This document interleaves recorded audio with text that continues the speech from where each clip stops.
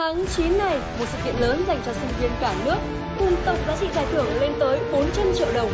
Star Wars năm 2023, sân chơi trao đổi học tập ngoại ngữ cho sinh viên các trường đại học, cao đẳng trên cả nước. Dưới sự tài trợ của tập đoàn Yuma CLV và nhãn hàng Simply đã chính thức quay trở lại năm 2023 với mục đích tạo môi trường giúp các bạn sinh viên rèn luyện ngoại ngữ, kỹ năng xã hội và tăng cường sự hiểu biết của sinh viên trong ứng xử với các vấn đề phát sinh trên không gian mạng.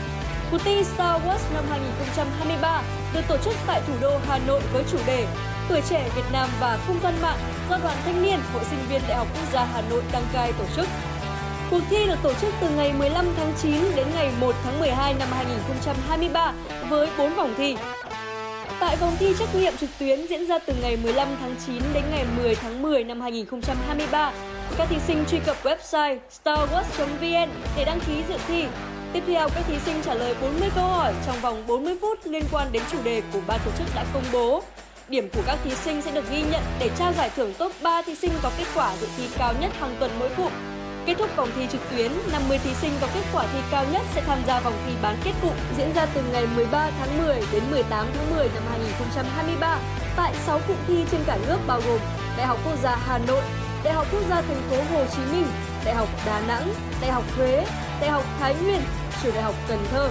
Tại vòng thi bán kết, các thí sinh trải qua 2 phần thi, trắc nghiệm trực tuyến và phỏng vấn.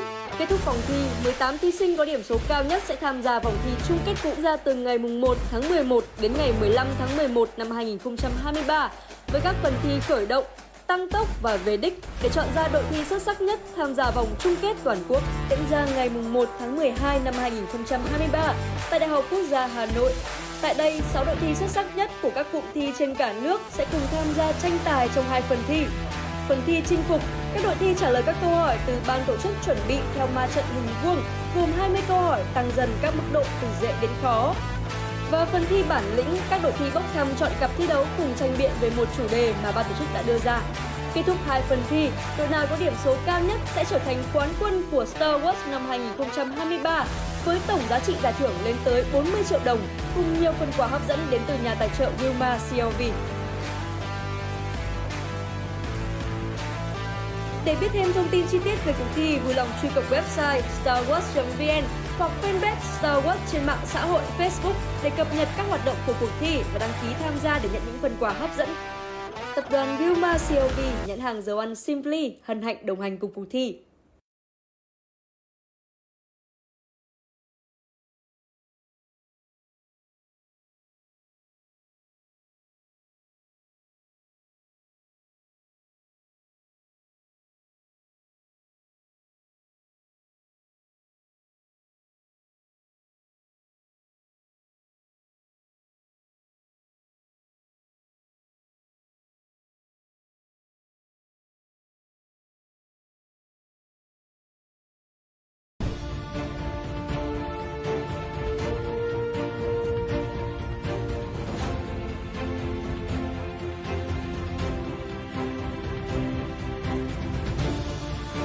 Yuma CLV, thành viên của tập đoàn Yuma International, bắt đầu hoạt động kinh doanh ở Việt Nam từ năm 1997. Ngày nay, Yuma CLV là một trong những tập đoàn kinh doanh hàng đầu trong khu vực. Sứ mệnh của chúng tôi là nâng cao sự hài lòng của khách hàng và người tiêu dùng thông qua việc cung cấp sản phẩm chất lượng đẳng cấp quốc tế với chi phí tối ưu. Yuma CLV tập trung vào 4 mảng kinh doanh chính: thực phẩm, nguyên liệu thức ăn chăn nuôi, sản phẩm hóa dầu và hệ thống phân phối chuyên nghiệp.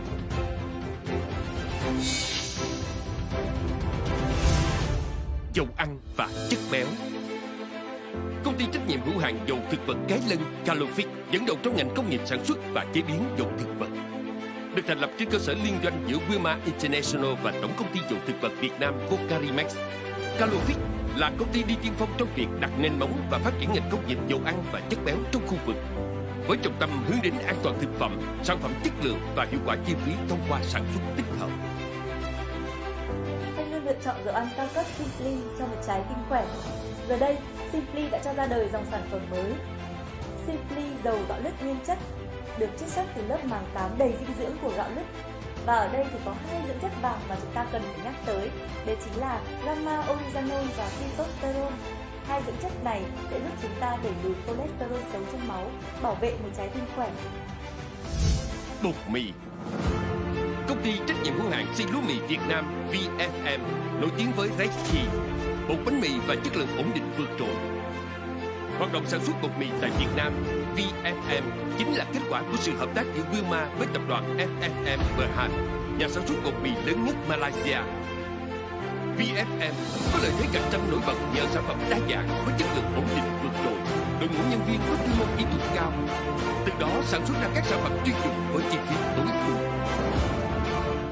Nghiệp số, chúng bát chúng ôn dục tiếp, chúng bát ban vào lô trong vị sai, tôi nông ní, họ dẹp về chiều phê năm một hơi, chặt tăng phi vào lô trong vị sai, tôi nông ní mốc, trong cho chặt pra lực thol, Wilmar CLV, Pro, thì mình làm lại, xóm rung, quân làm việc là đừng mát bay bài, chiêng đi tổ tiết, trong bốn cầm miên đo, về va chúng tôi chạy tế, bằng ca thôi tay nóng, đâu mà chạy đó chúng ăn là ha, những đoạn nóng máy tan phòng đè, thì ruộng. Nhóm bình chất thương sắp bay đi dạng kháng tại ban xã ca với công hồn Wilmar CLV này nè. Sản phẩm giá trị gia tăng từ ngũ cốc. Công ty trách nhiệm hữu hạn Mezan CLV MCC sản xuất thực phẩm chất lượng, tiền dụng và an toàn cho sức khỏe từ nguồn nguyên liệu địa phương.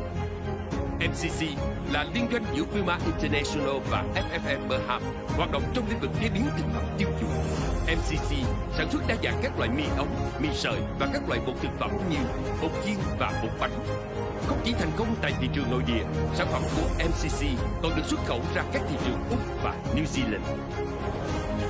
พวกเฮาร่วมมือกับ Wilmar CLV มาตั้งแต่ปี 2015 เป็นต้นมาแต่อย่างไรก็ตามทางบริษัท Wilmar CLV เพิ่นก็ช่วยในการนำเสนอสินค้าเช่นมีสำเร็จรูปกาเมซานแป้งมันแฉวกาเมซานมักกะโรนีกาเมซานซึ่งได้พ่วงกับน้ำมันปรุงแต่งและแจกแถมเฮ็ดให้เฮาจึงสามารถต่อสู้กับคู่แข่งในท้องตลาดได้ Nước chấm và gia vị.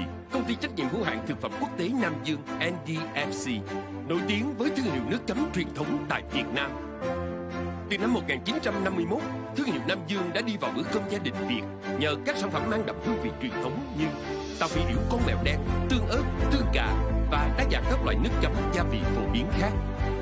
Năm 2015, NDFC ra đời với sự liên doanh giữa Wilmar International và Sài Gòn Co-op, chuỗi siêu thị lớn nhất Việt Nam, tiếp tục phát triển thương hiệu Nam Dương và mở rộng thêm các dòng sản phẩm hạt nêm, mayonnaise mang các thương hiệu nổi tiếng như Neptune, Simply. Nam Dương là một trong những thương hiệu nước chấm lâu đời mà gia đình tôi tin dùng. Nhãn hiệu này có rất nhiều sản phẩm đa dạng, không chỉ giúp cho bữa ăn thêm phần đậm đà, ngon miệng, mà còn khắc sâu vào tâm trí người tiêu dùng Việt Nam với biểu tượng con mèo đen thân thương. Chính những thành quả này đã đóng góp vào văn hóa ẩm thực của người Việt. Gạo. Công ty trách nhiệm hữu hạn gạo Vinh Phát Wilmar VWRC hiện đại hóa sản xuất lúa gạo trong khu vực. VWRC là liên doanh giữa Wilmar International và công ty cổ phần đầu tư Vinh Phát, một trong những nhà xuất khẩu gạo trọng điểm của Việt Nam, với tiêu chuẩn cao trong quản lý sản xuất và chuỗi cung ứng. VWRC trở thành một trong những nhà cung cấp sản phẩm chất lượng cho thị trường trong và ngoài nước. Trước nay tôi luôn tin tưởng và sử dụng dầu ăn cao cấp Neptune. Khi gạo Neptune lần đầu tiên có mặt trên thị trường, tôi đã chọn dùng thử mà không hề đắn đo vì tin vào chất lượng của thương hiệu, và Neptune đã không làm tôi thất vọng. Gạo rất ngon, thơm và mềm. Điều đặc biệt khiến tôi quyết định tiếp tục mua và sử dụng sản phẩm chính là sự đồng đều chất lượng của từng túi gạo. Bã đậu nành. Công ty trách nhiệm hữu hạn kinh doanh nông sản Việt Nam VAL sở hữu nhà máy ép dầu đậu nành lớn nhất Việt Nam. VAL là thành quả hợp tác liên doanh giữa Bunge, tập đoàn thực phẩm và kinh doanh nông sản hàng đầu tại Mỹ, và Wilmar International. Tọa lạc tại vị trí chiến lược, VAL có khả năng cung ứng kịp thời nguồn nguyên liệu tươi và chất lượng cho ngành công nghiệp thức ăn chăn nuôi với chi phí tối ưu. Cám gạo. Wilmar Agro tiên phong trong lĩnh vực sản xuất dầu gạo và cám gạo trích ly. Wilmar Agro có hoạt động nhà máy trích ly dầu cám gạo lớn nhất trong khu vực. Bên cạnh cám gạo trích ly, Wilmar Agro còn cung cấp đa dạng các nguyên liệu nội địa và nhập khẩu để sản xuất các loại thức ăn chăn nuôi như bắp hạt, khô đậu tương, khô dầu cọ, khô dầu dừa, cám mì, bã đậu nành lên men, protein đậu tương, vỏ đậu nành. Sản phẩm hóa dầu Wilmar CLV nhà cung cấp các sản phẩm hóa dầu lớn nhất trong khu vực. Sản phẩm hóa dầu là một phân khúc cốt lõi của Wilmar CLV với việc cung cấp nguồn nguyên liệu cho các ngành như dược phẩm, chăm sóc cá nhân, chăm sóc gia đình, cao su và nhựa. Chúng tôi luôn nỗ lực mang đến cho khách hàng trên toàn khu vực các dịch vụ tốt nhất và sản phẩm chất lượng với giá cả cạnh tranh. Hệ thống phân phối Wilmar Marketing CLV, một trong những nhà phân phối thực phẩm chuyên nghiệp với tính quy mô về kinh tế, hệ thống quản lý IT tiên tiến và dịch vụ kỹ thuật chuyên nghiệp tại cơ sở. Wilmar Marketing CLV đem đến sự tiện lợi và tiết kiệm cho khách hàng các kênh bán lẻ, Horeca, cơ sở làm bánh và sản xuất thực phẩm. Nhờ áp dụng CDS và Wilmar Plus, công việc được xử lý nhanh chóng và chuyên nghiệp hơn. So với trước đây, nhân viên bán hàng có thể dễ dàng cung cấp cho chúng tôi các sản phẩm và các chương trình khuyến mại. Thủ tục và thời gian xử lý các đơn hàng được đơn giản, việc quản lý trở lên dễ dàng hơn. Ngoài ra, chương trình tích lũy điểm trực tuyến từ Wilmar Plus cũng mang đến nhiều lợi ích cho các nhà bán lẻ. Đặc biệt, Wilmar Plus còn giúp cho việc trao đổi thông tin giữa các bên liên quan được thuận tiện và hiệu quả. Các hoạt động vì cộng đồng. Wilmar CLV luôn tiên phong trong các hoạt động xã hội từ thiện với nhiều chương trình ý nghĩa như chương trình khám và tư vấn sức khỏe tim mạch miễn phí, chương trình dinh dưỡng học đường cho học sinh trung học phổ thông, Star Awards, cuộc thi tiếng Anh trong sinh viên và Bếp yêu thương, chương trình hỗ trợ các hoàn cảnh kém may mắn trong xã hội, cùng nhiều chương trình xã hội từ thiện khác. Không chỉ là một tập đoàn dẫn đầu trong lĩnh vực sản xuất, kinh doanh, Wilmar CLV còn luôn luôn đồng hành với những hoạt động thiện nguyện xã hội nhằm mang lại những giá trị lợi ích cho cộng đồng. Trong suốt khoảng thời gian mà dịch bệnh hoành hành tại Việt Nam, thì công ty đã có rất là nhiều những hoạt động thiện nguyện để có thể mang lại giá trị cho những người thuộc nội bộ công ty hay cả là những hoạt động cộng đồng. Bên cạnh đó thì Thanh Thảo cũng rất là may mắn khi được đồng hành cùng với chuyến xe Mezan Bếp yêu thương trong suốt 5 năm để mang lại những bữa cơm nghĩa tình dành cho những người có hoàn cảnh khó khăn. Và trong khoảng thời gian mà dịch bệnh Covid-19 diễn ra thì chiếc xe Bếp yêu thương này cũng là một cây ATM lưu động để có thể mang lại những sản phẩm thiết thực giúp đỡ cho những bà con có hoàn cảnh khó khăn và bị ảnh hưởng nặng nề bởi đại dịch Covid-19. Đây quả thật là những hình ảnh vô cùng nhân văn và mang ý nghĩa sâu sắc. Trải qua hơn 20 năm, với những nỗ lực và cống hiến của toàn thể nhân viên cũng như sự ủng hộ từ khách hàng, Wilmar CLV đã phát triển trở thành tập đoàn thực phẩm, nguyên liệu thức ăn chăn nuôi, sản phẩm hóa dầu với hệ thống phân phối hàng đầu trong khu vực.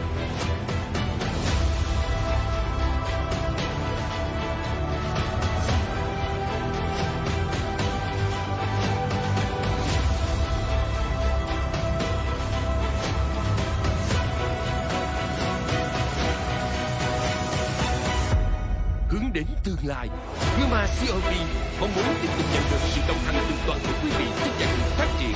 Hiện thực hóa sứ mệnh của tập đoàn là nâng cao sự hài lòng của khách hàng và người tiêu dùng thông qua việc cung cấp sản phẩm chất lượng đẳng cấp quốc tế với chi phí tối ưu.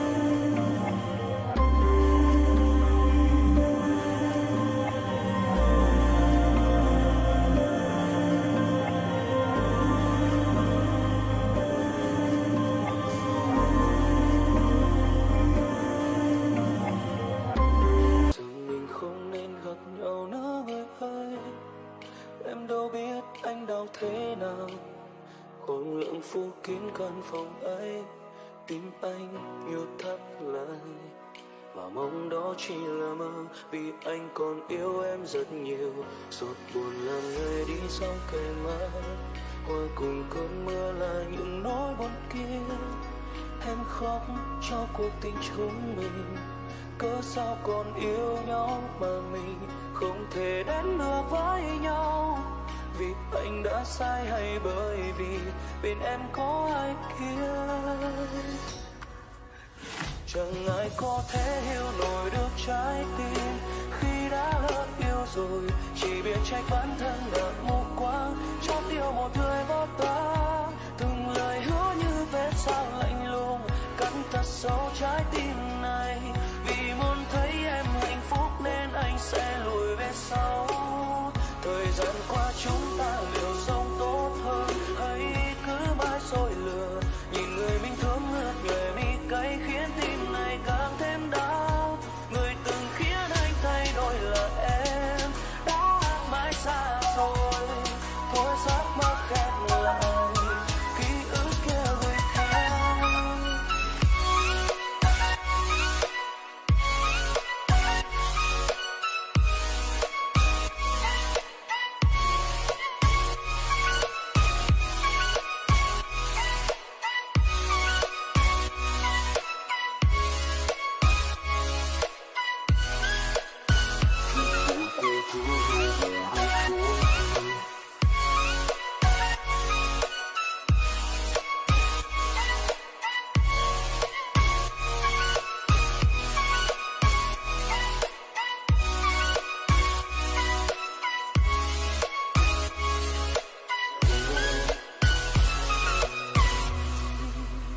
Giọt buồn làm mưa đi sông cây má, qua cùng cơn mưa là những nỗi buồn kia.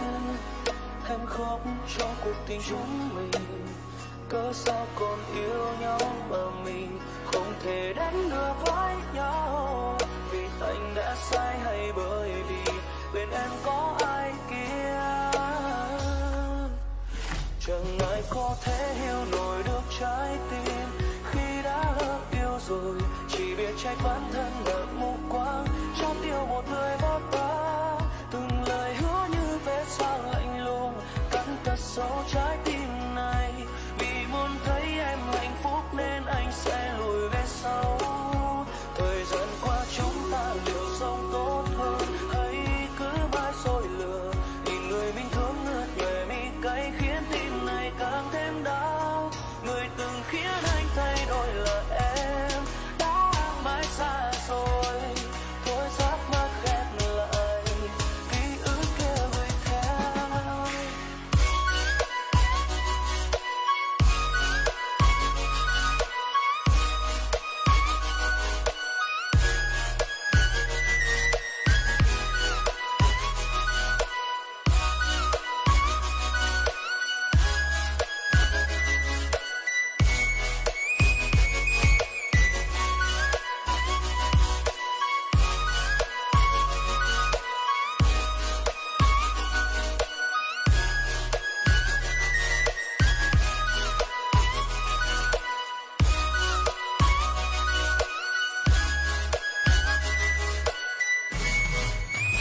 Chẳng ai có thể hiểu nổi được trái tim khi đã lỡ yêu rồi. Chỉ biết trách bản thân đã mù quáng, cho tiêu một người vô ta. Từng lời hứa như vết dao lạnh lùng cắn thật sâu trái tim này. Vì muốn thấy em hạnh phúc nên anh sẽ lùi về sau. Like all distinguished guests, dear attendees, respected teachers and fellow students, to get ready to be wowed by the amazing opening cultural performances.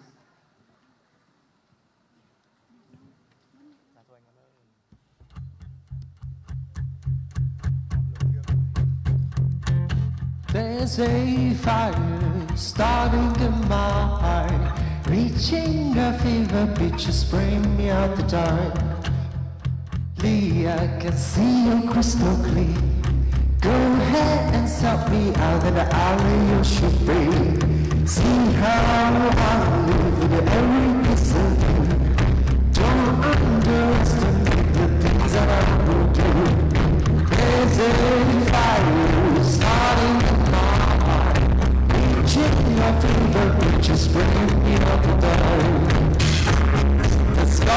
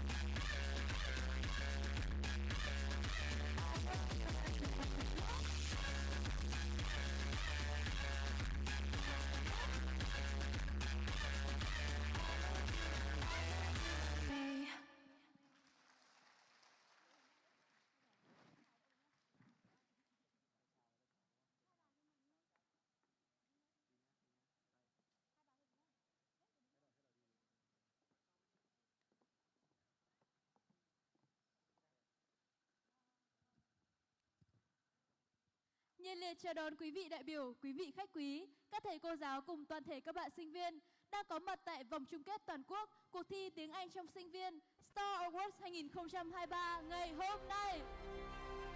We're happy to welcome special guests, respected educators, and all the students who have come to join the national finals of Star Awards 2023 today.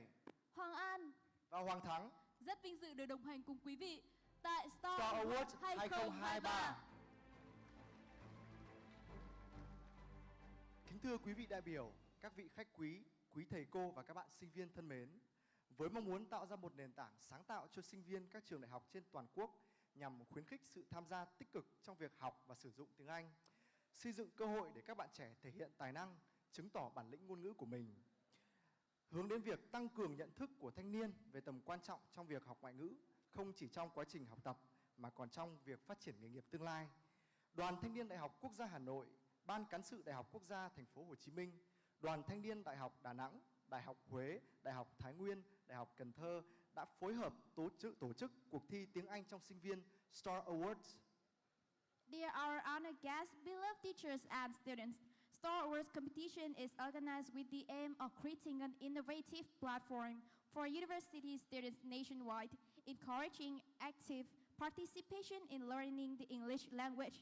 The Youth Union of Vietnam National University Hà Nội, Official Youth Union of Ho Chi Minh City National University, and the Youth Union of Da Nang University, Huế University, Thái Nguyên University, and Cần Thơ University have joined hands to organize the Star Awards English competition to students.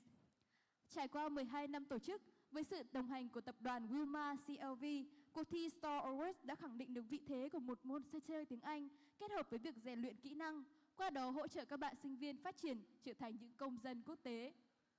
Over the last 12 years, thanks to the support of Wilmar CLV Group, Star Awards has been a prominent English platform that enhances skills. It has transformed Vietnamese students into global citizens ready to integrate with the international community.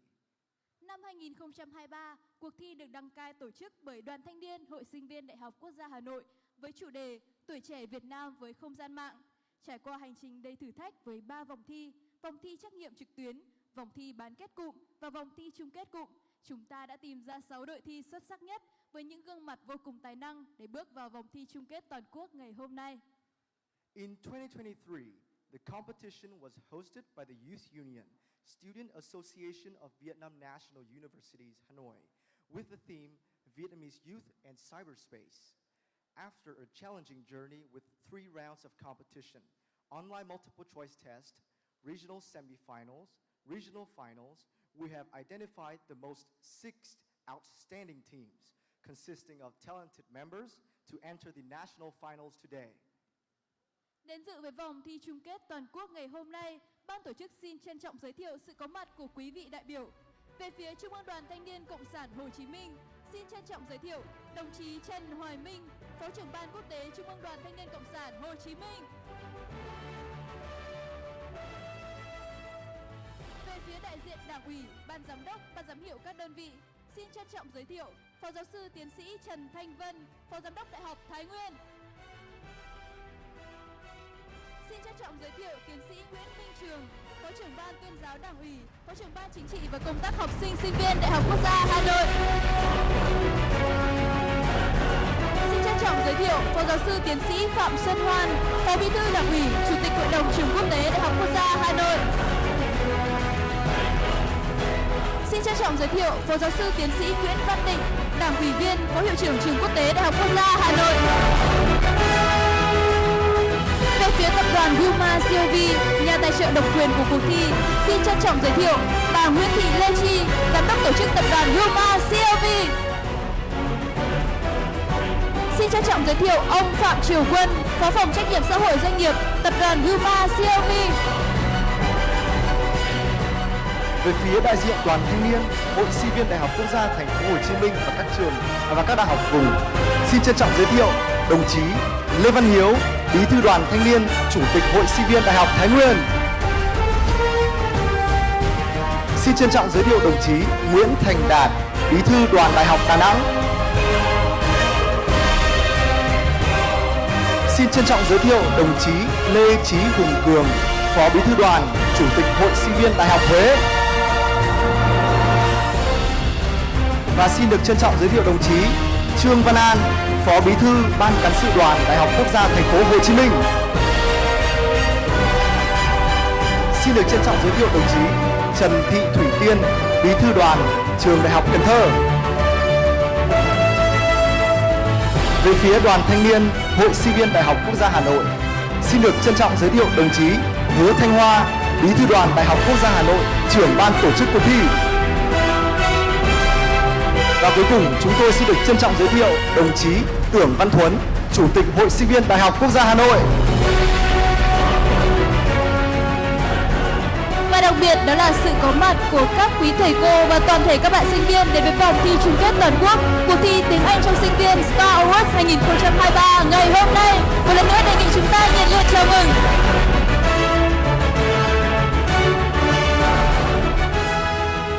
Kính thưa quý vị và các bạn, trải qua gần 4 tháng triển khai, được sự quan tâm tạo điều kiện của Đảng ủy, Ban Giám đốc Đại học Quốc gia Hà Nội, sự phối hợp tổ chức của Đoàn Thanh niên các đại học quốc gia và đại học vùng, sự ủng hộ về nguồn lực của tập đoàn Wilmar CLV và đặc biệt là sự hưởng ứng nhiệt tình của tất cả các bạn sinh viên trên toàn quốc, vòng thi trắc nghiệm trực tuyến đã thu hút gần 80.000 thí sinh dự thi.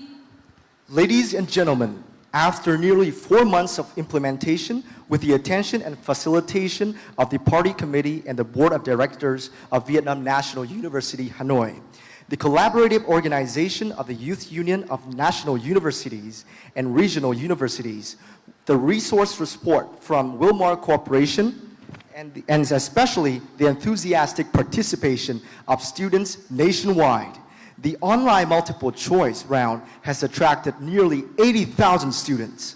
Và sau đây để kính mời quý vị và các bạn sinh viên cùng nhìn lại hành trình 4 tháng đầy thử thách, cũng đầy những thành công của chúng ta. Xin mời quý vị cùng hướng lên màn hình để theo dõi video ghi lại hành trình đó. Xin trân trọng kính mời.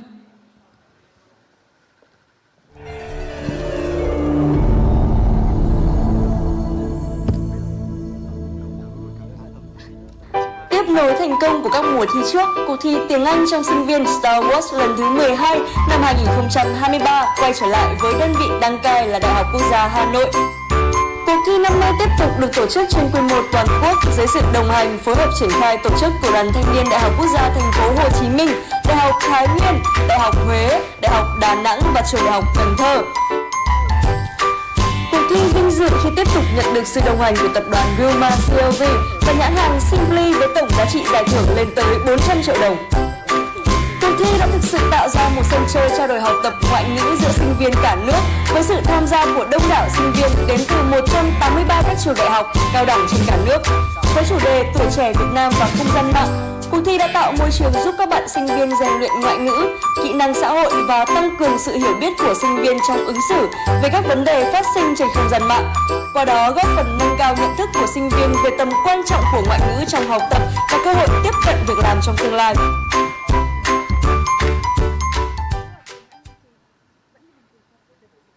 Trải qua 3 vòng thi trước, cuộc thi đã đạt được những thành tích ấn tượng và các con số kỷ lục. Tại vòng thi trực tuyến đã có hơn 79.000 sinh viên tham gia dự thi. Lần đầu tiên cuộc thi có cụm thi đạt hơn 20.000 thí sinh đã cho thấy được độ thu hút và chất lượng của cuộc thi. Từ top 50 thí sinh xuất sắc nhất của các cụm sau vòng thi trực tuyến, các cụm thi Hà Nội, Hồ Chí Minh, Đà Nẵng, Huế, Thái Nguyên và Cần Thơ đã cùng tổ chức vòng bán kết và lựa chọn ra 18 thí sinh xuất sắc nhất mỗi cụm.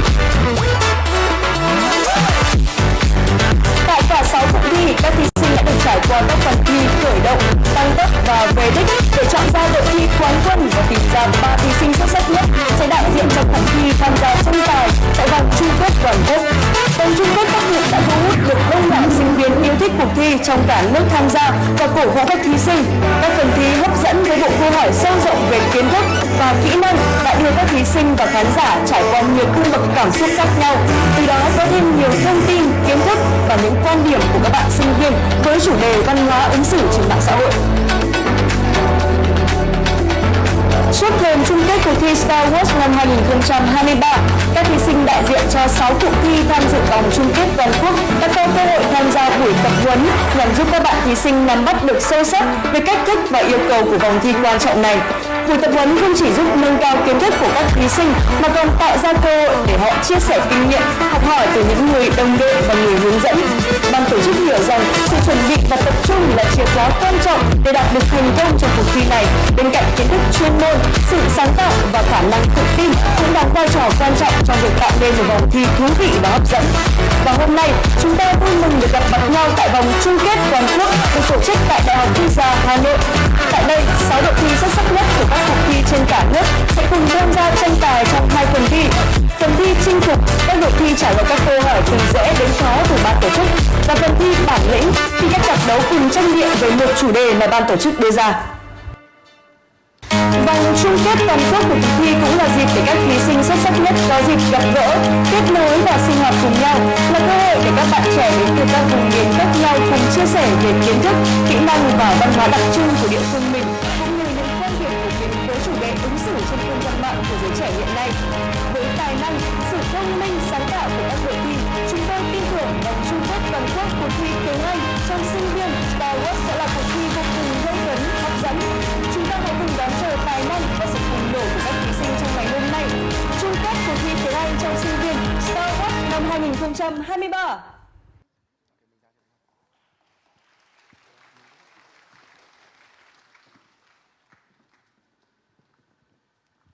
Vâng, kính thưa quý vị và các bạn, vừa rồi là hành trình 4 tháng trải qua của Star Awards 2023 với rất nhiều kỷ niệm đáng nhớ. Và đến dự với vòng thi chung kết toàn quốc ngày hôm nay, ban tổ chức xin trân trọng giới thiệu đồng chí Phùng Thị Diệu Hương, Bí thư Ban Cán sự Đoàn Đại học Quốc gia Thành phố Hồ Chí Minh. Vâng, cùng với đơn vị đăng cai là Đại học Quốc gia Hà Nội, thì hội sinh viên Đại học Quốc gia Thành phố Hồ Chí Minh và các đại học vùng đã có sự đóng góp vô cùng to lớn cho thành công của ngày hôm nay, cũng như cho vòng thi chung kết toàn quốc của Star Awards 2023. Tiếp theo chương trình, ban tổ chức xin trân trọng giới thiệu đồng chí Hứa Thanh Hoa, Bí thư Đoàn Đại học Quốc gia Hà Nội, trưởng ban tổ chức cuộc thi sẽ lên có lời phát biểu khai mạc chung kết cuộc thi ngày hôm nay. Xin trân trọng kính mời. Next on the agenda, I am honored to introduce Comrade Hứa Thanh Hoa, the Secretary of the Youth Union of Vietnam National University, Hanoi, and the head of the organizing committee to deliver an opening speech for today's final round.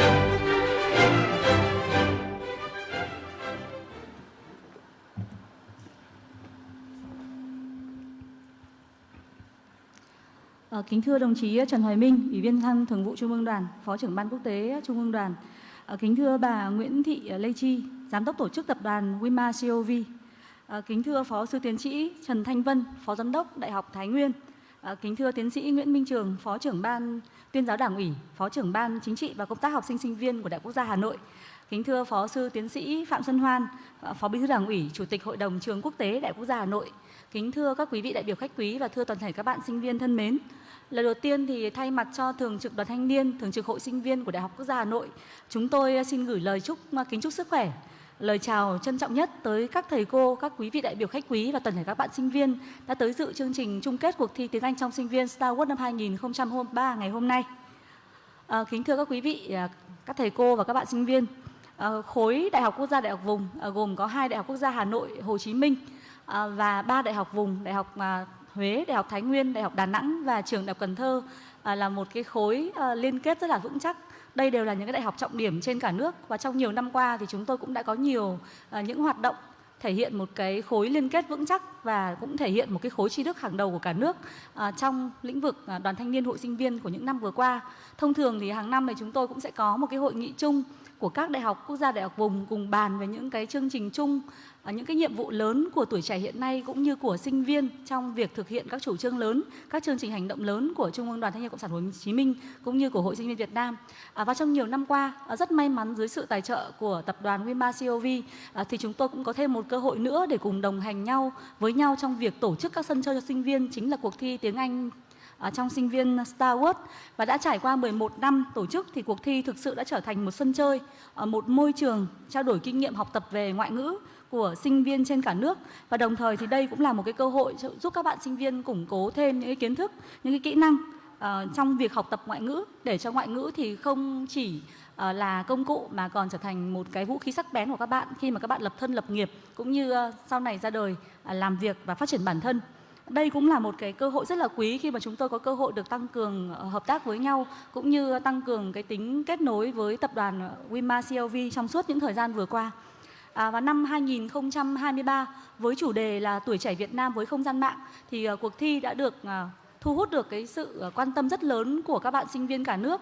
Vừa rồi thì các quý thầy cô, các anh chị và các bạn cũng đã xem một cái clip tổng kết và cũng thấy cái số lượng các bạn sinh viên quan tâm tới cuộc thi và đồng hành cùng cuộc thi cũng là rất lớn. Đây cũng là con số kỷ lục trong suốt 12 năm vừa qua chúng tôi tổ chức.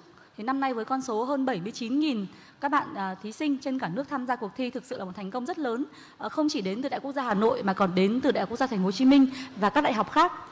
Thay mặt cho Ban Thường vụ Đoàn Thanh niên, Ban Thư ký Hội Sinh viên Đại học Quốc gia Hà Nội, chúng tôi cũng xin chia sẻ niềm vui này tới các thầy cô, các anh chị và các bạn cùng toàn thể các thí sinh của chúng ta khi mà có cuộc thi đã có một cái độ lan tỏa rất là lớn. Và trong chương trình ngày hôm nay thì chúng ta có sự xuất hiện của 3 thí sinh của một cụm trên cả nước cùng về dự thi chương trình chung kết ngày hôm nay. Thay mặt cho ban tổ chức thì chúng tôi cũng gửi lời chúc tới các bạn thí sinh. Chúc các bạn sẽ thật bình tĩnh, tự tin và thể hiện được những cái phần thông minh, dí dỏm của mình và cả những cái bản lĩnh của mình trong cuộc thi này để giành ngôi vị cao nhất, giành giải thưởng lớn nhất mà nhà tài trợ cũng có quan tâm dành tặng cho chúng ta. Giải thưởng lớn nhất của cuộc thi này là 40 triệu đồng bằng tiền mặt ạ. Trong chương trình ngày hôm nay thì thay mặt cho Thường trực Đoàn Thanh niên, Thường trực Hội Sinh viên Đại học Quốc gia Hà Nội, chúng tôi cũng xin gửi lời cảm ơn trân trọng tới tập đoàn Winmar COV. Trong suốt những năm qua đã luôn luôn đồng hành cùng Đại học Quốc gia Hà Nội, Đại học Quốc gia Thành phố Hồ Chí Minh, 3 đại học vùng và trường Đại học Cần Thơ trong tổ chức cuộc thi này cũng như nhiều hoạt động khác, những hoạt động kết nối việc làm cho các bạn sinh viên. Và rất mong trong những năm tới, đặc biệt là năm sau khi mà chúng ta sẽ tổ chức tiếp tục cuộc thi này lần thứ 13 tại Cần Thơ, thì mong nhà tài trợ cũng tiếp tục quan tâm và dành nhiều cái sự ưu ái cho đơn vị tổ chức để chúng tôi có thể làm cuộc thi một cách bài bản, chuyên nghiệp và lan tỏa rộng rãi hơn. Thay mặt cho Thường trực Đoàn, Thường trực Hội, chúng tôi cũng trân trọng gửi lời cảm ơn tới Đảng ủy, Ban giám hiệu trường quốc tế, nơi đơn vị đăng cai, và ngày hôm nay thì có sự hiện diện của cả đồng chí Chủ tịch Hội đồng, đồng chí Phó Hiệu trưởng nhà trường cũng một lần nữa thể hiện cái sự quan tâm rất lớn của lãnh đạo trường quốc tế cho Đoàn Thanh niên Hội Sinh viên của Đại học Quốc gia Hà Nội nói chung cũng như Đoàn Thanh niên của trường quốc tế nói riêng. Và rất mong thời gian tới thì các thầy cô cũng tiếp tục dành sự quan tâm, sự yêu thương này cho tuổi trẻ của Đại học Quốc gia Hà Nội để chúng em có thể tiếp tục tạo những cái sân chơi rèn luyện cho các bạn sinh viên nhiều hơn nữa, góp phần xây dựng một cái lứa sinh viên phát triển toàn diện và nâng cao cái khả năng có việc làm tốt của sinh viên sau tốt nghiệp. Trân trọng cảm ơn các thầy. Nhân cơ hội này chúng tôi cũng xin gửi lời cảm ơn trân trọng tới đại diện các đồng chí lãnh đạo Thường trực Đoàn Thanh niên, Thường trực Hội Sinh viên của các đại học quốc gia, đại học vùng và trường Đại học Cần Thơ.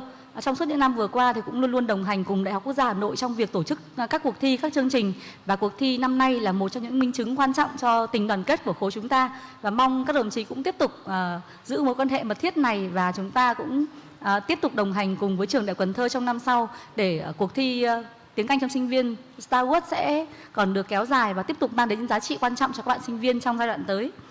Ngày hôm nay thì các bạn thí sinh của chúng ta, rất nhiều những bạn thí sinh đến từ các vùng miền của Tổ quốc cũng sẽ được thể hiện những cái phần thi rất quan trọng trên sân khấu, và chúng tôi cũng mong rằng những phần thể hiện của các thí sinh cũng sẽ là những cái phần quà gửi tới các thầy cô, các anh chị cũng như các bạn khán giả về một lứa sinh viên, về một thế hệ sinh viên rất là thông minh và có trong mình cái kỹ năng tiếng Anh rất là nhạy bén.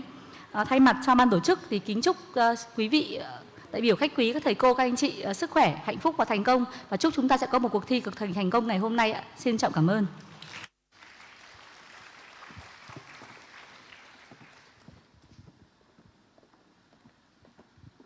Vâng, một lần nữa xin được trân trọng cảm ơn đồng chí Hứa Thanh Hoa với những chia sẻ đầy cảm xúc đến vòng thi chung kết ngày hôm nay. We would like to send our utmost grateful to Ms. Hứa Thanh Hoa for her speech. In her speech, she talked about the importance of the accompaniment of the Wilmar cooperation over the years with the Vietnam National Universities in helping it to organize the Star Awards. She also believes that Star Awards is a wonderful opportunities for students to immerse themselves in English and to meet and greet other like-minded people. And finally, she expresses her happiness with the success of today's event. Thank you.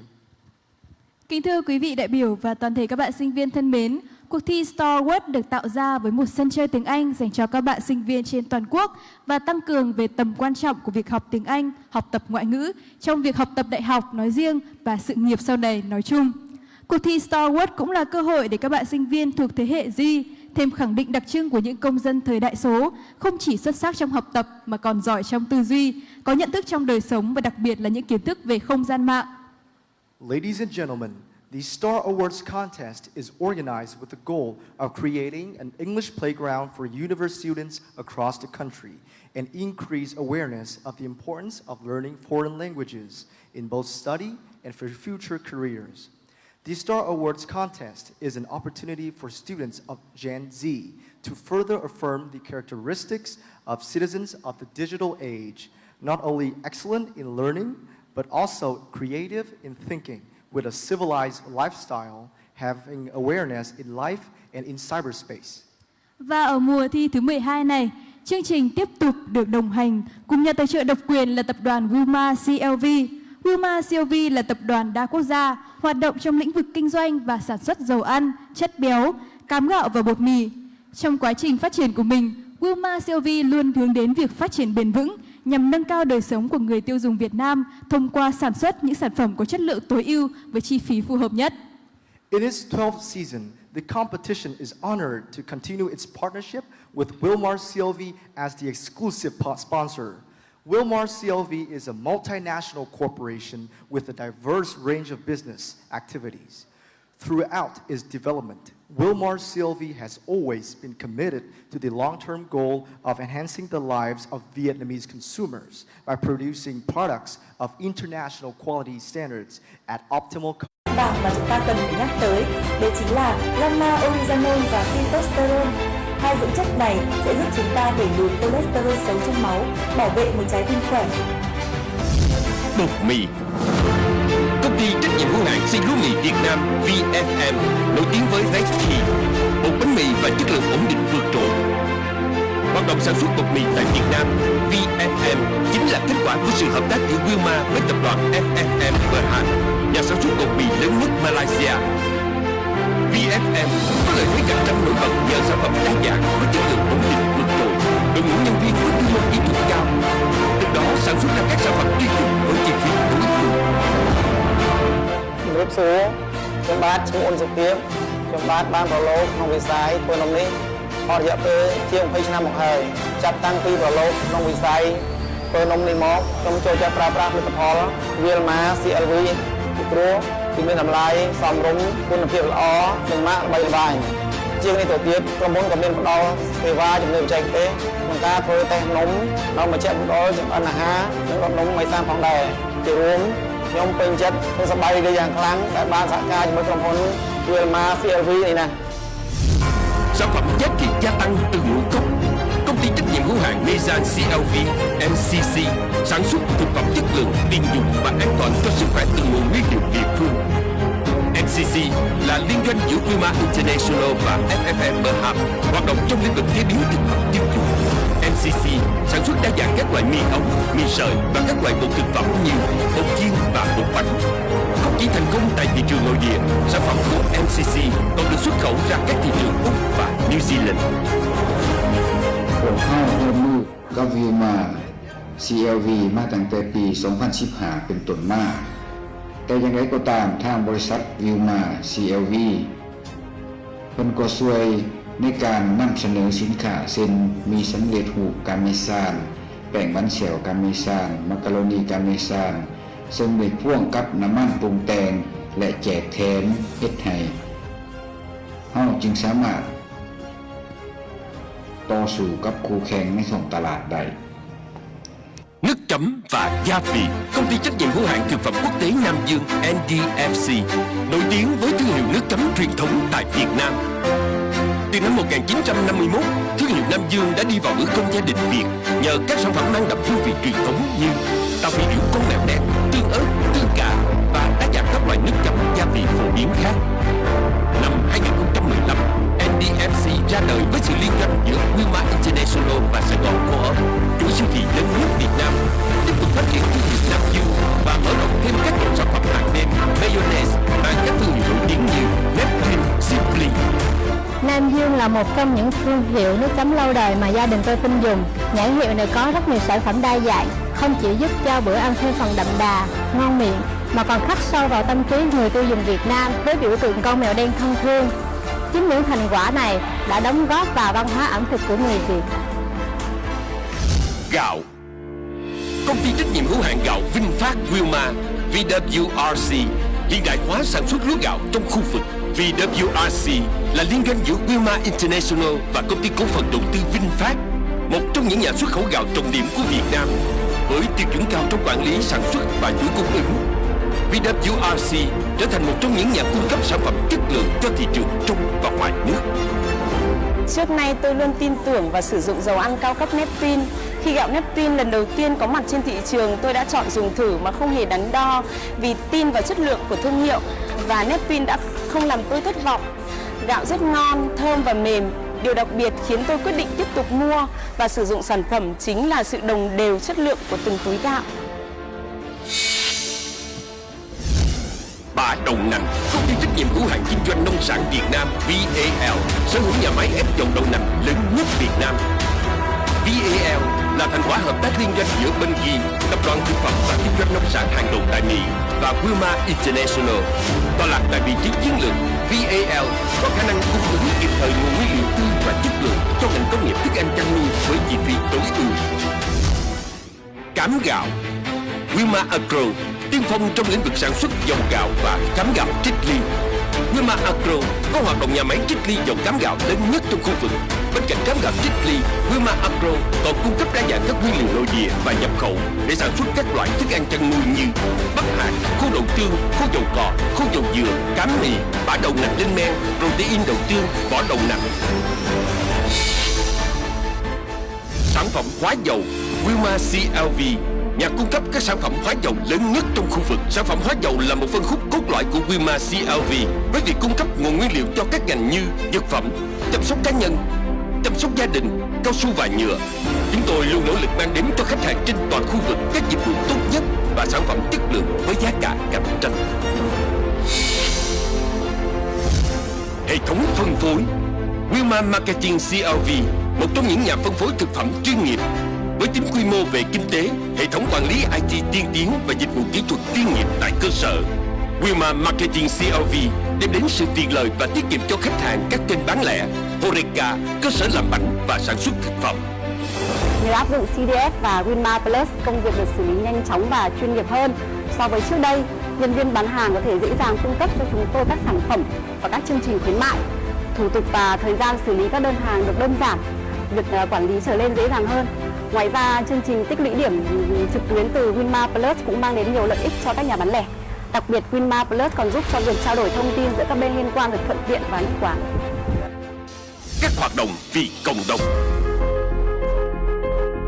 Wilmar CLV luôn tiên phong trong các hoạt động xã hội từ thiện với nhiều chương trình ý nghĩa như chương trình khám và tư vấn sức khỏe tim mạch miễn phí, chương trình dinh dưỡng học đường cho học sinh trung học phổ thông, Star Awards, cuộc thi tiếng Anh trong sinh viên, và Bếp yêu thương, chương trình hỗ trợ các hoàn cảnh kém may mắn trong xã hội, cùng nhiều chương trình xã hội từ thiện khác.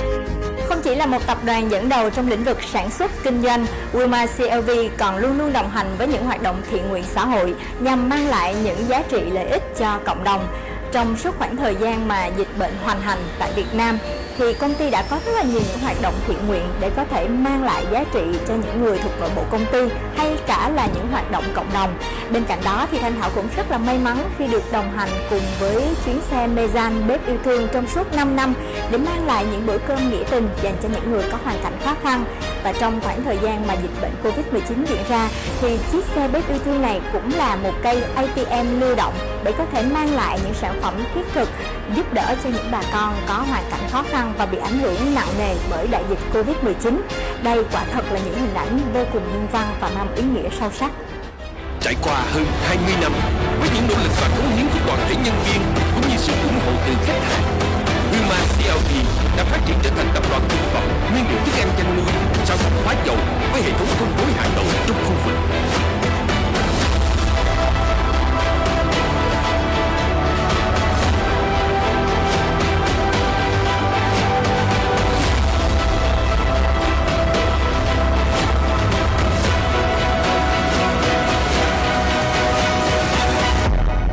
Đến tương lai, Wilmar CLV mong muốn tiếp tục nhận được sự đồng hành từ toàn thể quý vị trong giai đoạn phát triển, hiện thực hóa sứ mệnh của tập đoàn và nâng cao sự hài lòng của khách hàng và người tiêu dùng thông qua việc cung cấp sản phẩm chất lượng đẳng cấp quốc tế với chi phí tối ưu.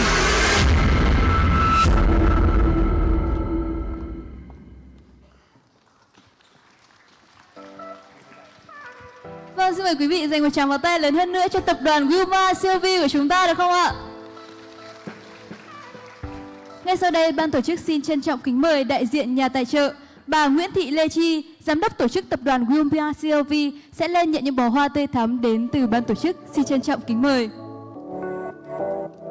Ngay sau đây, xin trân trọng kính mời tiến sĩ Nguyễn Minh Trường, Phó trưởng ban tuyên giáo Đảng ủy, Phó trưởng ban chính trị và công tác học sinh sinh viên Đại học Quốc gia Hà Nội.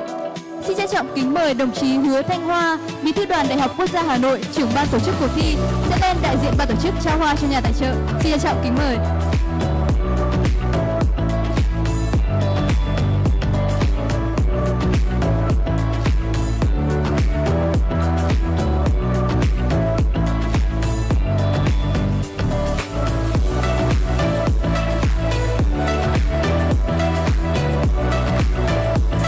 Cảm ơn các đồng chí và hy vọng tập đoàn Wilmar COV sẽ luôn đồng hành với các hoạt động của Đoàn Thanh niên Đại học Quốc gia và Đại học Cùng. Xin trân trọng cảm ơn.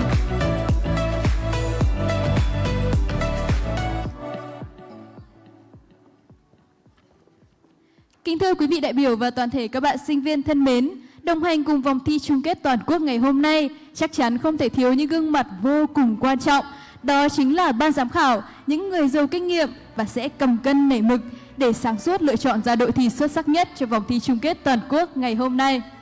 In the national finals, we must acknowledge the significant contribution of the judges panel, comprising of individuals with rich experiences.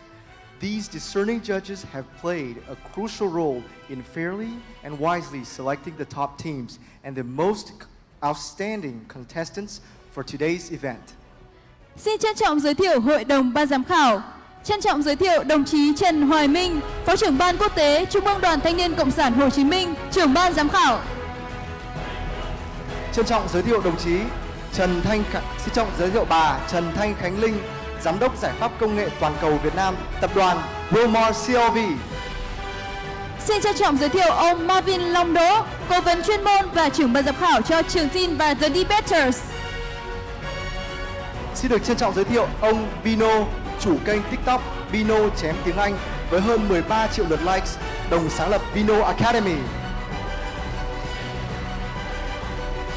Xin trân trọng giới thiệu ông Phùng Quang Trường, chuyên gia cao cấp về an ninh mạng của dịch vụ đảm bảo an ninh mạng SAS FPT Software.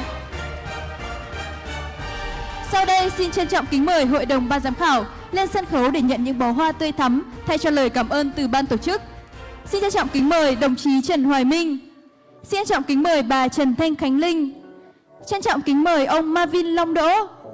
Trân trọng kính mời ông Bino. Trân trọng kính mời ông Phùng Quang Trường.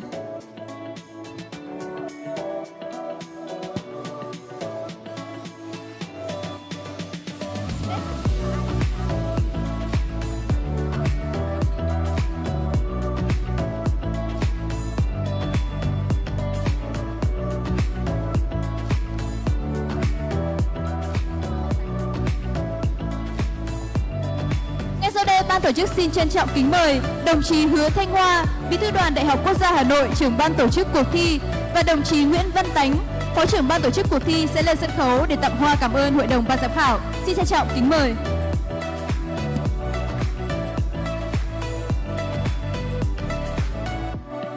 We would like to invite our judges to come onto the stage and receive a present from the Board of Organizers.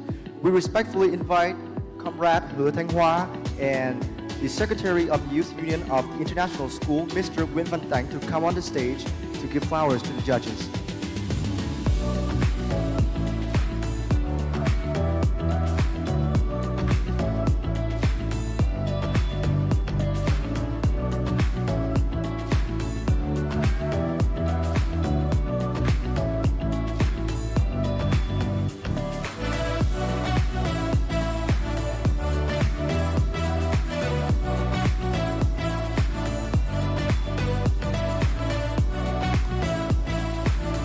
Một tràng pháo tay thật lớn hơn nữa cho Hội đồng ban giám khảo chúng ta ngày hôm nay.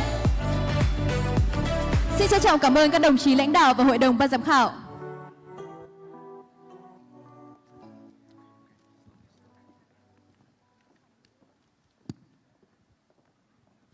Một lần nữa xin chúc cho Hội đồng ban giám khảo chúng ta ngày hôm nay sẽ có một buổi làm việc thật hiệu quả. Kính thưa toàn thể hội trường, và sau đây không để cho quý vị phải chờ đợi lâu hơn nữa, chúng ta sẽ cùng đến với 6 đội thi xuất sắc đại diện cho 6 cụm thi trên cả nước, bao gồm thủ đô Hà Nội, thành phố Hồ Chí Minh, Thái Nguyên, Đà Nẵng, Huế và Cần Thơ. Ladies and gentlemen, esteemed guests and talented participants, welcome to the National Finals of Star Awards 2023. Are you ready? Trước khi chúng ta đến với những phần thi chính thức ngày hôm nay, sẽ có một phần vô cùng đặc biệt, đó là việc gặp gỡ và giới thiệu với 6 cụm thi. Và cụm thi nào sẽ là cụm thi đầu tiên? Xin mời đội thi đến từ thành phố Hồ Chí Minh. Một tràng tay thật lớn. Please welcome Ho Chi Minh team.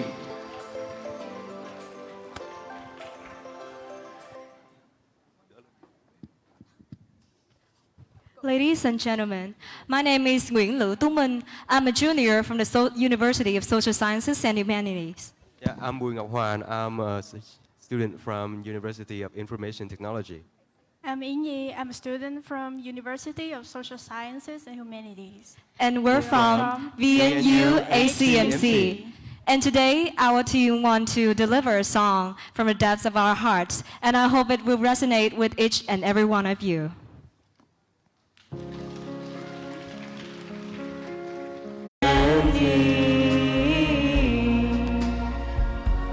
Baby,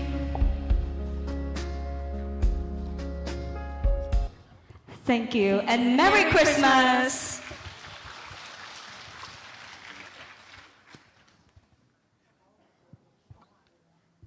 Thank you, Team Ho Chi Minh City. That was such a heartfelt performance. Now, let's turn your attention. I would like to turn your attention to the Hanoi team. Let's welcome them.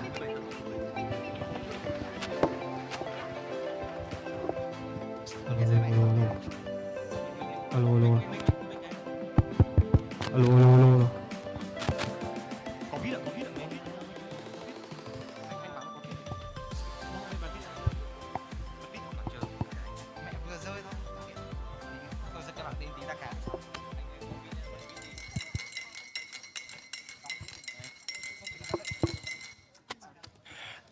Good afternoon, my name is Wang Thịnh, and some of you may be curious, hey, why this guy holding this cup of coffee? Actually, this cup of Hanoi excellent coffee represents truly who I am. So this mixture reflects truly my identity as a passionate coffee enthusiast. Like the same way that coffee is a hidden gem in Hanoi, I'm always on the lookout for hidden destinations. So traveling allows me to savor the uniqueness, like the same way I'm savoring this beverage. Take a sip.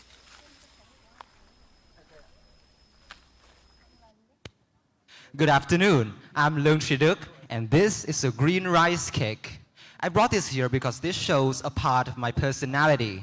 Now, I love consistency, so I'm really happy to know that this cake's formula has been preserved for generations. This cake is also very sweet and enjoyable by everyone, just like how I am very friendly and approachable. Now, do you want to try this cake?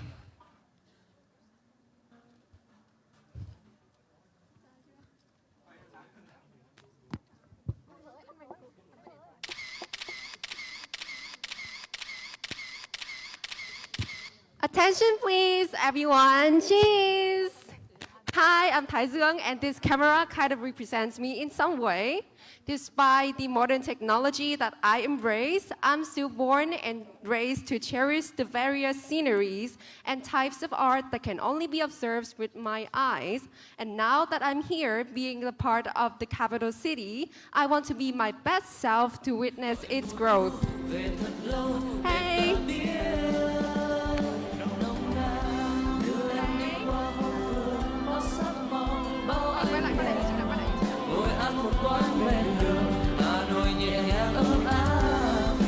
dàng đậm chất thơ một ngày xa một cảm giác lòng chợt nhớ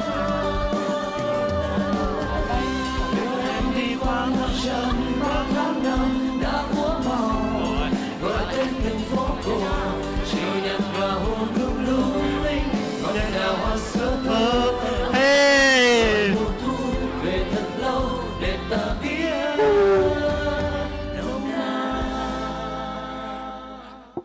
three unique elements we stand out from the crowd. Today, on this stage, we stand united as a team. Embrace our uniqueness, we illuminate as one. As one. Amazing! And please welcome the next team, Thái Nguyên Cluster.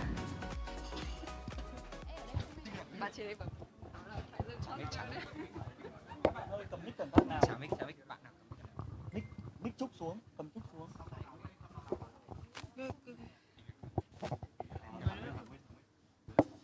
Qua bên kia không một bạn chạy về bên này. Mic. Hai cả sang bên kia một về bên này.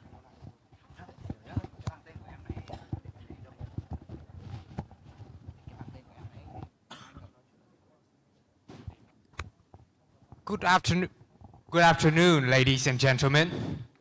Hope you are having a good time in Hanoi today. My name is Nguyen Hoàng Dương. I am one of the three representatives for Thái Nguyên Cluster. And today, our team... Wait. Where are the other two of my team? Strange. What are these two packages? I wonder. What do they write? Huang, from Huang with love. One. This one, Tao. Well, I'm guessing they're in common, so, but at least they sent us some gifts. So let's open them up. Here we go.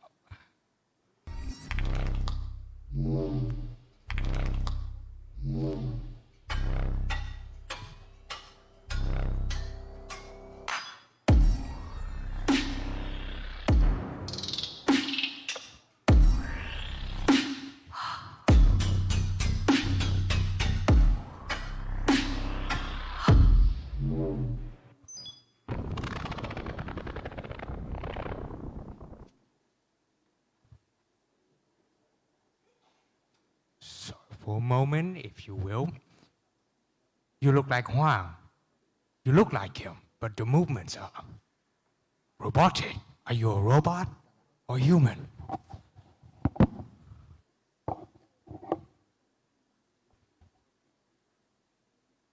Hi, I'm an AI from 2050. No, just kidding. Hi everyone, I'm Nguyễn Vũ Hoàng. I'm definitely a human. I'm from Thái Nguyên University of Medicine and Pharmacy. And today we are... Where's Thảo? I don't know where she is. She didn't show up either. Nee. Well, there's one final package. So I'm assuming she might be in there. I don't know, just like you. Yeah. So let's open it up. Yeah, good idea. Here we go. About his name that is difficult to say. It was given me the day I was born. Down to know more story of the empire of old. It might say more of me than what you tend to say. All I know of you is the sight of war. The hand was a stand, the handcuff is strong. One day I'll touch your soul. One day I'll finally know your soul. One day I'll come to you to say hello, Vietnam. Hello everyone, my name is Thảo and we come from Thái Nguyên Cluster. And coming to the competition today, we are very glad. And coming here today, we would like to gain more knowledge as well as making more new friends that come from all over our country. And we all wish our competition today a great success. And our slogan is One all for all and all for one.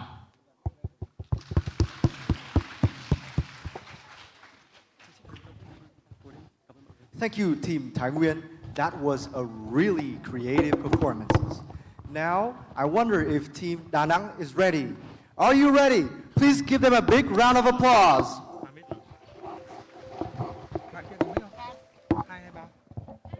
Alo.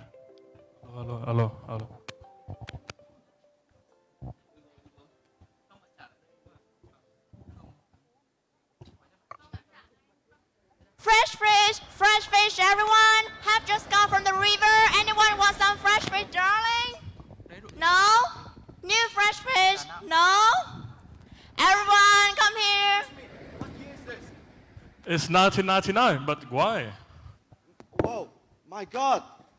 I have traveled into the past. My time machine worked. Time machine? Yes, I'm from the competition Star Award 2023. From the bright, bright future, my friend. Future?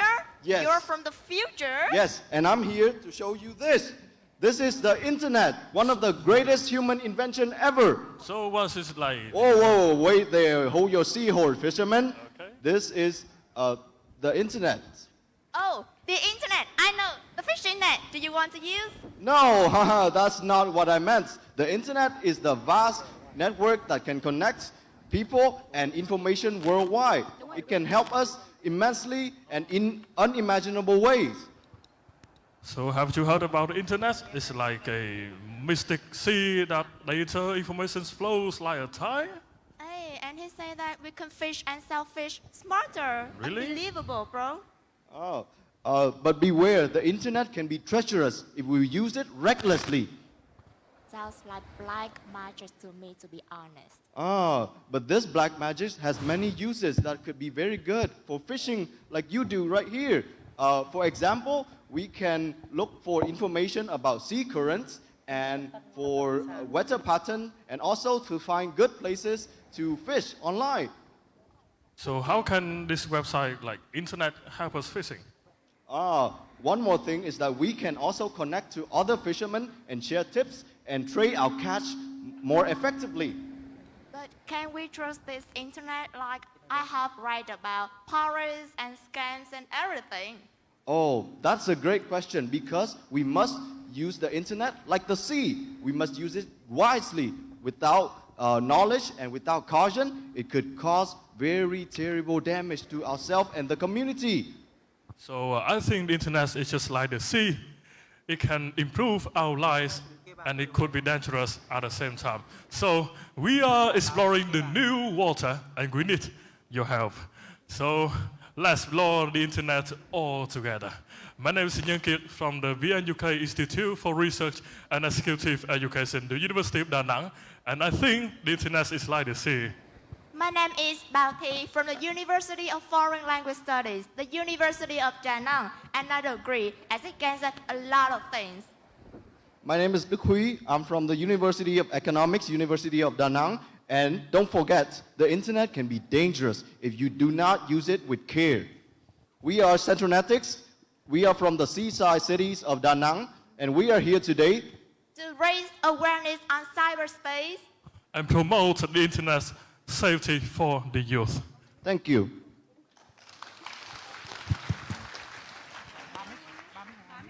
Thank you, Da Nang Cluster. And now, let's give applause to Huế Cluster. Please welcome.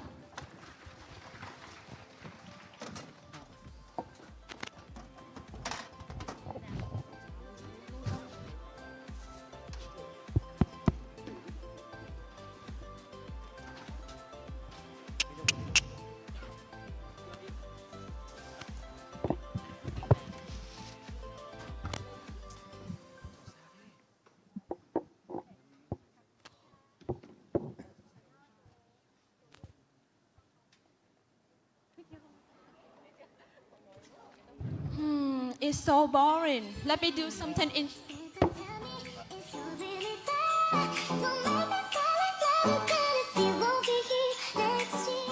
Hey, will you stop being ready? I'm trying to sleep here.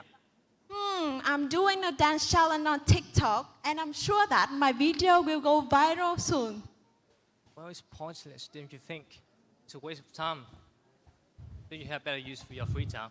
You know, if I become famous on social media, I could earn a lot of money and improve my living standard. Well, social media exposes you to more pressure, like public pressure, with my little depression and such. Hey, why don't you look at a more positive side? Because social media allows you to meet like-minded people and improves also help you to expand your relationship as well. Well, but how are you sure the people you meet online are trustworthy? But... Hey. Okay, stop. Calm down. I know what you're saying, but let me tell you this. Now, I'm a contestant of the Star Wars contest, and joining this have me raised awareness of how to behave well in cyberspace. So the cyberspace can be act as a double-edged sword because it brings a lot of benefits if you use it properly, and it even can cure a person if you use it negatively. So how can we deal with this? Okay, so I think the technology users' awareness is the most important.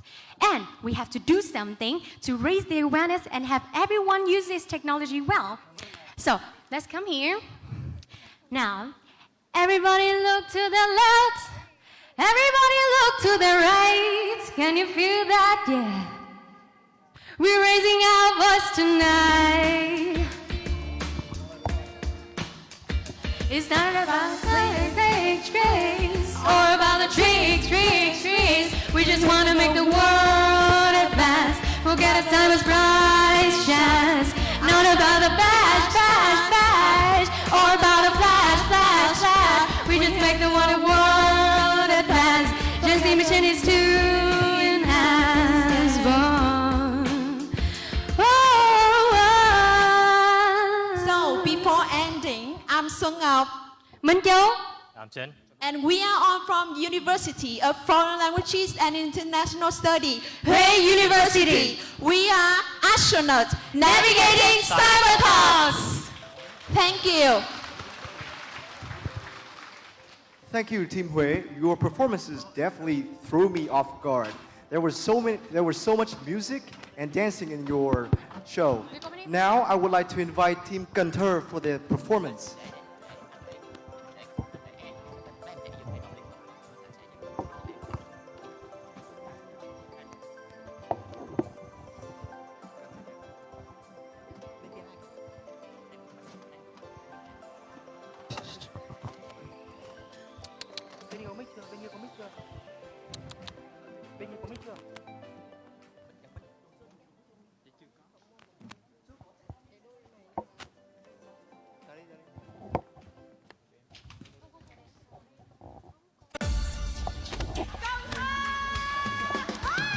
Ai mua trái cây không? Trái cây em lặn lội em đem từ Cần Thơ ra cho bà con nè bà con ơi.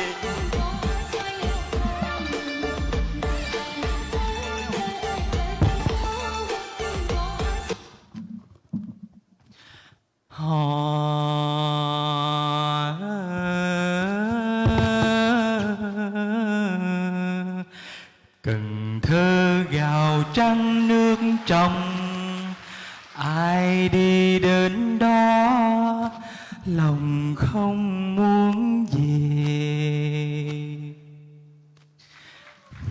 Hi, I'm Githan Chung, a child of this beautiful Mekong Delta's capital, Cần Thơ City.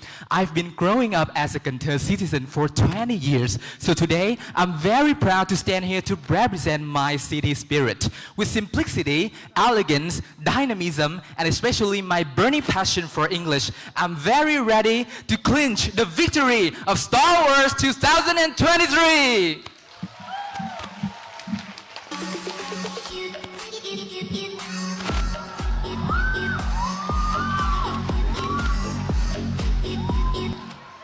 Being born and raised in a dysfunctional family teaches me how to be stronger in my life.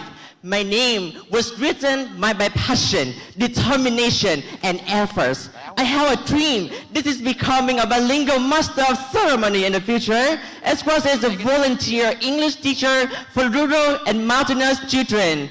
And I also have the widest dream. This is to become your new Miss Universe. Thế nhất Cần Thơ!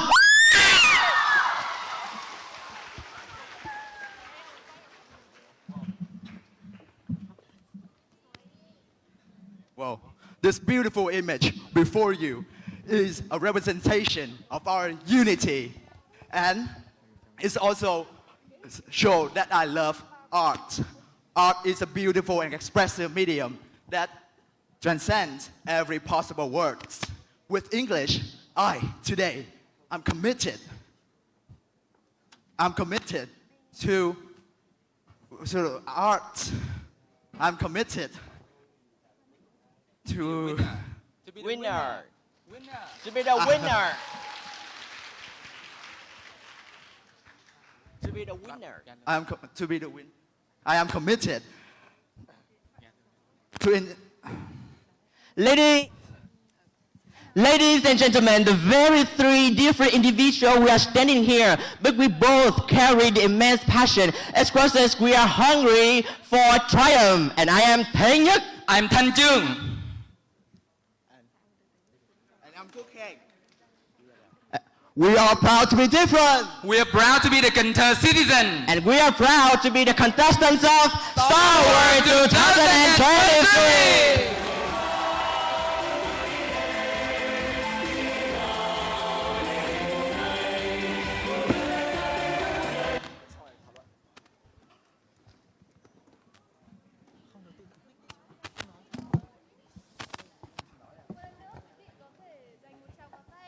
Một lần nữa quý vị có thể dành một tràng pháo tay lớn hơn cho 6 đội thi của chúng ta ngày hôm nay được không ạ? Nó đỡ đàm. Vâng, đứng trong cánh gà và nhìn mọi người thể hiện những phần giới thiệu vô cùng ấn tượng và đặc biệt là đậm đà bản sắc văn hóa vùng miền. Là một MC thì Hoàng Thắng cảm thấy thế nào với các đội thi ngày hôm nay? Cảm ơn An vì câu hỏi. Cá nhân tớ thì tớ thấy rằng là cả 6 đội đều mang đến cho chương trình những nét rất riêng của văn hóa. Từ bánh cốm Hà Nội này đến những điệu hò rất hay và thơ mộng của Cần Thơ. Tớ cho rằng là các bạn sinh viên trong hội trường ngày hôm nay đã rất thỏa mãn với 6 màn trình diễn vừa rồi của 6 cụm thi đúng không? Và không biết quý vị của chúng ta, các bạn có cảm thấy hài lòng và thỏa mãn với những phần giới thiệu vừa rồi không ạ? Một tràng tay lớn hơn nữa được không? Xin trân trọng cảm ơn quý vị đại biểu và toàn thể các bạn sinh viên. Kính thưa quý vị đại biểu và các bạn sinh viên, trong cuộc thi ngày hôm nay, các thí sinh sẽ trải qua 2 vòng thi, bao gồm vòng thi chinh phục và vòng thi bản lĩnh. Ladies and gentlemen, esteemed judging panel and the entire audience. In today's competition, the contestants will go through 2 rounds, including the conquest round and the resilient round. Và ngay sau đây, không để quý vị phải chờ đợi lâu hơn nữa, chúng ta hãy cùng chào đón sự trở lại của 6 đội thi trên sân khấu. Xin một tràng pháo tay thật lớn để chào đón đội thi đầu tiên, thành phố Hồ Chí Minh.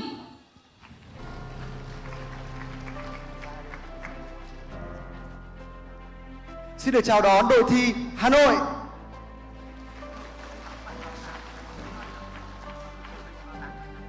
Xin được nồng nhiệt chào đón đội thi đến từ Thái Nguyên.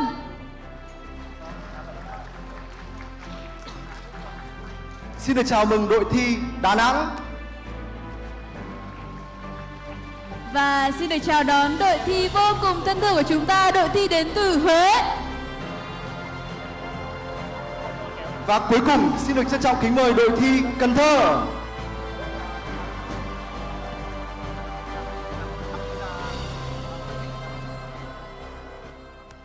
Một lần nữa xin quý vị hãy dành một tràng pháo tay thật lớn để chào đón sự trở lại trên sân khấu của 6 đội thi đại diện cho 6 cụm của chúng ta ngày hôm nay. Excuse me, before we can continue with this competition, we would like to ensure the utmost fairness. So each team, could you please test the bell for me, please? How about we start from Ho Chi Minh team? Could you please press on the bell to see if it works? Perfect. Hanoi? All right. Thái Nguyên, please.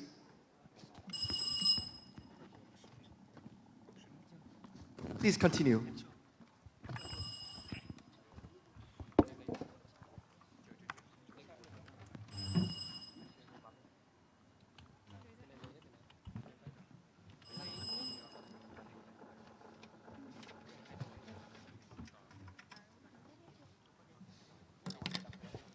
Thank you. So as we can see, all the bells of the competition teams are working just fine. Kính thưa quý vị, trong phần thi chinh phục, các đội tham gia trả lời các câu hỏi theo ma trận vuông lớn 6 x 6, gồm 36 câu hỏi với nội dung liên quan tới kiến thức thưởng thức, kiến thức về an ninh mạng, truyền thông, quy tắc ứng xử trên mạng xã hội. The team can choose any number from 1 to 36 on the 6x6 board and answer the question corresponding to that number. For each question, the total time to think and answer is 30 seconds, and the timer starts after the MC finishes reading out loud the question. The team answering the questions can discuss internally during this time, and the team will appoint a single representative to answer the questions for the whole team. Đội thi sẽ được lựa chọn một con số bất kỳ từ 1 đến 36 trên bảng và trả lời câu hỏi tương ứng với con số đó. Với mỗi câu hỏi, thời gian suy nghĩ và trả lời tối đa là 30 giây, tính từ sau khi MC đọc xong câu hỏi. Đội trả lời câu hỏi có thể thảo luận nội bộ trong thời gian suy nghĩ và trả lời. Sau đó, đội thi cử ra một người đại diện để trả lời câu hỏi cho cả đội.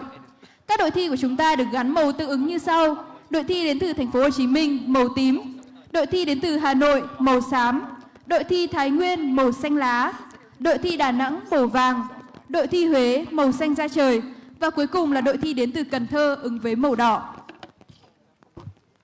Khi các bạn trả lời đúng ô vuông sẽ được tô màu tương ứng của đội. Nếu hết thời gian mà đội vẫn chưa đưa ra được câu trả lời hoặc trả lời sai thì coi như bị bỏ lỡ câu hỏi đó. Các đội thi còn lại được quyền bấm chuông để giành quyền trả lời. Trả lời đúng ô vuông được tô màu tương ứng của đội. Trả lời sai, cơ hội sẽ tiếp tục đến với các đội còn lại. Các đội khác không được can thiệp hoặc gợi ý đáp án trong khi một đội đang suy nghĩ và trả lời câu hỏi.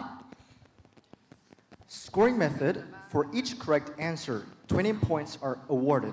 For an incorrect one, 5 points will be deducted. The square won by another team is worth 10 points, and if that team's answer incorrectly, 5 points again will be deducted.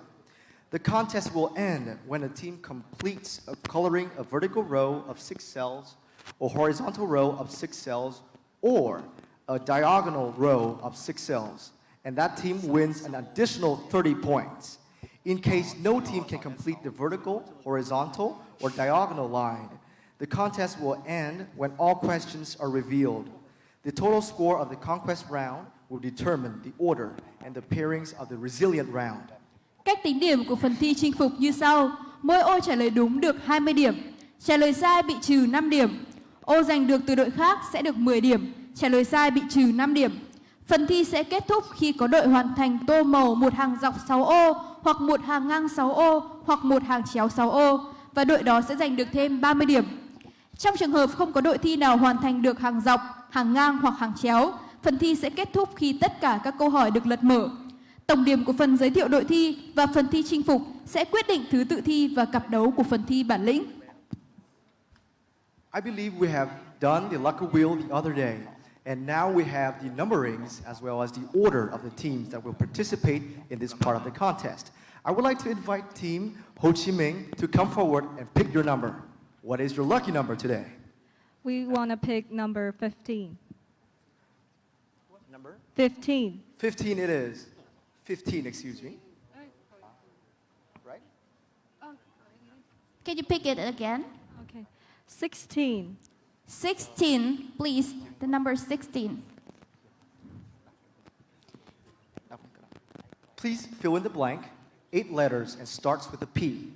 Secure Socket Layer SSL encryption is a cryptographic blank that ensures the confidentiality and the integrity of data transmitted between a web server and a web browser. Your 30 seconds starts now.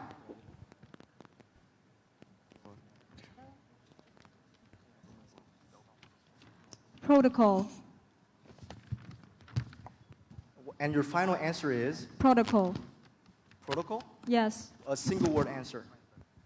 All right. Are you sure with this answer? Yes.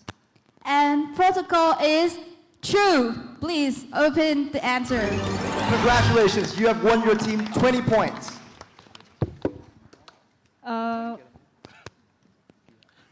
Hanoi teams would choose the number 21. 21, please. Which term is used to describe a security measure that protects a computer network from unwanted access and ordinarily referred to a word used to contain a fire in a building? 30 seconds start. My team answer would be firewall. Firewall. That seems to be a very fast answer. And firewall is correct. Congratulations.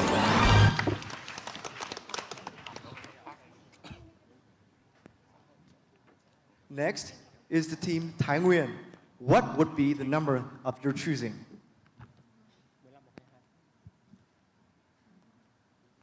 15 would be our pick. 15, correct? Yes. Please open 15. Which is the term used when high-tech criminals create fake identities online for the purpose of committing frauds or stealing the victim's identity? 30 seconds starts now.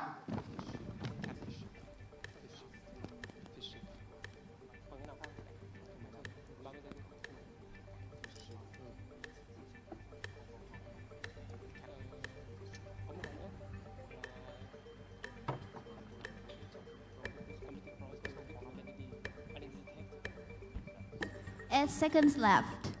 Take your turn. Time's up. And your answer? Our answer is fishing. Fishing with PH. Can you repeat? I'm going to spell it out. PHISHING. Your answer is unfortunately incorrect. All teams, you gotta wait for the signal from the MC before you can press the bell. Now, since the primary team has failed to answer the question correctly, the chance is left to your team. And now, yes, and your team is? The term is identity theft. Identity theft. Please, could we have a check on that? Again, it is unfortunate. The chance is left to the others.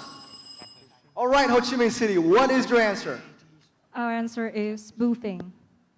Spoofing. SPOOFING. Spoofing. Wow, I mean, 3 in a row. Incorrect. Again, the chance is left to the two remaining teams. Will there be a person, a team, that can rescue us from this difficult question?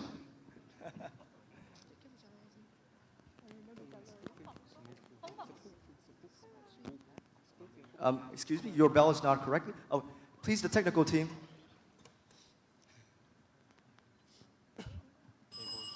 Okay. Still, you're the first to press the bell after everyone. The answer is catfishing. Catfishing. And catfishing is correct. You got 10 points. This square belongs to the team. I'm sorry, it's pretty hard to look up here. Wait, congratulations. And now the next part is Gunter. What is your number for this part?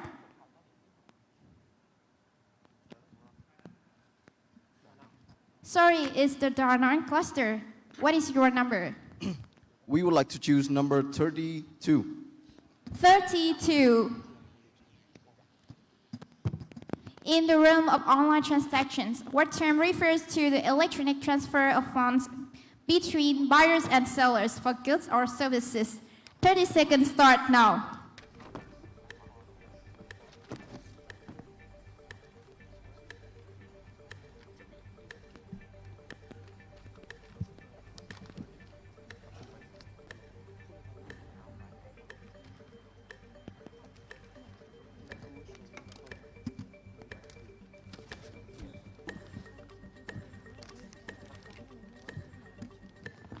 The answer is online payment. Can you repeat your answer? The answer is online payment. Online payment is not correct.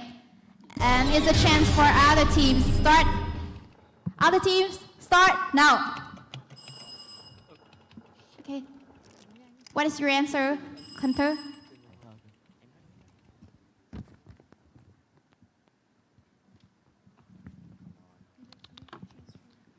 Our team answer is e-commerce platform.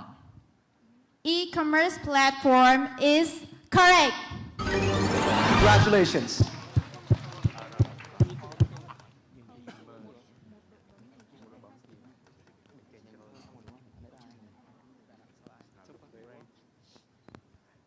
It's Hui's turn, isn't it? Now, Hui, what would be your choice of numbers? We would like to choose the number 22. 22, please. 22. What does VPN stand for? The timer starts now. It's virtual private network. I've heard the answer from Hui's team. Could you say it one more time and loudly so that everyone can hear your answer clearly? All right, it's a virtual private network. Virtual private network is correct. You got 3 points. Wonderful.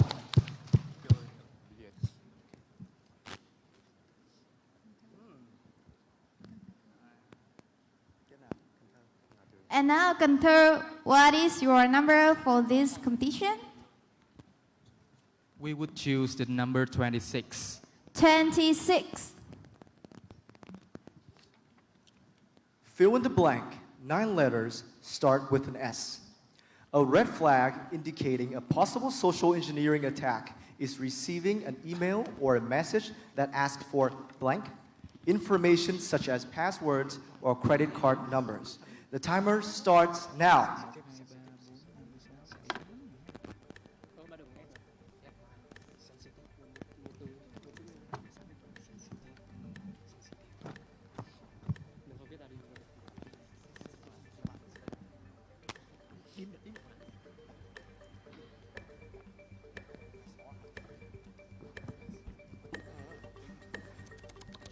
So our cluster's answer is sensitive. Sensitive is correct. Congratulations. Amazing. Right before the alarm sounds.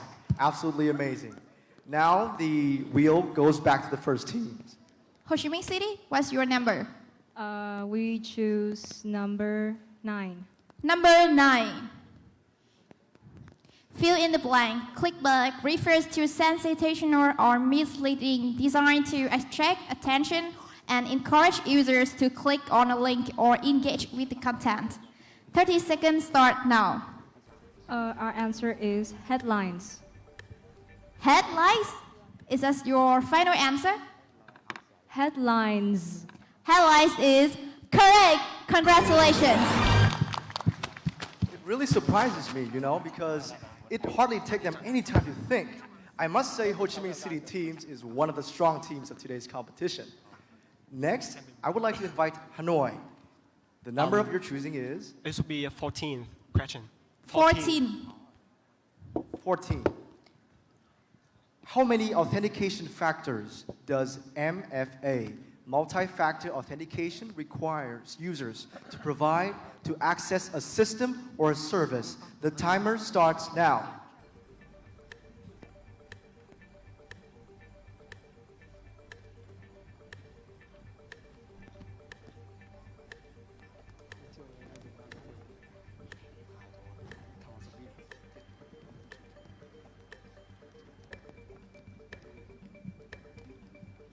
Ten seconds left. Please take your time.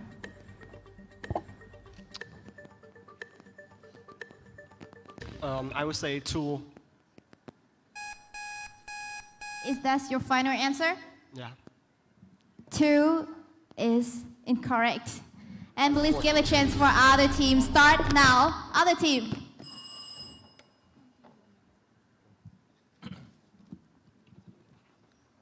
And we have heard that the signal form. Our answer is 3. Your final answer is 3? Yes, 3. 3 is not correct. Other teams, start your chance now. Thái Nguyên. All teams, I would like to remind you, please keep the microphone really close to your mouth so that everyone can hear your answer. What is your answer for these questions? Our answer is many. Many.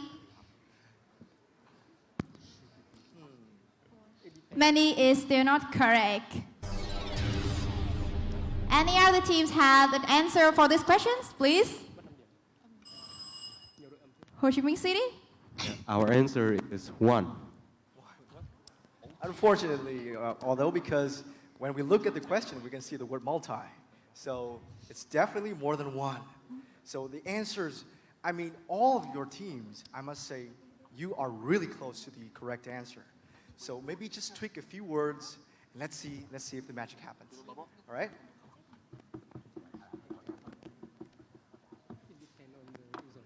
If you have an answer for this, you can press.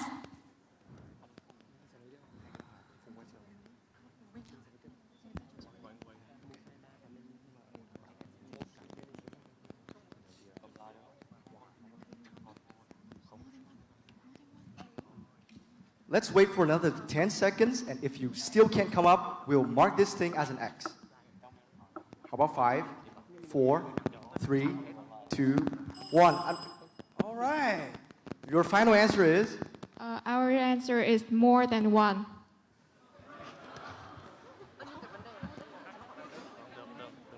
More than one is correct. Congratulations. Yeah. It's just a trick of words, and you guys are really clever on this one.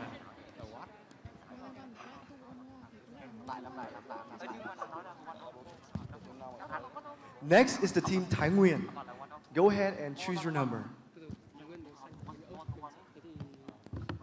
Where's your number? We're choosing number 11. 11. Well, number 11, please.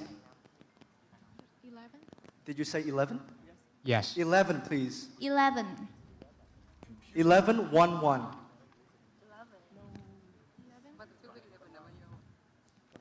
What cutting-edge networking technology is often abbreviated as SDN and separates the control plane from the data plane, allowing dynamic network configuration and management? 30 seconds start now.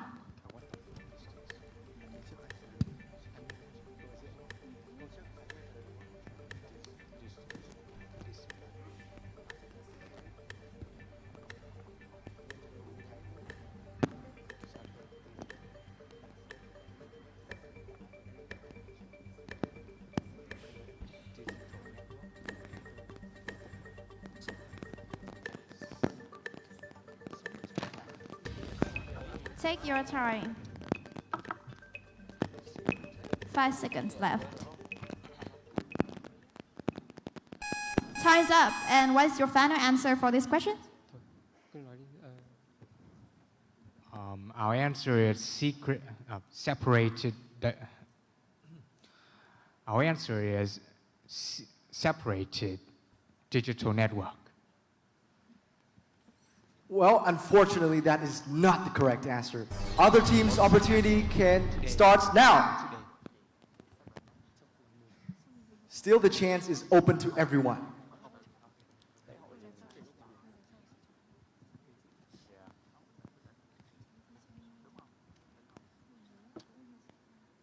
Anyone would like to volunteer and earn sweet 10 points?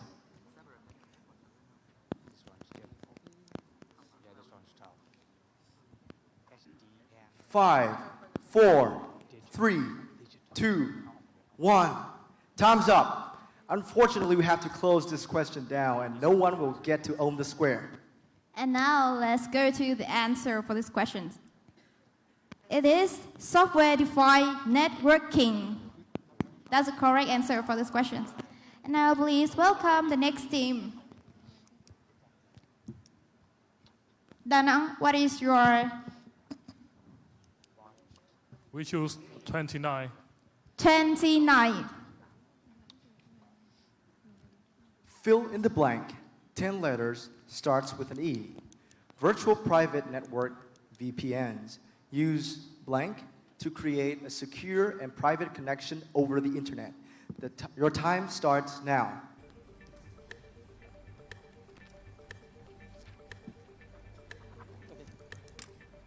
Again, all teams, I recommend holding your microphone really close to your mouth so that everyone can hear the answer.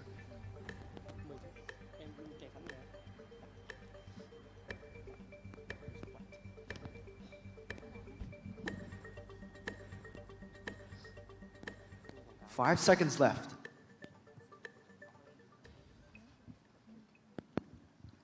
And what is your final answer? Our answer is emulations. Emulation. Emulation. Could you spell it out for us? EMULATIONS. Well, the way I see it, it's pretty close if we're talking about the number of syllables. But unfortunately, is incorrect. The chance is for the other teams. And, all right, please give your answer. It's encryption. One more time. Encryption. Encryption. It And is- encryption is the correct answer. Congratulations. That was a pretty tough question. You just earned yourself 10 points.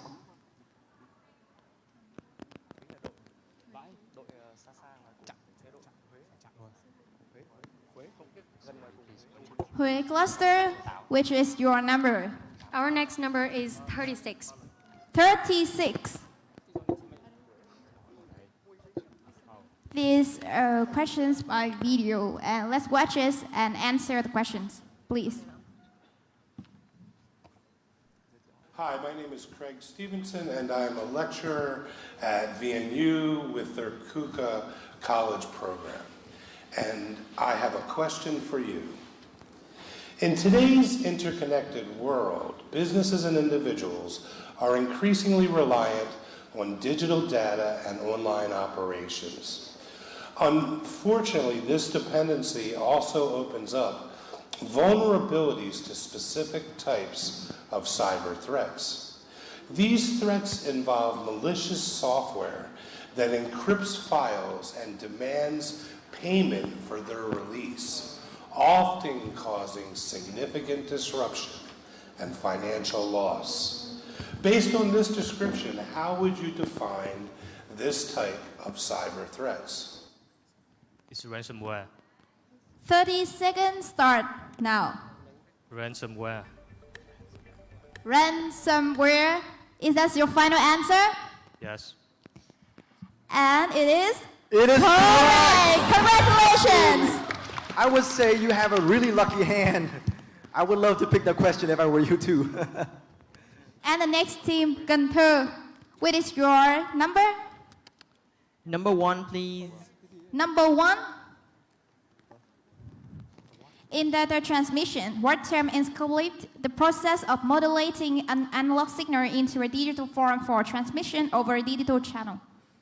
30 seconds start now.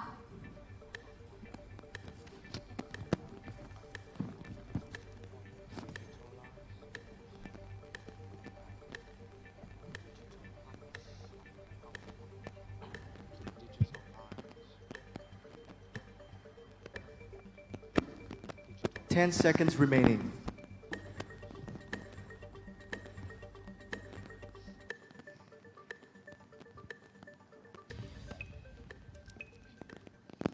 Time's up, and what is your final answer? Our answer is decryption. Description? Decryption. Unfortunately, that is incorrect. Whoa! And the chance for other teams start now. Where it is. Digitalization. Digitalization, you say? Yes. Digitalization is not Again, correct. incorrect. Other teams, do you have? The chance is open to other teams.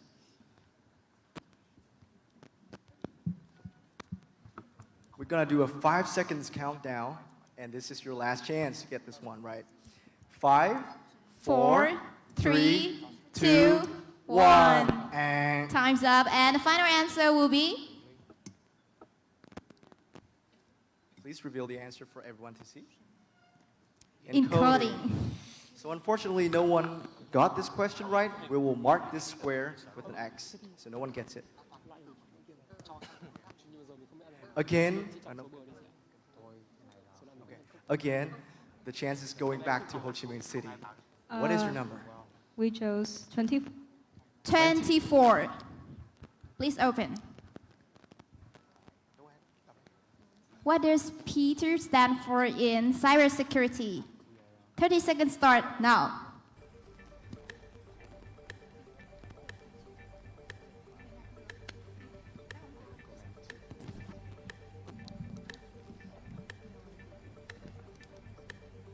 I would like to correct the pronunciation. Is PII.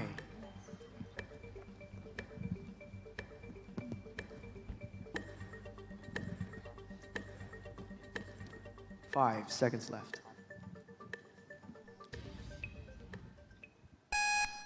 Your teams have final answer?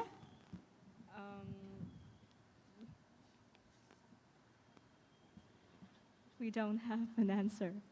Okay, so the chance will be back to other teams. And the chance start now.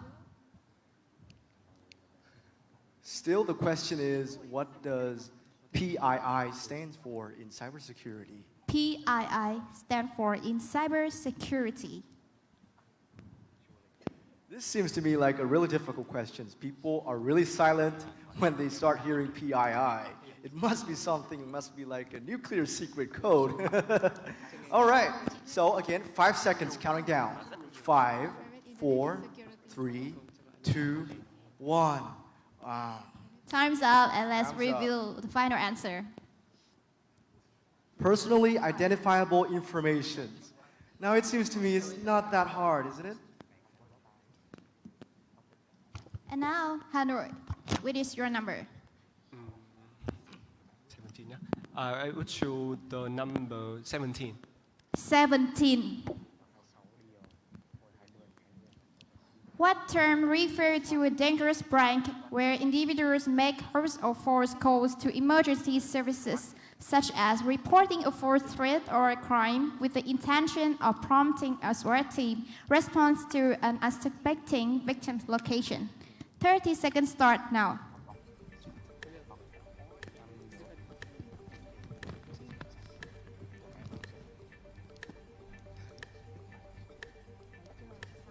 Squatting. Swatting? Yeah. And swatting is correct. Congratulations, Hanoi. And now is the turn of Tai Nguyen. What is your number?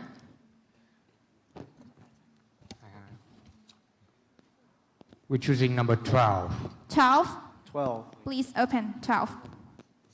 Your question is a video. All you have to do this time, just like last time, listen carefully and answer the questions of the professor in the video.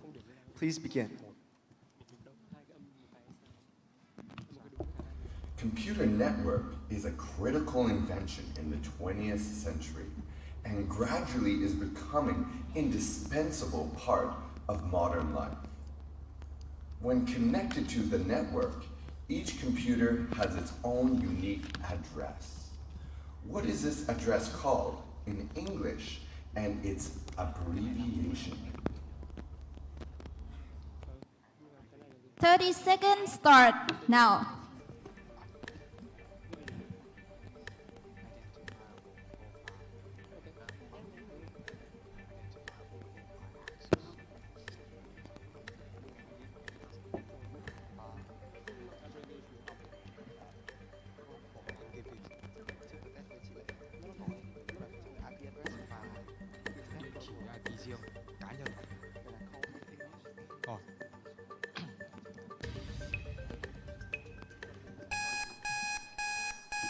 Time's up, and Our answer is individual profile access.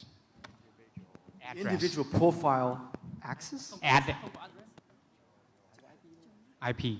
Individual profile Yes. address. No, there's no address. So just, individual profile. Individual profile. individual profile. Yes. IP for short. Sorry, it's not correct. And the chance will come to other teams. Start now. Oh, it's still Hanoi who's pressing the bell. All right, Hanoi, what's your answer? We think it is personally identifiable number, or PIN for short.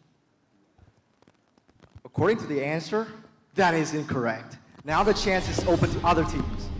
5 points deducted.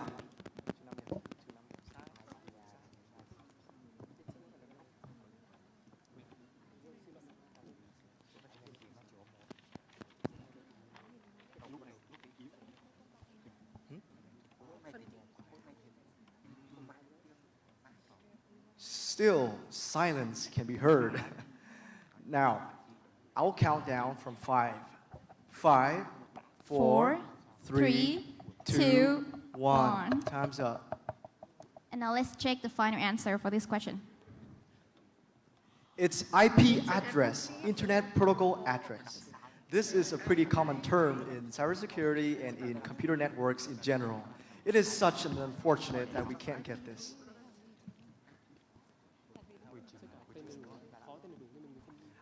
I would like to invite the Da Nang team to come up and pick your number. Number 6, please. Please speak louder and speak closer to the microphone.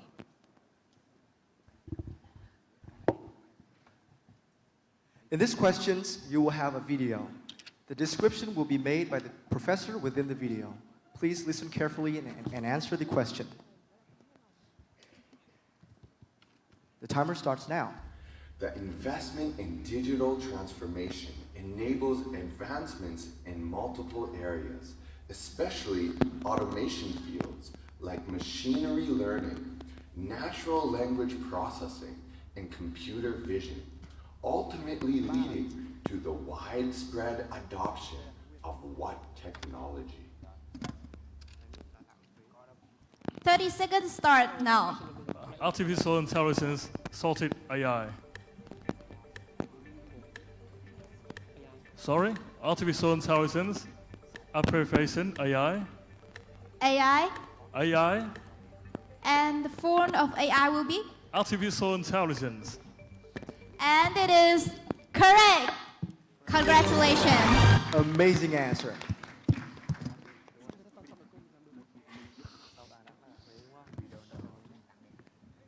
Hui, please come up and pick your lucky number.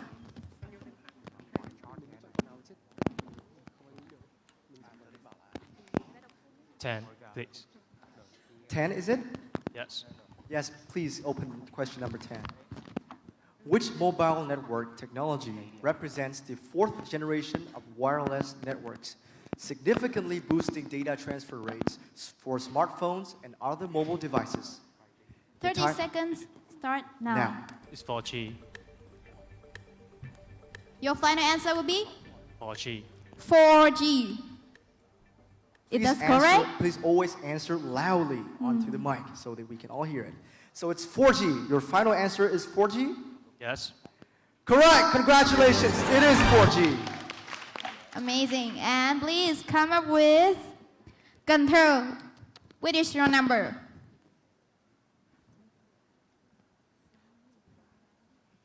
We choose number 20. 20.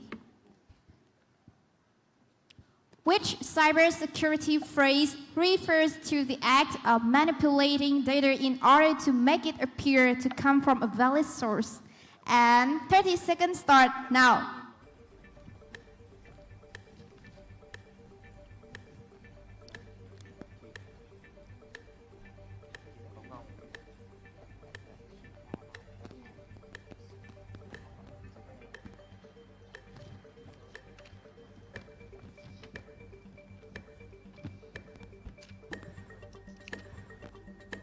Five seconds left, everyone. Come on, let's not let this go. Time's up. And your final answer will be?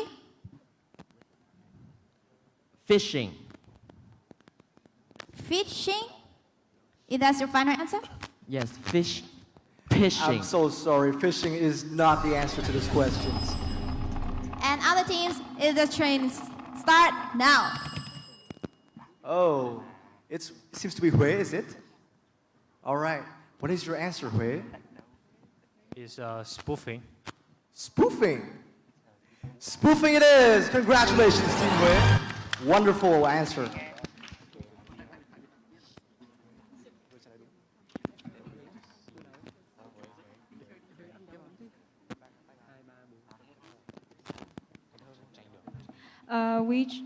We choose number 8. 8.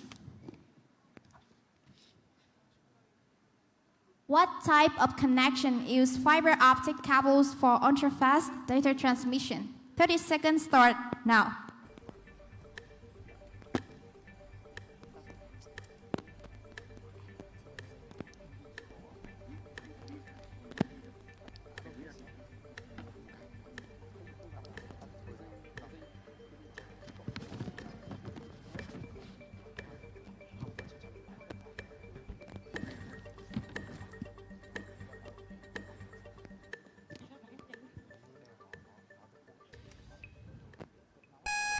Time's up and Have you got your answer? no. Okay, so it's the chance. Other team, start now. After I say now, it will be again. Once again. Your chance start now. All right. What is your answer? It's Wi-Fi. What is your final answer? Wi-Fi. Wi-Fi. Is I am so sorry, Wi-Fi is not the answer to this question. So 5 points deducted. Still, the chance for 10 points is open to everyone else. Now, who would like to try their luck on this one?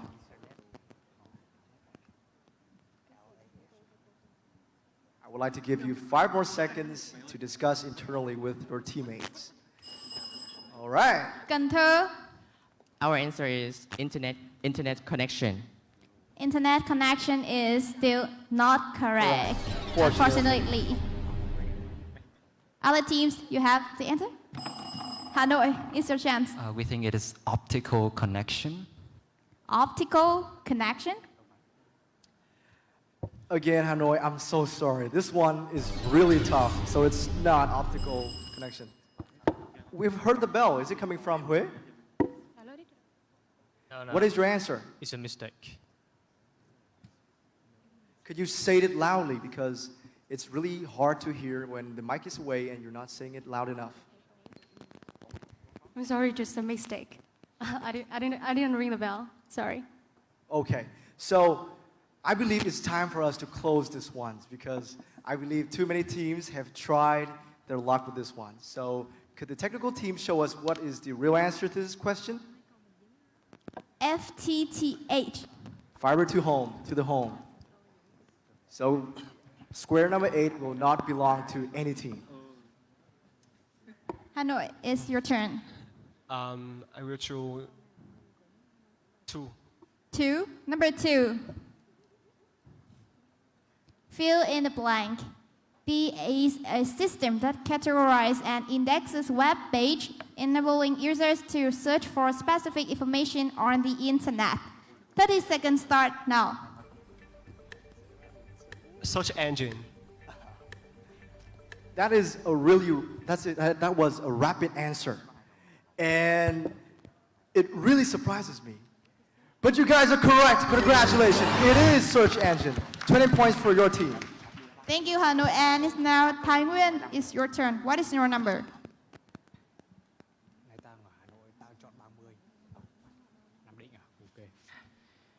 We're choosing 18. 18. Which 2 words are combined to form the word vlog? 30 seconds starts now.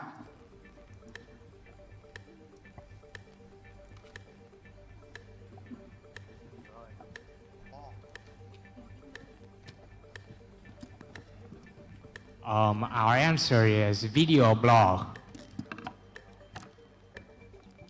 Your final answer is video and blog, right? Yes. And it is correct. Congratulations. Video and blog. Very lucky hand. And now, please welcome the next team. What is your number? 31. 31? 31. All right, 31. Đà Nẵng picked 31. CTR refers to the percentage of users who access to a link compared to the total number of users who view it. What does CTR stand for? 30 seconds start now.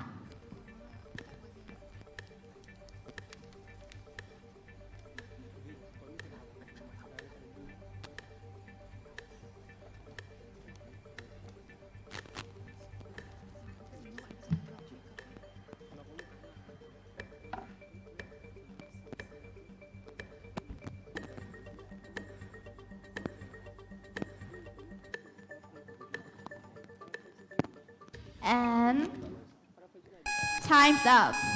What is your final answer? We do not have an answer. You don't have answer for this question? And the chance will be for other teams. Start now. Okay. Please, Hui Cluster, what is your final answer? It's click-through rate. Click-through rate. Congratulations, it is click-through rate. Now, I believe these are one of the questions that are easier than the others, and it is such a fortune that you got this one right, because I don't think at all that we should let this go to waste. All right? All right, Hui, it is your turn this time. What is your lucky number? We choose number 30. 13. 30, please, not 30. Who is the computer scientist often referred to as one of the fathers of the internet and is known for his significant contributions to its development? And as a hint, we have put an image of the scientist right next to the questions. Your 30 seconds starts now. Is Sir Tim Berners-Lee. Tim Berners-Lee, the creator of World Wide Web. Can you spell it? Tim Berners-Lee. Sir Tim Berners-Lee.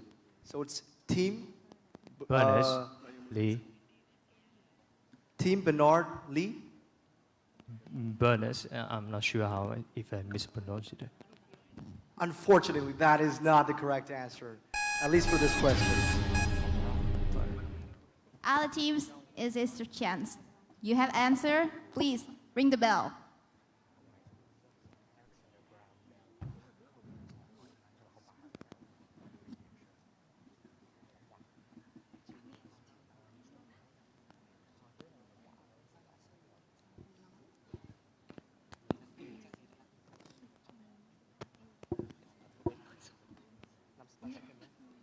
All right, it sounds like silence is deafening this time. 5 seconds, last chance. 5, 4, 3, 2, 1. All right, no answer for anyone. Let's reveal the correct answer for this question. It's Mr. Vint Cerf. Windsurf. A pretty is tough the final one. answer.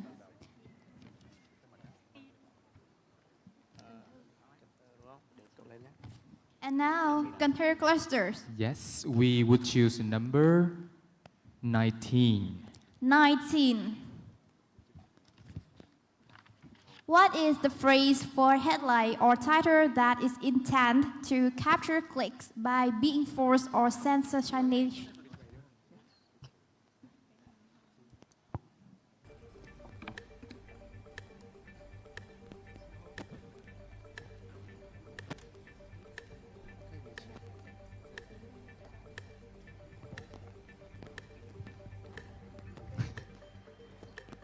Our final answer is clickbait.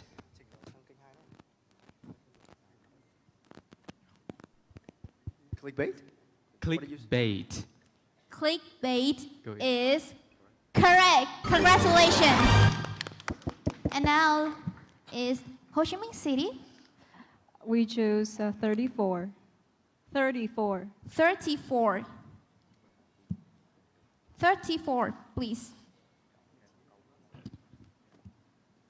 What term is used to describe an individual or a group that not only crafts compelling narratives, but also leverages multimedia elements to convey messages across online platforms?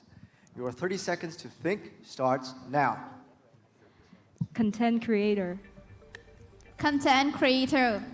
Absolutely correct. Congratulations. That was one of the fast one replies, Yeah, right? Really fast. And today we have a famous content creator be our judge, right? As Mr. Bino is one of the content creator, which I admire really. I watch a lot of TikTok and also Instagram and Facebook, and I follow his content very closely. Thank you. And now will be Hanoi clusters. I choose number 5. 5.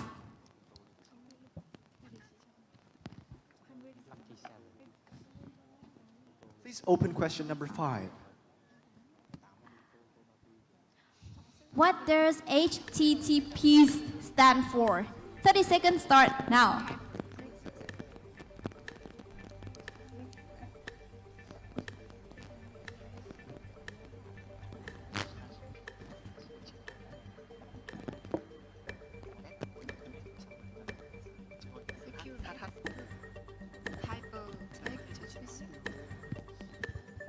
Our answer is hypertext transmission protocol secured.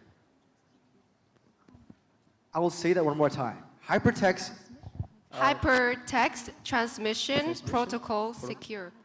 Transfer. Hypertext transfer protocol secured. Right now, there are two slightly different answers. Which is your final? Yes, we need a single different one. Once again, the full. Hypertext transfer protocol secure. Correct! Congratulations. A really long phrase. And for non-tech people, I would say it's pretty difficult. But you guys owned it. Absolutely.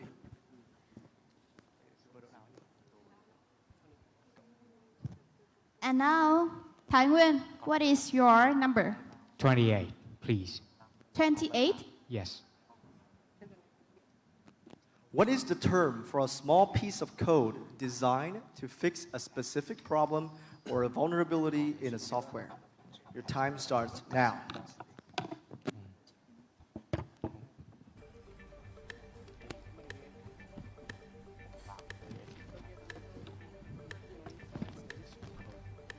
Our answer is patch. It took you less than 10 seconds to come up with that. Are you definitely sure with your answer? Yes, we are pretty sure. You're pretty Patch sure. is Patch is correct. Congratulations. And now let's come with Da Nang cluster. What is your number? We choose number 3. Number 3. Fill in the blank. Phishing is a form of social engineering where attackers send messages that appear legitimate to trick recipients into revealing confidential information. 30 seconds start now.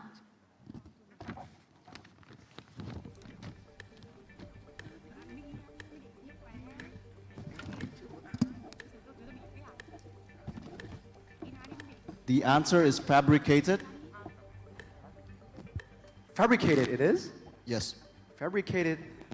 Can you spell it? Fabricated. Do you think it's that word is 10 letters? Because unfortunately the answer is slightly different. It is not fabricated. The chance is open to other teams. All right, Ho Chi Minh City, what is your final answer? Fraudulent. Fraudulent. Yes. Congratulations, fraudulent is the correct answer. Ho Chi Minh City.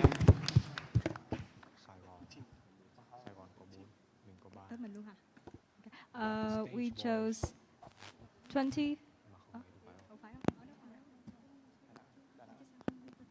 All right, Team Da Nang, could you now pick your number?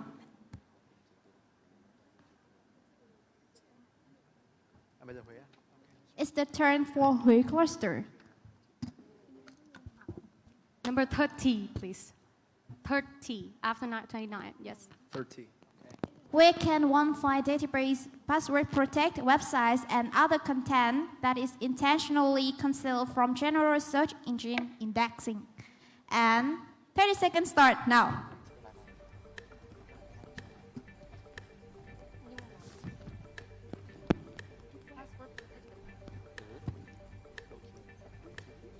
Okay. Deep web. Deep web is correct. Congratulations. Now, I start to notice a pattern that anytime a team is so confident, they will answer it very quickly. It doesn't take them a second time to rethink their options. And most of the time they're correct. And this time we would like to congratulate you on winning 20 points for your teams. All right, please, next team, go ahead and pick your number. We would choose number 34. 34. What term is used? This question seems to have been picked before. Please give them the other We will have questions. to pick a new questions. We will have to pick a new questions. So again, please pick your question. Besides from 34, of course. Yes, so number 33. 33. She was considered the most beautiful girl in the world, her face serving as the inspiration for Disney's Snow White. She was known as the mother of Wi-Fi. Who is she? 30 seconds start now.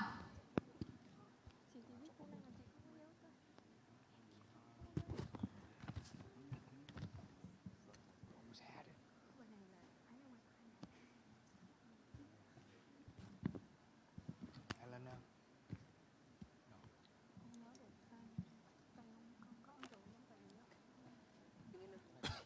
5 seconds left. A pretty tough one. But I would say that she is very significant because Wi-Fi and Disney, very household names. And now time's up. What is your final answer for this question? Elizabeth Wendy. Elizabeth Wendy is not the correct answer. The chance is open to other teams. Other teams, you have the chance to answer this question.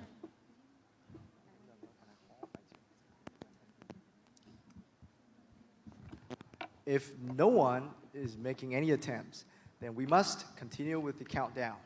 5, 4, 3, 2, 1. And the answer is, no one can answer this one, so please, technical, is Hedy Lamarr. Well, it's pretty fun to learn about this new fact because both Wi-Fi and Disney, they are really household terms. And we use Wi-Fi every day, so it's best to be grateful of the not only beautiful, but genius woman who invented it, who helped invent it. And I'm absolutely grateful because I watch Mr. Beano's content all the time using her invention.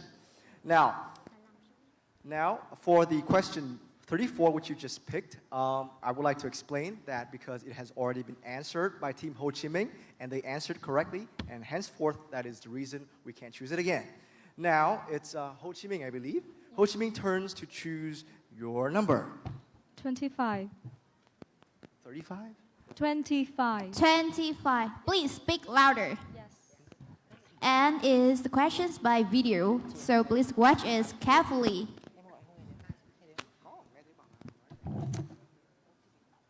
Hi, my name is Craig Stevenson, and I'm a lecturer here at VNU with their KUKA college program. And I have a question for you. In the digital era, safeguarding the online privacy of company data is of the utmost importance. This involves ensuring the secure handling and protection of sensitive information. Businesses acquire, store, and process this information through online platforms. Recently, a company has encountered a major data breach, leading to the compromise of customer information, financial records, and trade secrets. This breach has caused significant financial loss and has had a detrimental impact on the company's reputation. Further investigation has revealed that an unauthorized individual managed to gain access to the company's systems and unlawfully obtained this data. Who might be responsible for this security breach? And 30 seconds start now.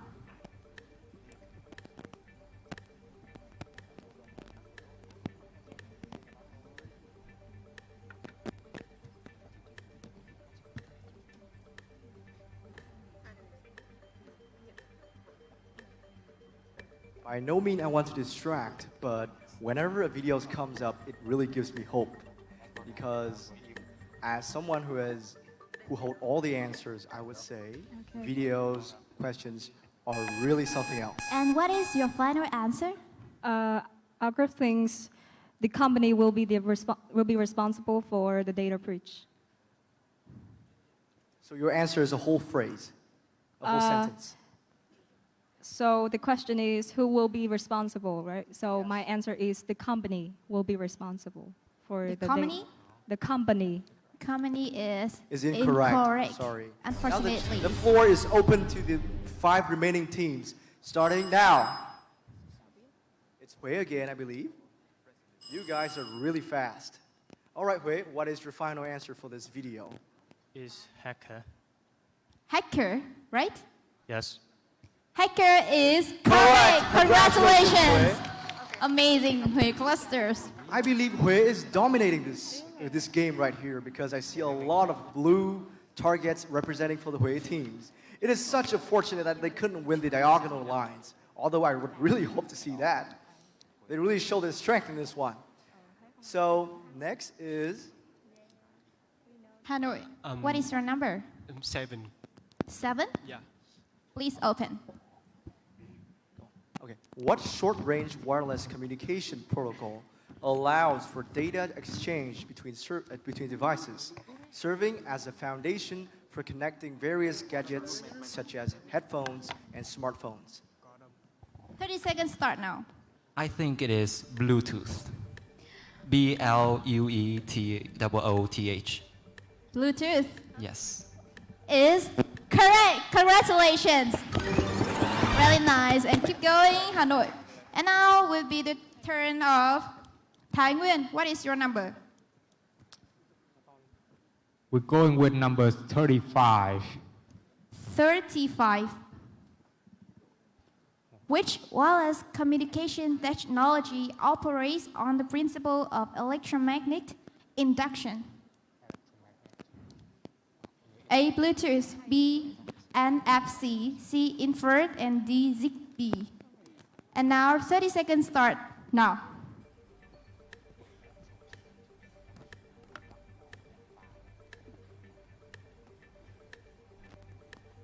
It's A, B, C, or D. So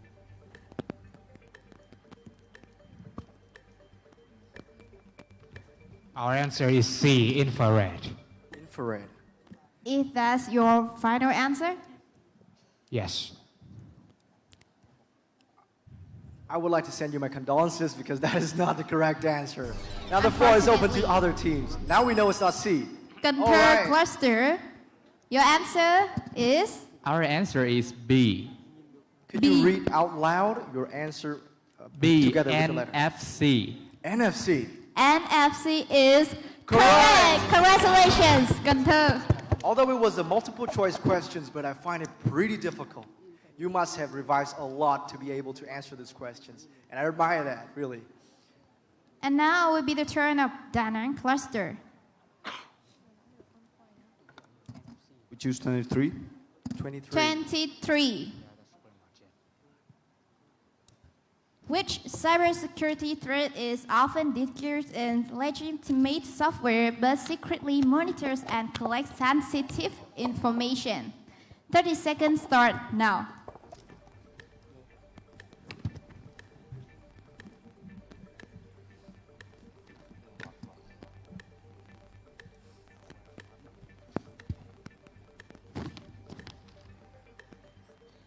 Our answer is malware, malicious software. Could you say it to the microphone one more time, loudly? Malware. Okay, so it's malware. Yeah. Malware? Do you think this is the right answer? Sorry, Sorry, it's not the correct. right answer. And it's now the chance for other teams start now. Ho Chi Minh City? Spyware. Spyware is correct. Congratulations. Your teams, another you got 10 points points. from that cluster. And now is the turn for Hui cluster. One of the final questions. Number 4, please. 4, let's go with 4. Twitter is an internet-based channel that allows users to share short messages with their followers. Okay. Multimedia. And now, 30 seconds start. Is multimedia. You conclude your answer as multimedia? Yes. Well, according to my observations, teams that answer very early on usually gives a correct answer. But this one is an exception, unfortunately. It is not what you think. The floor is open to other teams. Other teams, you have the answer. Please ring the bell. 13 letters starts with an M. 13 letters.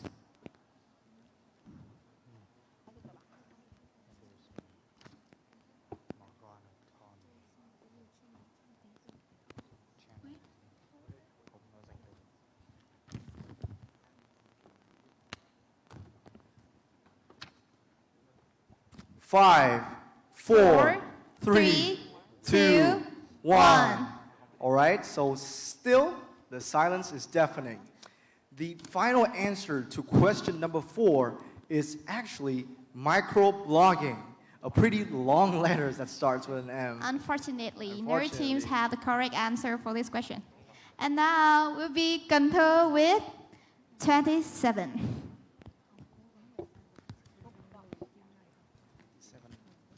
What online action does this picture refer to? 13 letters. And now 30 seconds start now.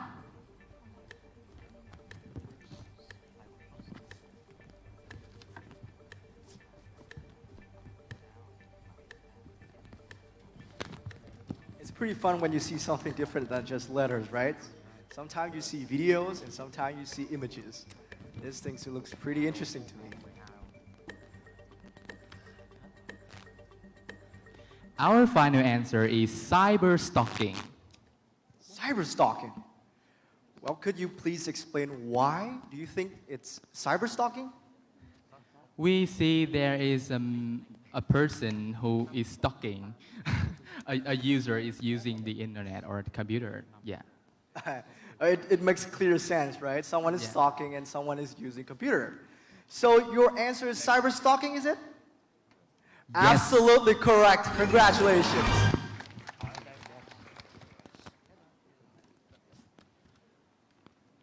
So we have concluded the conquest round. And as you can see, it's such a minefield on the board, right? So I would like to send out my congratulations to all 6 teams for having performed to their best. Vâng, vừa rồi thì kính thưa quý vị đại biểu và toàn thể các bạn sinh viên thân mến, cả 6 đội thi của chúng ta đã vượt qua vòng thi đầu tiên là phần thi chinh phục.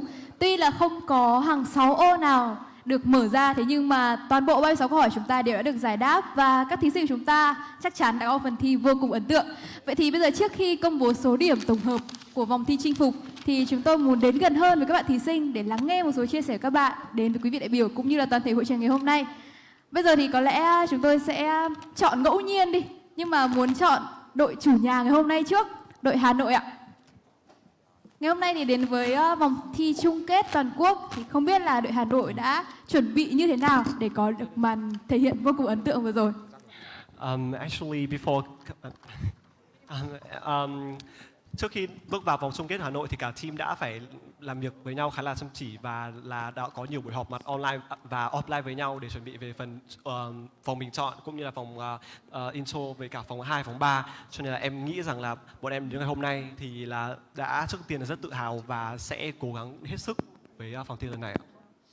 Vâng, đội thi Hà Nội thì đã gây ấn tượng vô cùng lớn. Chúng ta một tràng vào tay đội thi Hà Nội, đội chủ nhà năm nay ạ.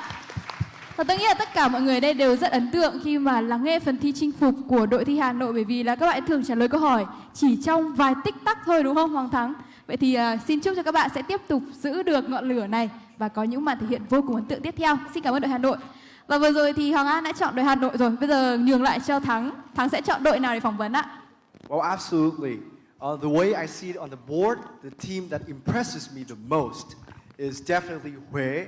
You guys dominate the 6x6 matrix and planted a lot of your flags on the squares. So, what do you think about your performance in both Vietnamese and in English? Please. Well, thank you for your question.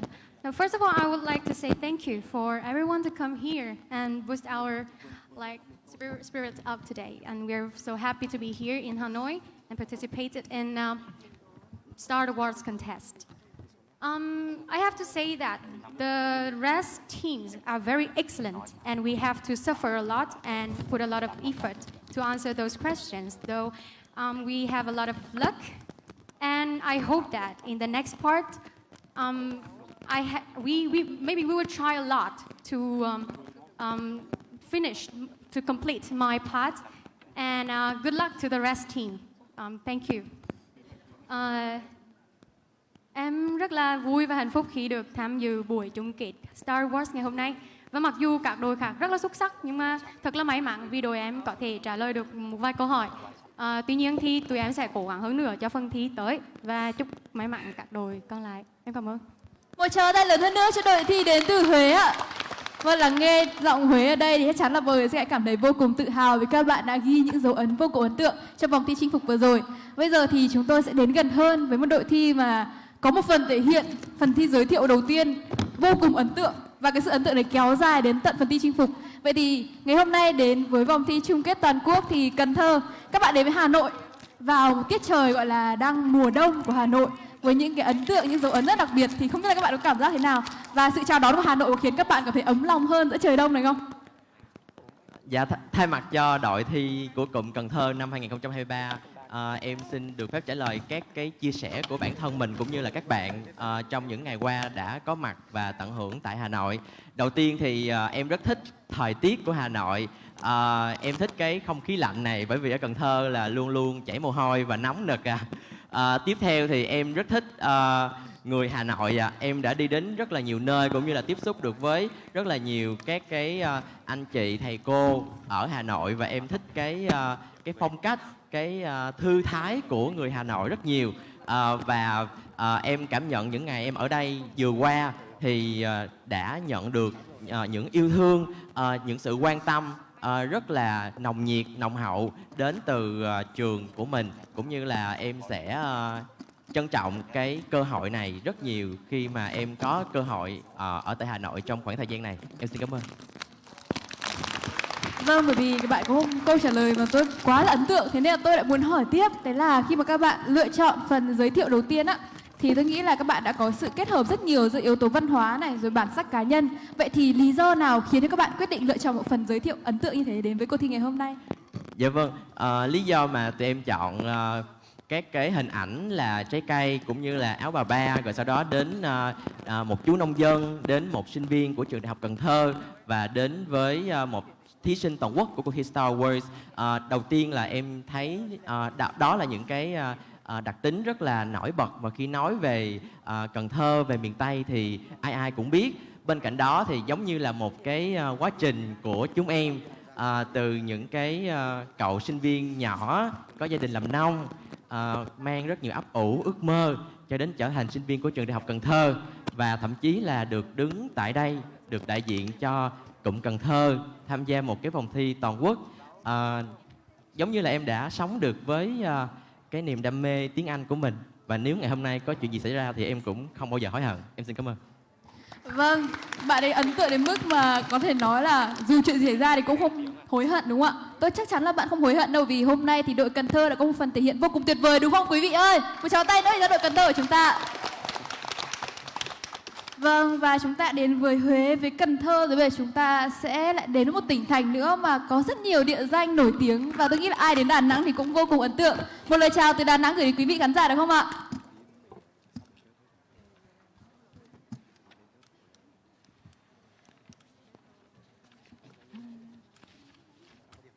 Dạ, xin chào quý khán giả và các thầy cô. Thì bọn em là team Centronatics đến từ thành phố Đà Nẵng.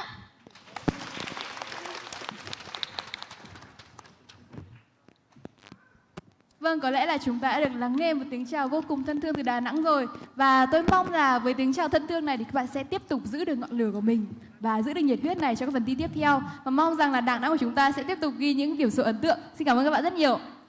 Vâng, và không để quý vị phải chờ đợi lâu hơn nữa, ngay sau đây chúng tôi xin phép đại diện ban tổ chức công bố xếp hạng của các đội thi qua vòng thi chinh phục. Thứ tự của 6 đội là như sau. Đội đầu tiên với số điểm cao nhất, đội Huế. Xin chúc mừng các bạn. Xin được chúc mừng đội Huế. Và về vị trí số 2 xin được chúc mừng đội chủ nhà, đội Hà Nội. Ở vị trí thứ 3 chúng tôi xin được dành lời chúc mừng đến thành phố Hồ Chí Minh. Và về ngay sau thành phố Hồ Chí Minh xin được chúc mừng đội Cần Thơ. Ở vị trí thứ 5 chúng tôi xin được chúc mừng đội Thái Nguyên. Và đội về vị trí số 6 đó là đội Đà Nẵng. Xin cảm ơn tất cả các đội thi về phần thi đấu của các bạn. Các bạn đã có phần thể hiện rất tốt và đây chỉ là thứ tự hiện tại thôi phải không? Thế nên là các bạn hãy tiếp tục giữ vững những cái nhiệt huyết của mình và những sự chuẩn bị cho phần thi tiếp theo, một phần thi vô cùng quan trọng, đó là phần thi bản lĩnh. Và ngay sau đây chúng ta sẽ tiếp tục theo dõi sự tranh tài và tỏa sáng của các đội thi trong vòng thi tiếp theo, vòng thi bản lĩnh. Tại vòng thi này, 6 đội thi sẽ được chia làm 3 cặp đấu, mỗi cặp đấu gồm 2 đội thi.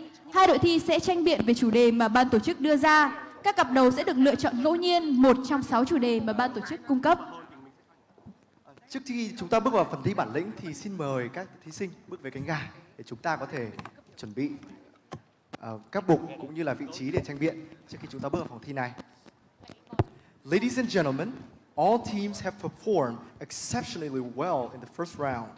We will now continue to witness the competition and the brilliance of the teams in the next round, the resilience round. Tại vòng thi bản lĩnh, 6 đội sẽ được chia làm 3 cặp đấu, mỗi cặp đấu gồm 2 đội thi và 2 đội thi sẽ tranh biện với chủ đề mà ban tổ chức đưa ra. Các cặp đấu sẽ được lựa chọn ngẫu nhiên từ 1 đến 6 và dựa theo thứ tự vừa rồi. Luật tranh biện dựa trên Public Forum với cách thức cụ thể như sau. Lượt nói thứ nhất, lập luận. Đội thi trình bày hệ thống lập luận của bên mình. Mỗi đội có 4 phút, tổng 8 phút cho một cặp đấu. The debate rules are based on the public forum format with the following specifics. Round 1, argumentations. Each team presents their argumentations systems. 4 minutes per team and therefore a total of 8 minutes for this pair. Lượt chất vấn 1. Kết thúc lượt nói số 1, đội thi tiến hành chất vấn lẫn nhau. Mỗi đội có 1 phút để liên tục hỏi chất vấn đối phương. Người hỏi sẽ chỉ có quyền hỏi, người trả lời chỉ được trả lời. Và tổng 2 phút cho một cặp đấu. Next is questioning round 1.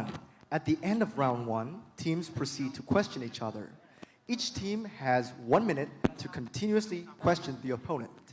The questioners only ask, whereas the respondents only answers. A total of 2 minutes for each pair. Ở lượt nói số 2 là lượt nói phản biện. Đội thi phản biện hệ thống lập luận của đối thủ. Mỗi lượt có 2 phút. Chúng ta sẽ có tổng 4 phút cho một cặp đấu. Round 2 is the rebuttal. Each team rebuts the argumentation system of the opponent. 2 minutes for each team and therefore 4 minutes for each pair. Ở lượt chất vấn số 2, kết thúc lượt nói 2, đội thi tiến hành chất vấn lẫn nhau. Mỗi đội có 1 phút để liên tục hỏi chất vấn đối phương.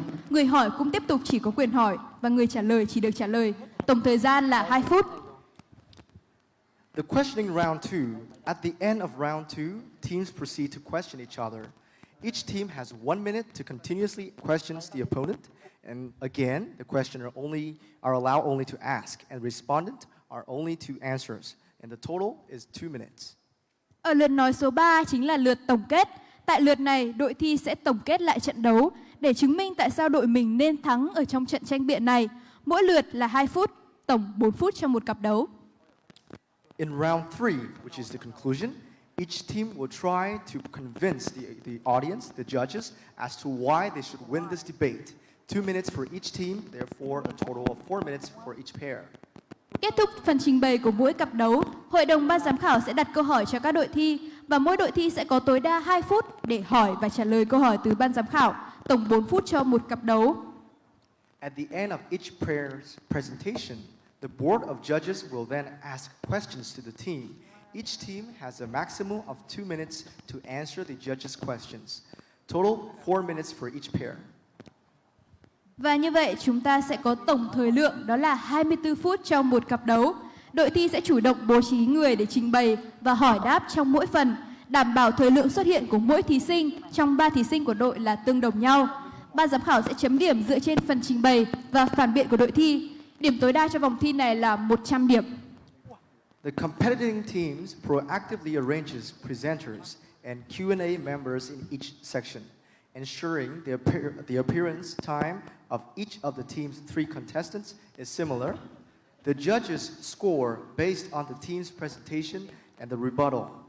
The maximum score for this round is 100 points.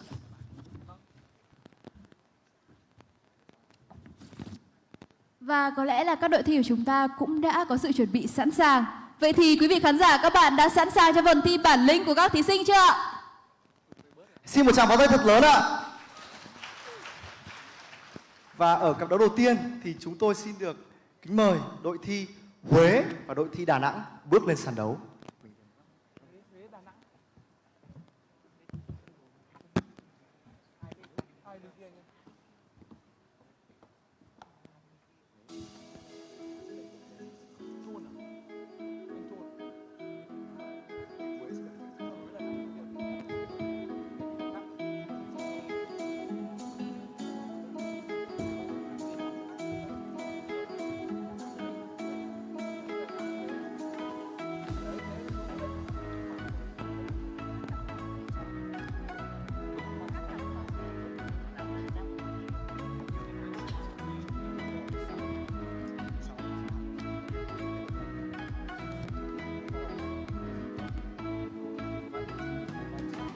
Xin được mời hai đội Huế và Đà Nẵng mình cùng tiến lên bục của mình để chúng ta bắt đầu phần thi bản lĩnh.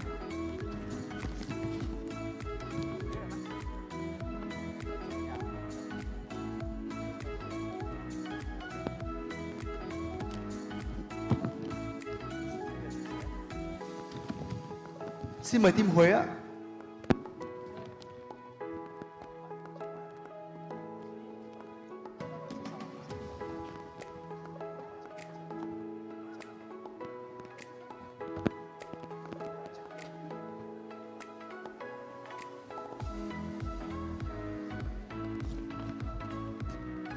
Thứ tự lượt thi của các cặp đội sẽ như sau.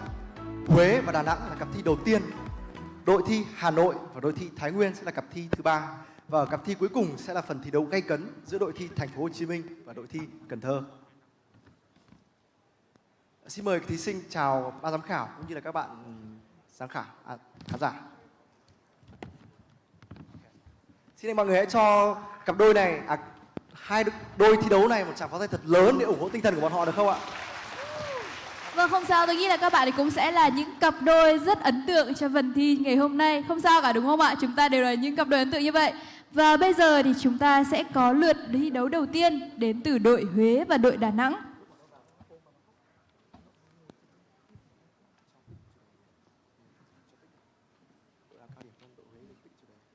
Giữa đội Huế và đội Đà Nẵng thì đội Huế đang là đội có điểm số cao hơn. Vậy nên các bạn sẽ được quyền lựa chọn chủ đề. Xin mời các bạn chọn chủ đề 1, 2, 3 hoặc 4, 5, 6. Có 6 con số để các bạn lựa chọn. Các bạn chọn con số nào ạ? We choose number 6. Number 6. And the topic is Resolved. Social media use causes more harm than good to the youth mental health. So as you're all aware of the rules, you will first have 2 minutes to prepare your argumentation systems. 2 minutes to prepare. Start now.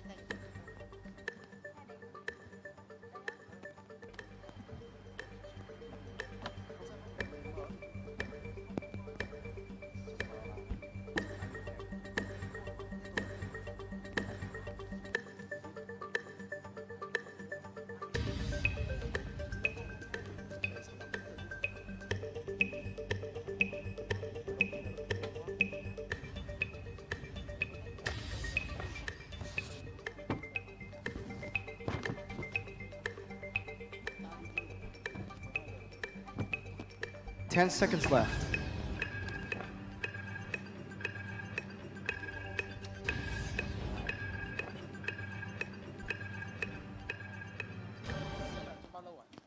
All right, so time's up. Now, the first team, which is Huế, will put forward one person to present their argumentation systems. You will have 4 minutes. 4 minutes. Start now. Welcome everyone to our talk, and we are totally in favor of the motion that social media causes more harm than good. And to start it off, we'd like to define what social media is. According to us, it is the space where people come and share online and there are communities there. And they can share social information and exchange it. All right, and to begin with, there are two reasons that our team, into the idea that the social media use causes more harm than good to the youth mental health. The first reason is on the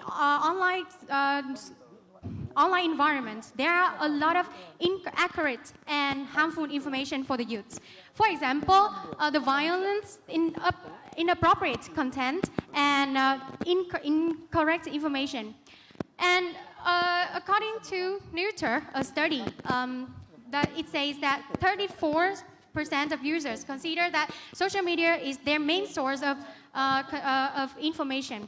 So if a lot of people take the cyberspace as their source of information like that, and a lot of inappropriate content, then they will lead to the misinformation and misunderstanding of a lot of issues in the society. Secondly, the cyberbullying is a very serious issue that causes devastating consequences. As the cyberbullying become more and more common on the social media, a lot of people are bullied online. According to worldwide UNICEF, 30% of children are the victim of social bullying. And not only the children, but the youth are the main victim of this too. And there are some famous examples for this. And the one that I want to mention, that's the suicide of Jonghyun, a K-pop star idol who suicided himself because of the cyberbullying. So coming to our third point, we also believe that social media will lead to social comparisons. I mean, like they create a better idolized, like we believe like living in a big house or maybe traveling around the world or maybe want to buy expensive items, for example. And also they create a unrealistic standard of what a happy life would be. And of course, when we watch those, we are more likely to negatively affected all of them. According to MIC, 54% of young users in Vietnam, they avoid social interactions with others because they feel so pressed and they feel so stressed and they suffer from the pressures when surfing on social media as well. So this they avoid, and this leads to the depressions or maybe the autism of them. And our team believe that social media will do more harm than good.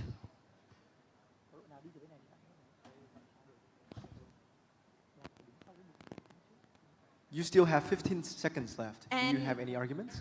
On and on, like our team want to claim that social media will bring more harm than good to the youth in mental health. And that's all. Thank you. Thank you for Hui's argumentation systems. Now we would like to invite Da Nang's team to come up and to present their arguments. 4 minutes starts now. Greetings, ladies and gentlemen. I am the first speaker of the negative team, and now I'll be presenting our team's position. Moving on to the definition, social media use refers to the practice of interacting on social media platforms where users can share content, and also participate in social networking activities. And the youth here, we define they are groups of people from the age of 15 to 24 years old. So as the negative team, we do not agree with the given statement because beside negative effects, social media use still benefits youngsters a lot.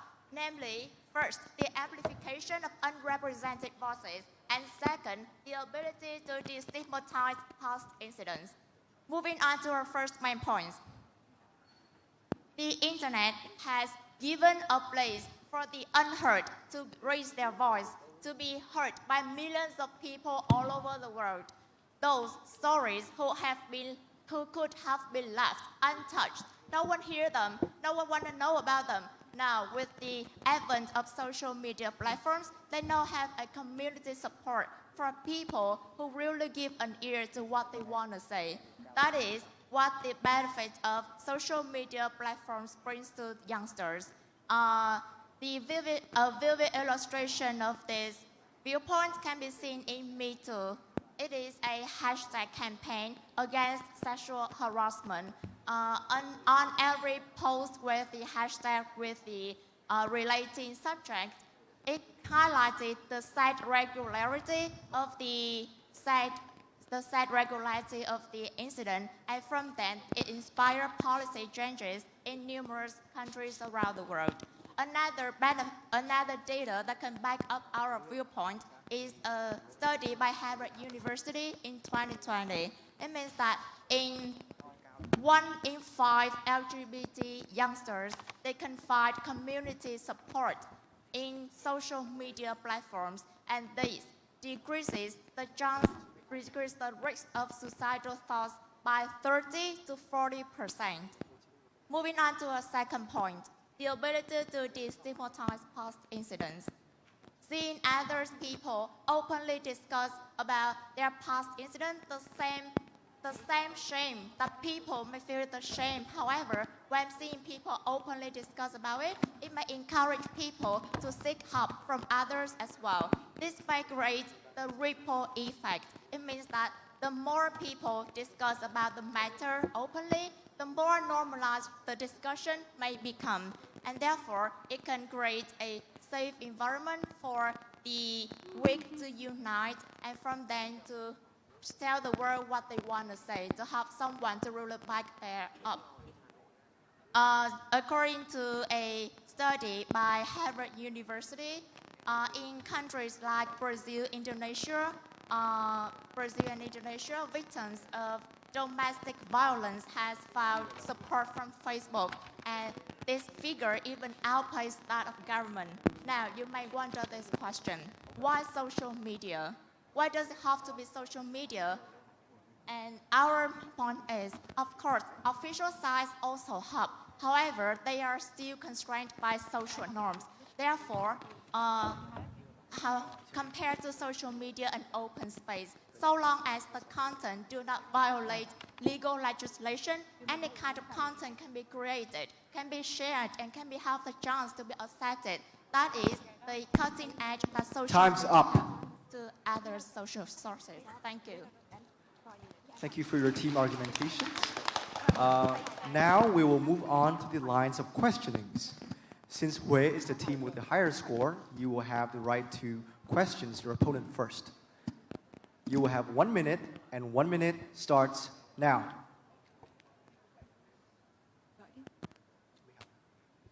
So, you mentioned that individuals online will seek support from the communities, and how so? Can you specify? Can you specify how communities will help the people who are marginalized online? As we have mentioned, a very famous case of #MeToo. It is a case where people start to share their experience with sexual harassment, and they would receive help from the community as a whole. And in this, people can have the opportunity to speak up about their experience and share some similarities with others as well. So this is what we find in comfort, the connection with people. And what we believe is that when we share, we speak up, we solve the problem. Thank you. Is there a question? Okay, another question. So how do you know if the weighted option, the weighted opportunities is, for the good with... Time's up. The right to questions now goes back to team Da Nang. Your 1 minute of questioning starts now. So you guys mentioned that misinformation is one of the main reasons that causes harm to the mental of our youth. So in this case, may we ask how the misinformation is related to social media? Right. So social media is the source that everyone can post their the information on it with just an account, right? So they can post any content that they want, for example, the violence videos. And if young people watch the violence video, if they are teenagers, they can copy that, they can intimate that, and they causes the harm in their social life. And you know, it's not cause the violence, not only cause the hurt, in the harm in their mental health, but also maybe the physical health, right? So in our points, that I think that inaccurate and inappropriate information can cause the harm to the mental health. Thank you.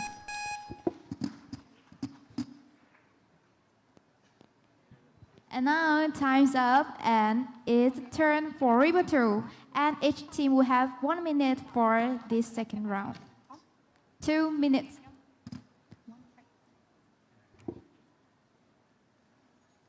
And now is the turn for the first team with a higher score, Hui Cluster. You will have 2 minutes.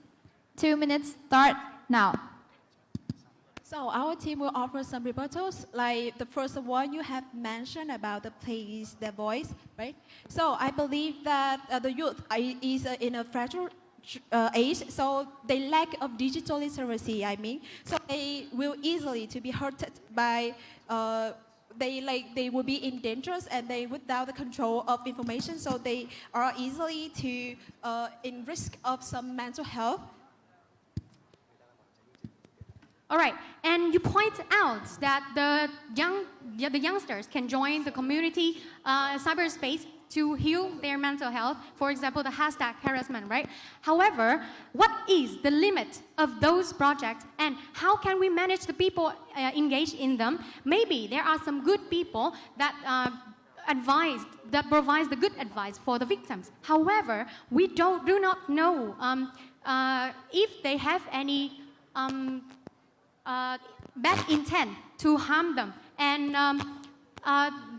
the youngster may lack of awareness, and maybe they are feeling hurt, so they can easily believe in the bad people and get hurt more. So I believe that your points that the things that you pointed out is not appropriately to support that.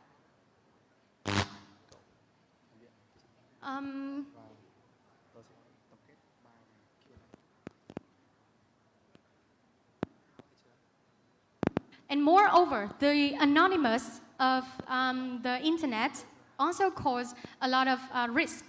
And we cannot control all of the people that participate in those projects online. And if you say that they can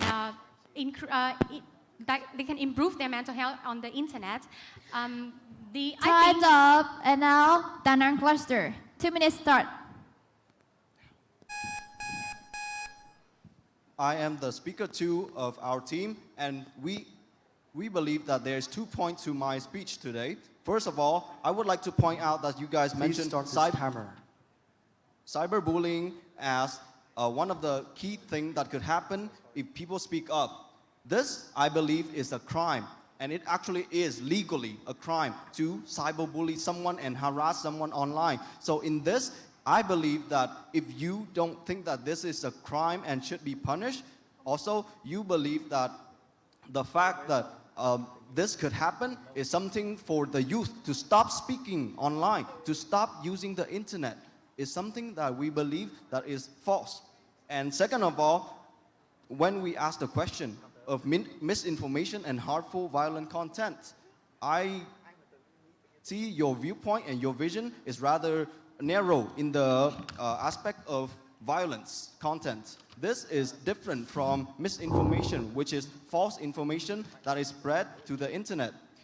Finally, we would like to add to our argument one more point, which is social media sites provide connection that is limitless, and in terms of physical location. With social media, today we can connect with friends and people that share our intention, shares our vision, and also they could share our ideology. So with this, I believe that there are many values to social media. And I would like to conclude with the points that your numbers, the statistic that you pointed out, that 30% of children were cyberbullied without any source. or any evidence to back it up. No number, no year, no researcher. So I believe that could be false or misinformation like you just mentioned.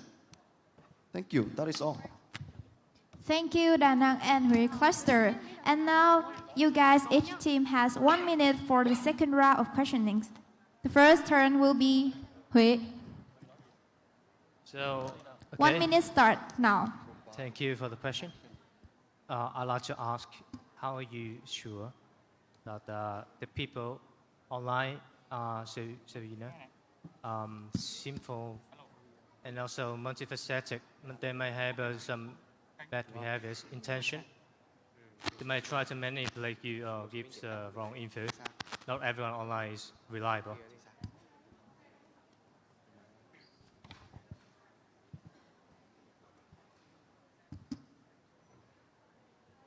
All right, so I would like to ask another question. Are you sure that everyone on the internet, and then we can meet on the internet, will share the positive information for you?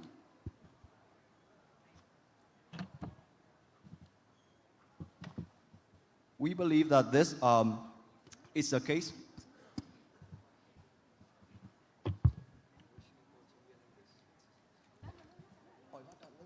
Are you sure? Are you sure that they all share the positive information? And now is the questionings form Da Nang. 1 minute start now. Do you agree that internet improve and make the mental health services? I would say AI chatbots or social media that focus and emphasize on the health services are more accessible and globally available. Yes or no? Can you simplify it, please? Okay, so do you think that social media, I would say, you listen to the misleading information or misinformation that can cause to the detrimental health effects of each person or young or youth?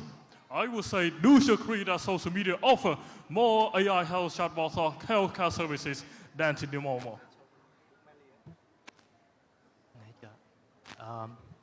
Yes or no, just do you agree?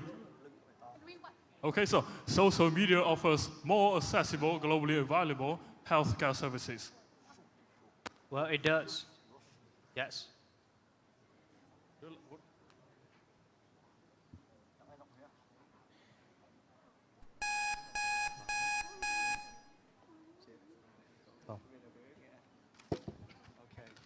So time's up for you. Lastly, we will move on to the summary. Each team will have 2 minutes for the summary. Again, the first turn will be to Hui. 2 minutes starts now. All right.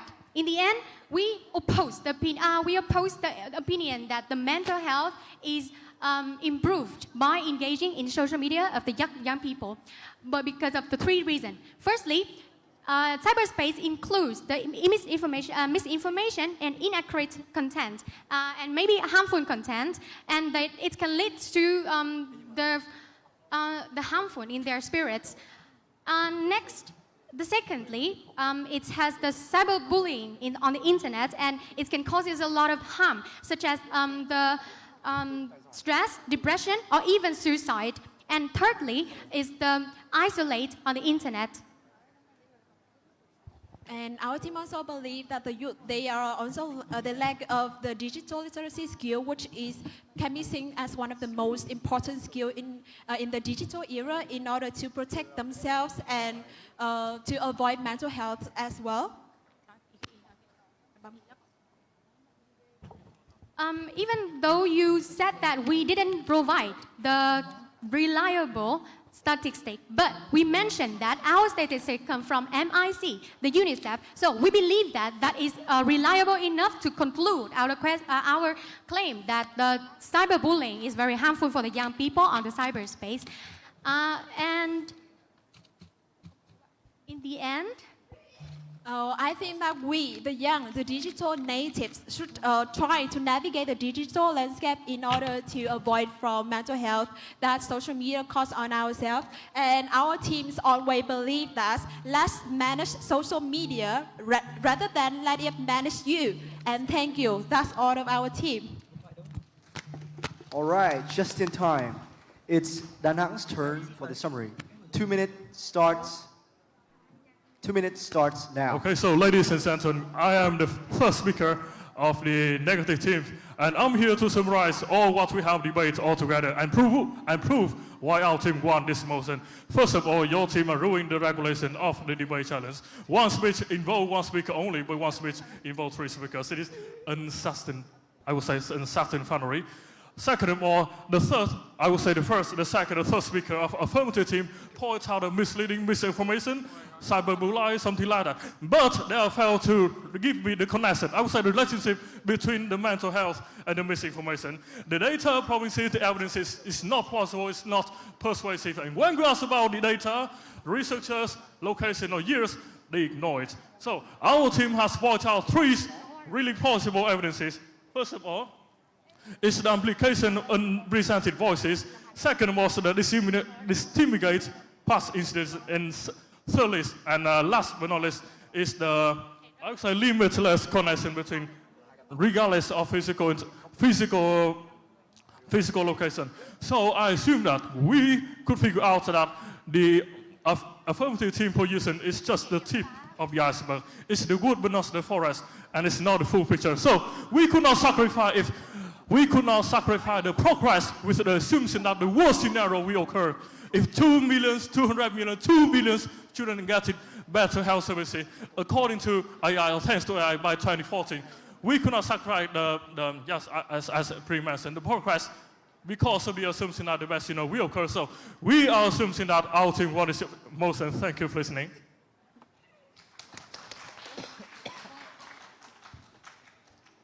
Thank you for your really eloquent speech. We were really impressed by the voice and intonation as well as the fluency of your delivery. Now, it will be the turn where the board of judges will ask questions to the team. And each team will have 2 minutes to answer the questions from the board of judges. So the board of judges could please start asking questions for Team Hui first.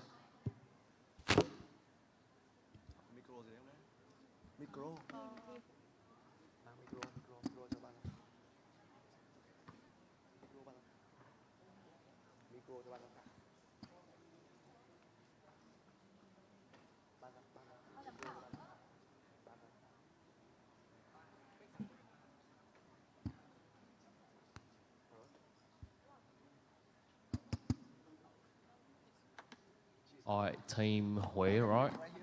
You mentioned cyberbullying a lot. I got a question for you related to the cyberbullying issue. Can you discuss the impact of cyberbullying and online shaming on the mental health of young individuals and how it differs from traditional forms of bullying, such as like in-person bullying? Okay. It may have adverse and very profound impact on this victims of the bullies, because they may develop several mental illnesses and even progress to further complications like depression or some or even traumatic experiences. And it destroys the life of the family that surround the victims if the victims do proceed to self-destructive behaviors like suicide or self-harm. And the difference between it and traditional bullying is that people are not held accountable. Not absolutely, not as much as in real life where it's transparent, where you can see if someone's bullying some other.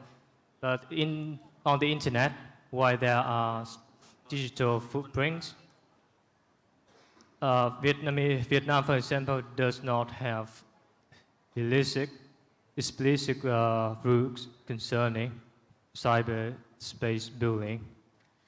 So perpetrators may suffer less consequences and are more free to do as they want. Thank you. Do you have any further answer, please? No, that's it.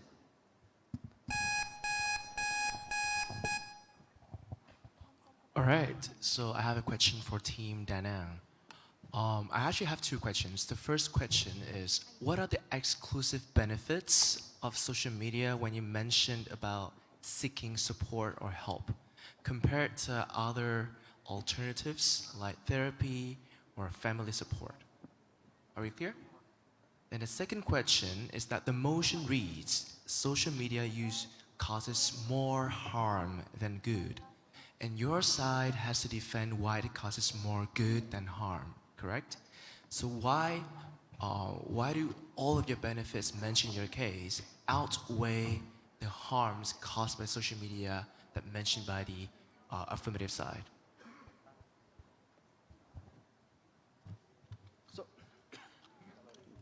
Thank you for your question. That was very in-depth. And with the first question, we believe that the exclusive benefit to social media is the fact that it could give people the ability to connect with others from across the world, which family connection may not be able to provide, or as you say, with therapy. With this, these are very serious and could deter people from actually seeking help. With social media, it is much easier to connect with others, and as such, people are more likely to seek out help and speak up.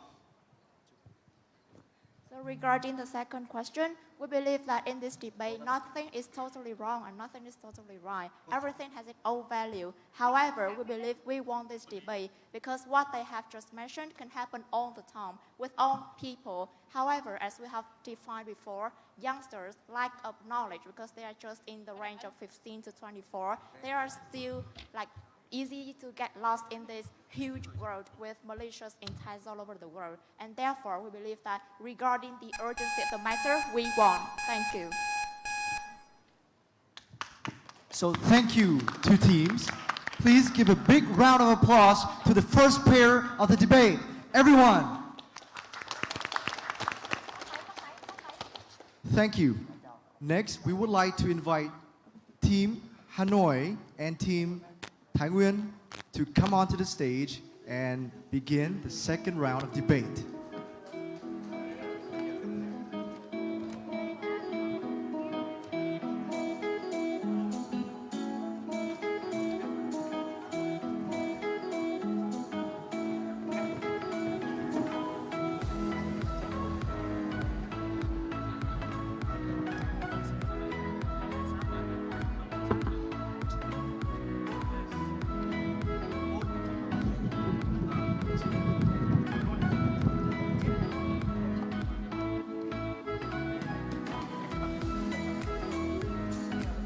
Please come forward, Team Hanoi and Team Thái Nguyên.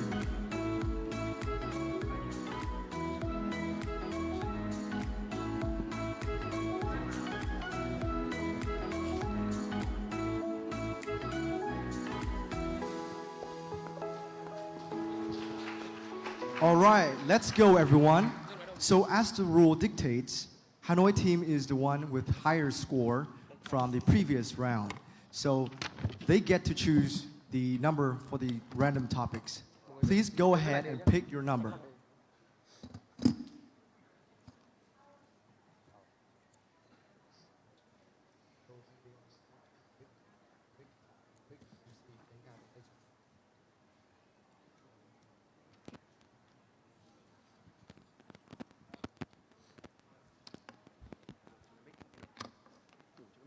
I want to choose number 3.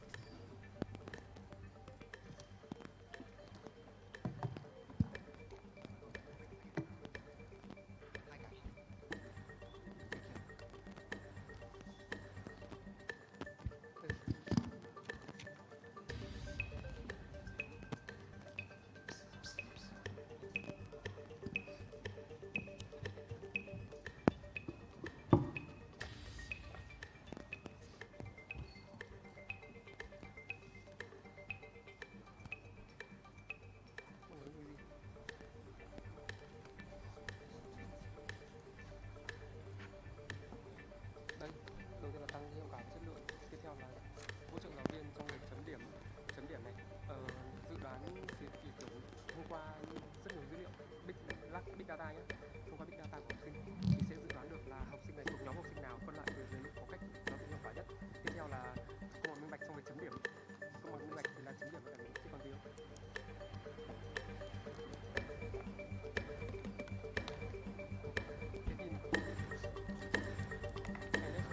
Thế thì chỉ nói là hỗ trợ chấm điểm thôi, mình chỉ tập trung vào hỗ trợ giáo viên và tăng hiệu quả giáo dục thì thông qua cá nhân hóa, học cá nhân hóa, nói được không?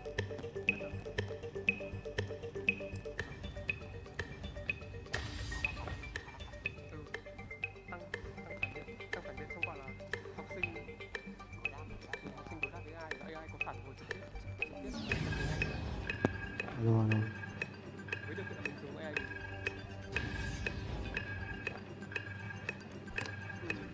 Đúng rồi. Thế thì hỗ trợ giáo viên là tăng tự học.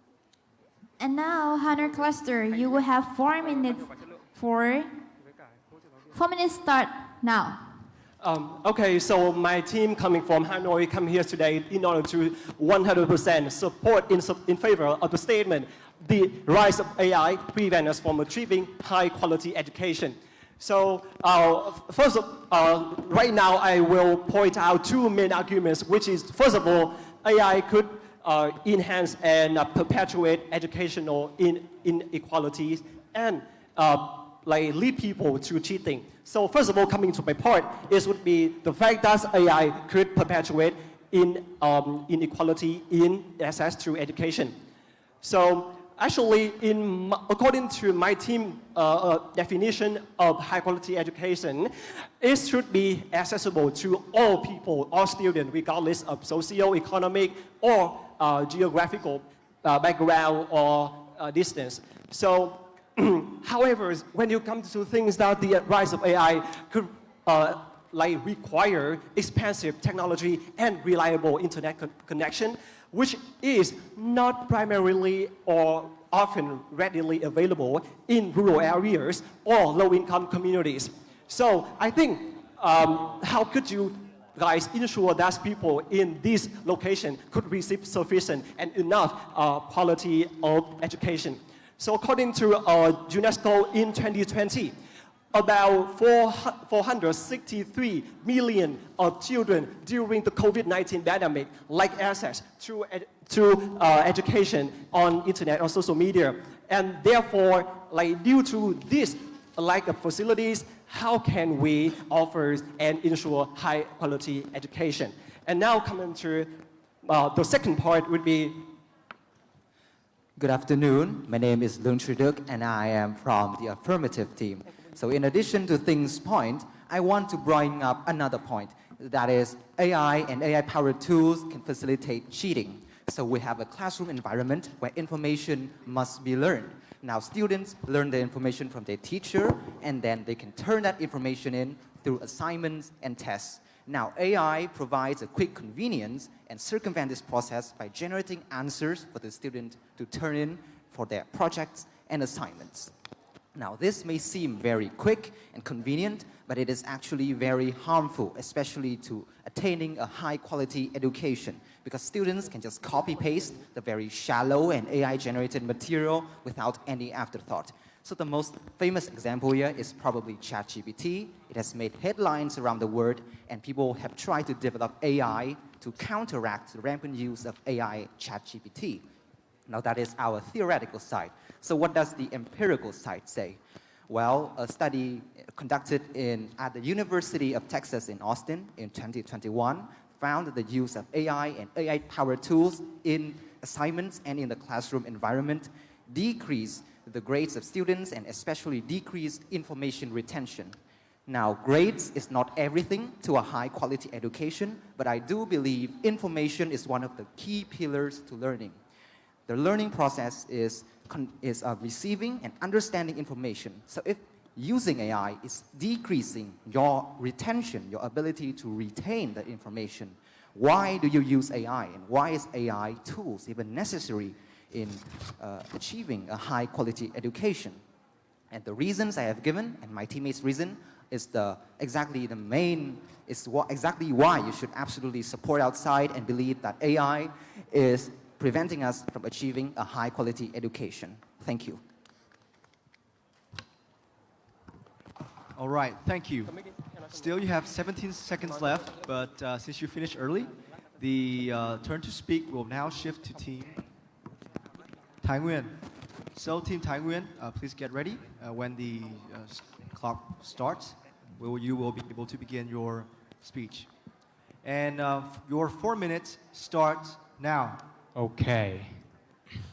So, I am from Taiwan. I am one of the representatives representing Taiwan today, and I'd like to make a contradictory point to the point that Hanno previously made. That is, the use of AI does not prevent us from achieving higher level education. So, first off, I'd like to begin with the point is AI, first off, perhaps personalize one's learning or teaching experience.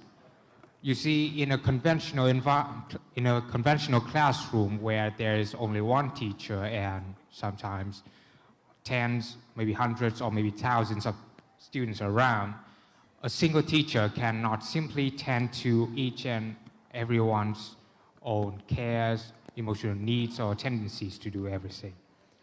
But with the assistance of AI inside a classroom, the teacher will be able to understand further, will be able to acquire more information further from each of the students, what they actually are interested in, and their preferences in learning.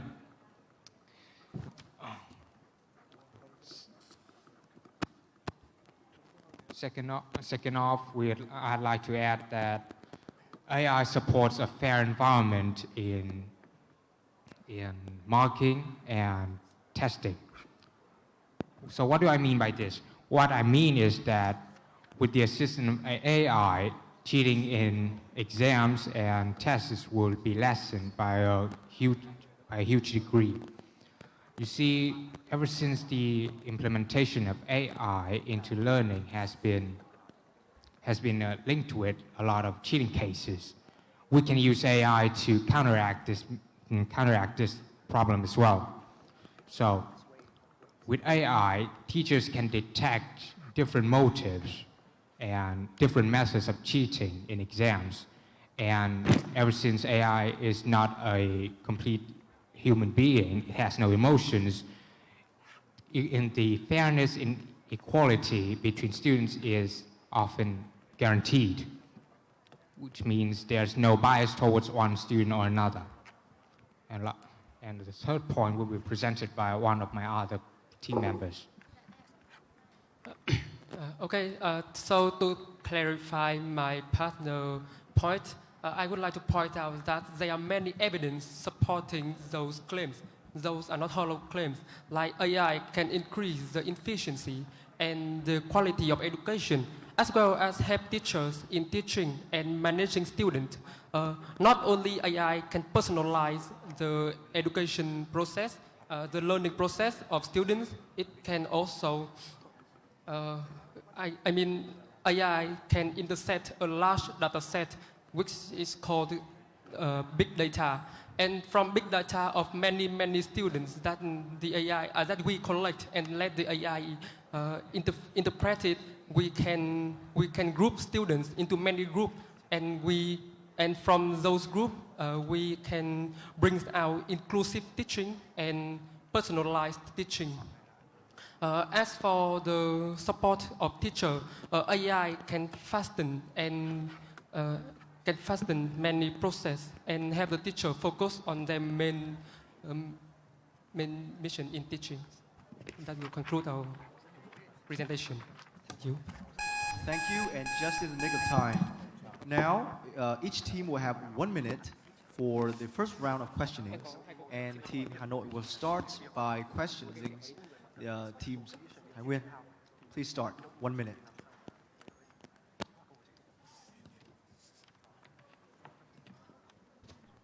Okay, so I have a few questions for you, and you only need to say yes or no. Is that okay?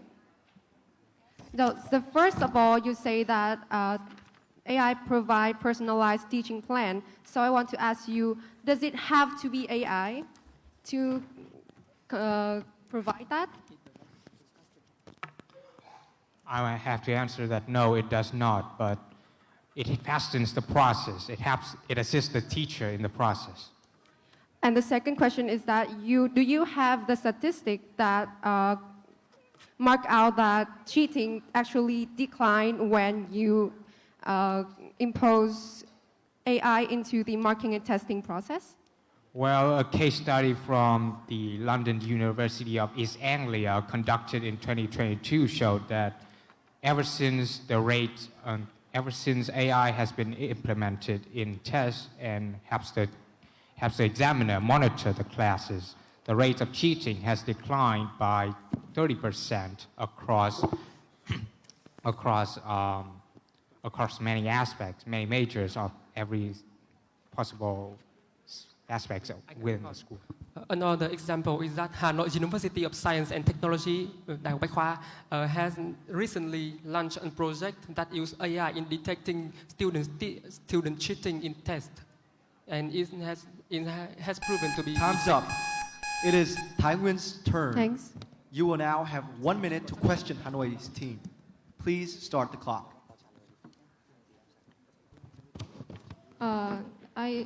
Our question is, are you sure that AI need internet to run?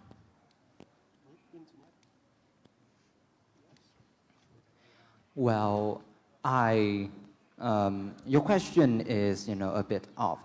AI is a program, right? And a program must be programmed. So either you have to locally, offline, get a compiling software or some kind of computer or hardware to run it on, then yes, absolutely, AI need the internet to run.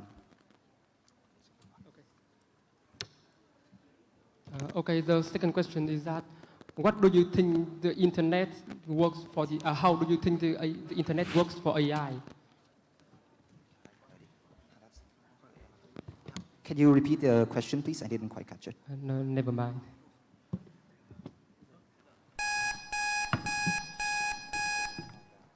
Time's up, and now each team will have 2 minutes for rebuttal.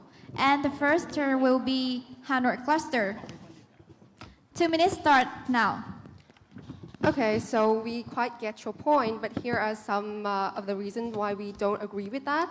First of all, you say that the AI provide personalized teaching plan, but I don't think it has to be AI because we now have upgraded our teaching curriculums and they already have some points that are personalized and are imposed by our teachers or we say our tutors. And they, of course, are helped of computer, but it doesn't have to be AI. So that's the first point. And of course, if you have AI there, as we say, it will facilitate cheating because they are going to offer the quick answers instead of actually do some researches. And the second point we want to point out is that in the marking and testing process, of course, you say that it improves the marking and testing, but we want to point out here is that the marking and testing process is not as important as the process of the student actually learning the material and to put it in the test. So if you do like allow AI to be present, the ability of the students to actually catch the material and do their test will decline.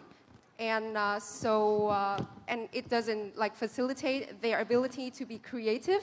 And that's why we think that we are heading for the place that AI prevent us from achieving high quality education. Thank you. Thank you, Hanoi Cluster. And now, Tai Nguyen, you have 2 minutes. 2 minutes start now. So you mentioned that when students use AI, it will give us quick answer without research or the accuracy of the answer given by AI is not very high. So I do not agree with this because AI, we believe that if its accuracy and answer is not very high, so the student will have to double check again with the credible resources that have already be proven. And this can increase the critical thinking between the students and also enhance the self-study among the students. So the student, they don't need to have a tutor or a teacher by their side to for them to ask and answer the students' questions.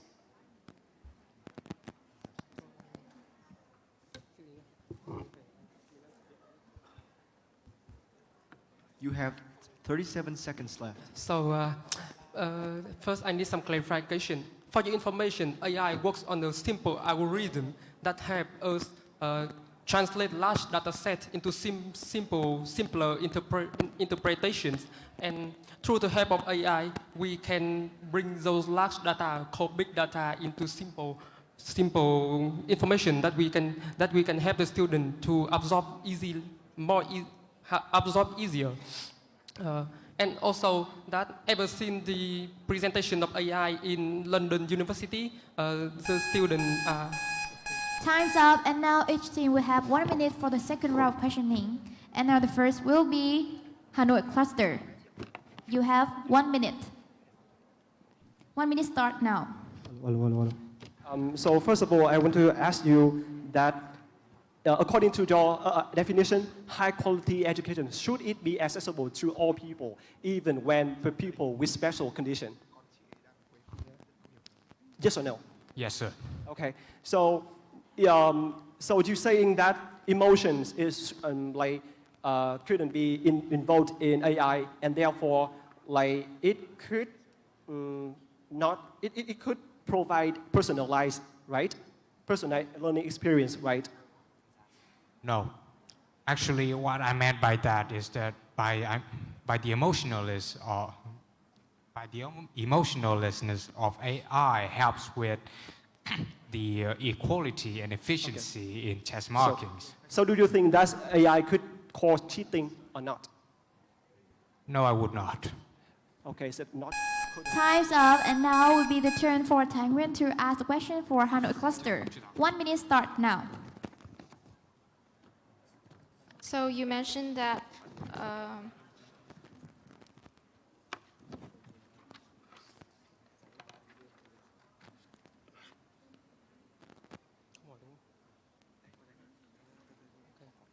by assuming AI is a AI as a tool for cheating, are you implying that we should prevent the use of AI in school?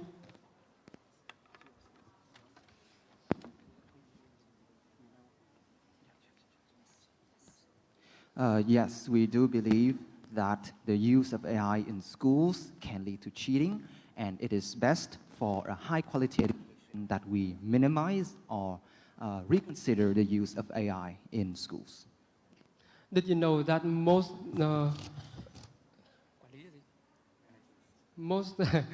managing websites like e-learning are using AI to interfere the data? Time's up.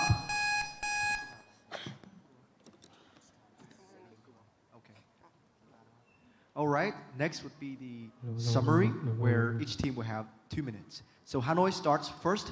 Your 2 minutes start now. Okay, so here is my team summary. That's why we should win this debate sessions. So first of all, I want to point out that this is due to two main reasons. First of all, we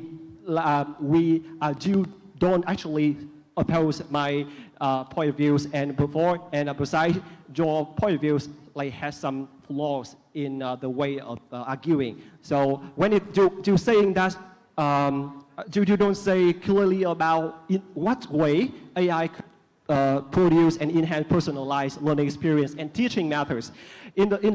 Because you all just say that it could help teacher mock students essays or something like that, but how can it have anything to do something to do with enhancing high quality education? Apart from that, you say that emotion could be but how can you say that's word because AI don't have emotion, so they couldn't relate to people with special condition, and that you agree that high education should be accessible to all people. So what is the point of adopting AI if they couldn't deal with some people like AIDS or something like that? And apart from that, the cheating in AI could really enhance cheating, and you just say that it prevent cheating because it could offer quick and rapid sample and essay to double check or cross checking. They just have to submit the works to the professor. Apart from that, my team didn't hold to my point of view that AI couldn't provide enough asset to people in rural areas and community. And therefore, you are actually in agreement with us in this point. Apart from that, you don't quite say about what my team wrong about cheating appointment, the second point. Time's up. Next would be Tai Nguyen's turn for summary. Your 2 minutes starts now. Did you know that it only took Deep Blue and very ancient AI only 1 year to outperform the world chess champion in a chess battle? It is only 1 year, and ever since AI have had big development in our world and the way we see our world through fast-paced technological advancement. So why is that AI can't help us in a simple problems that to enhance the high quality education?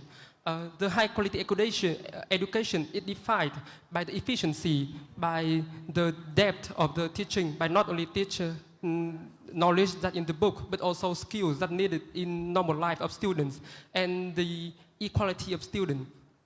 AI can help enhance the equality of education by grouping students into categories through which we can help them learn better, and inclusive teaching, a pretty new term, and also that in my 15 years of education, I haven't seen any teacher more patient than the GPT that I used. The GPT answered my question repeatedly until I fully understand it. I can also use GPT to simplify my problems and to summarize the whole book, which will make the information that we absorb credible. Okay, so in conclusion, we should catch up to the wave of the fast-paced AI development to bring ourselves to a new level of high-quality education. Yeah, that's our presentation. Thanks for your attention. Thank you. Next, we move on to the Q&A. The Board of Judges will ask questions to the teams, and each team will have a maximum of 2 minutes. Starting with Team Hanoi. Please, judges, you can ask questions. The clock should be starting now. Hi there, congratulations. So I just have one question for you. So you mentioned on the first round that during the COVID-19, the children need to use the internet for the education. And you use that as an example that the AI is not good for them to achieve the high equality education. I don't understand that. Can you elaborate more? Thank you. Oh, okay. Because they lack access to internet connections, and therefore they don't have that kind of opportunity to use AI, and therefore other benefits benefits about education should not be available for them. So because because of the difference between the areas, and some more high-income communities can achieve high education by adopting AI. And what I'm trying to say is that it could lead through the digital divide.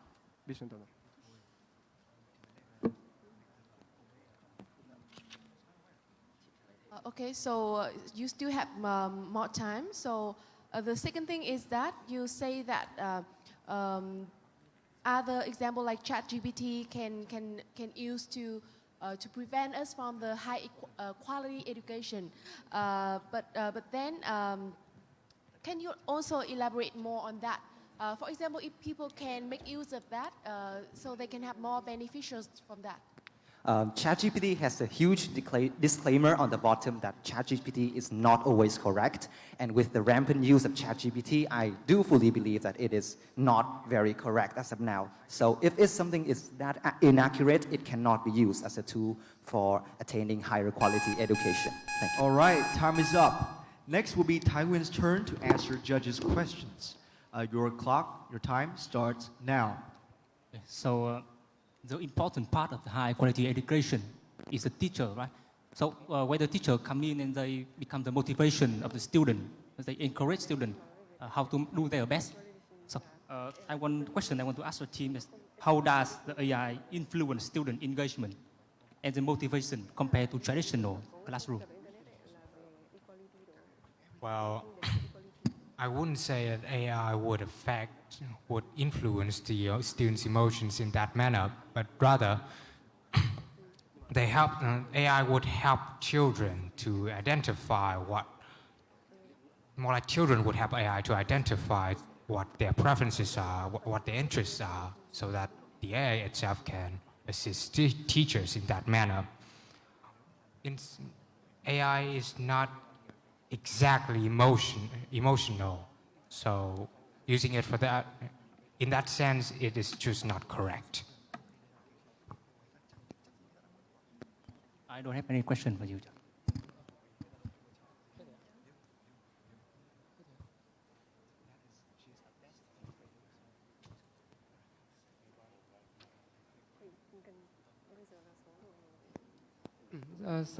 Because there's still more time for us to answer your questions, I want to imply that AI cannot replace traditional teacher in the teaching process of students, especially in sympathetical and emotional problems. The teacher should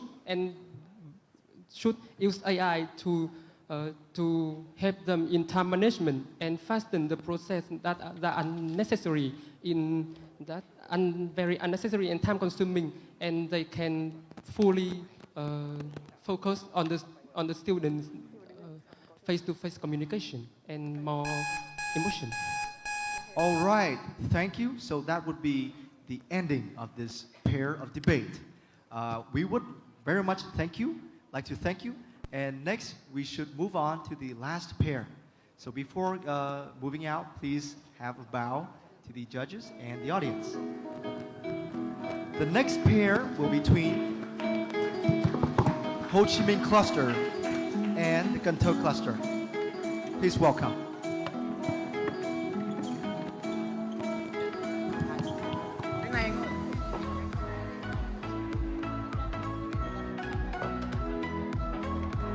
I invite two teams to come forward.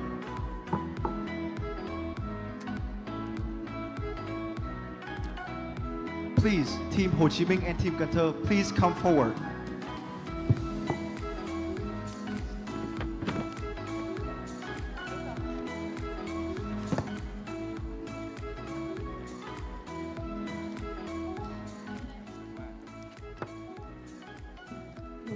All right, as a rule, the teams with higher scores will get to choose your topics.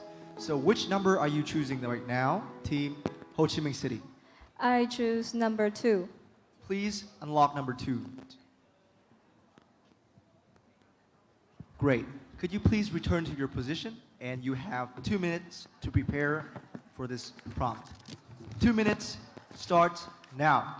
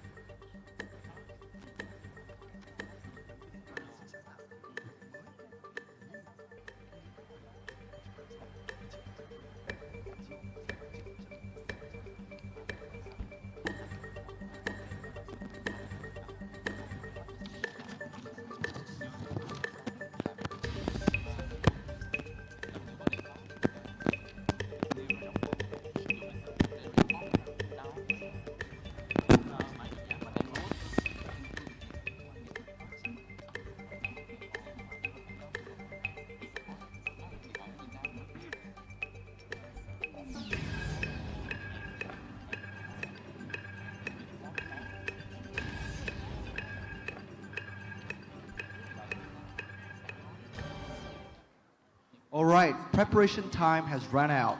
Now I would like to invite Team Ho Chi Minh City. You will have 4 minutes to present your argument systems. The timer starts now.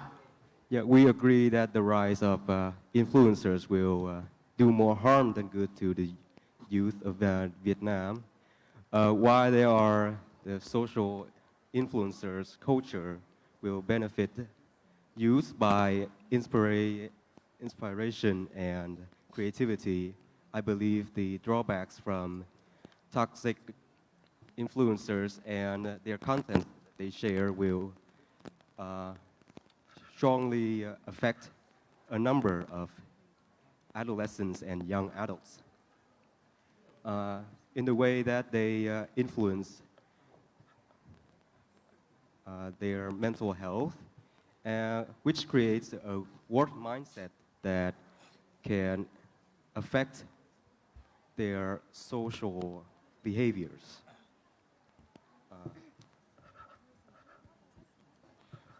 Influencers are people who are famous on various media sites like Facebook, Twitter, TikToks, and they are trendsetters as they create a huge image and they are far-reached. From that, they create an image that are curated and makes young people compare themselves to those influencers, which creates anxiety, depression, and other mental issues.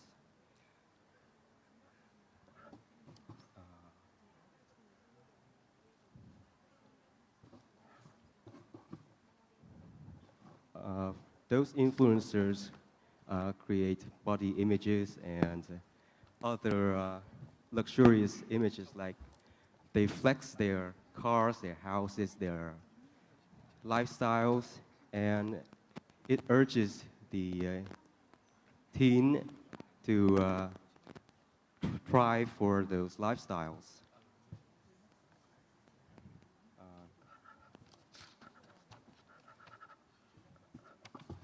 That copying those values will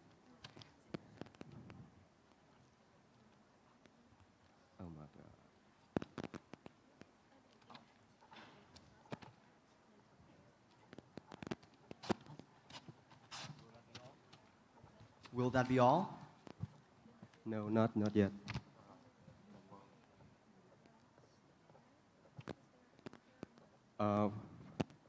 From those copying values, they lose their own individual identity, which makes them unable to decide for themselves, always follow a lifestyle that harms themselves and their mindset as well as other people's.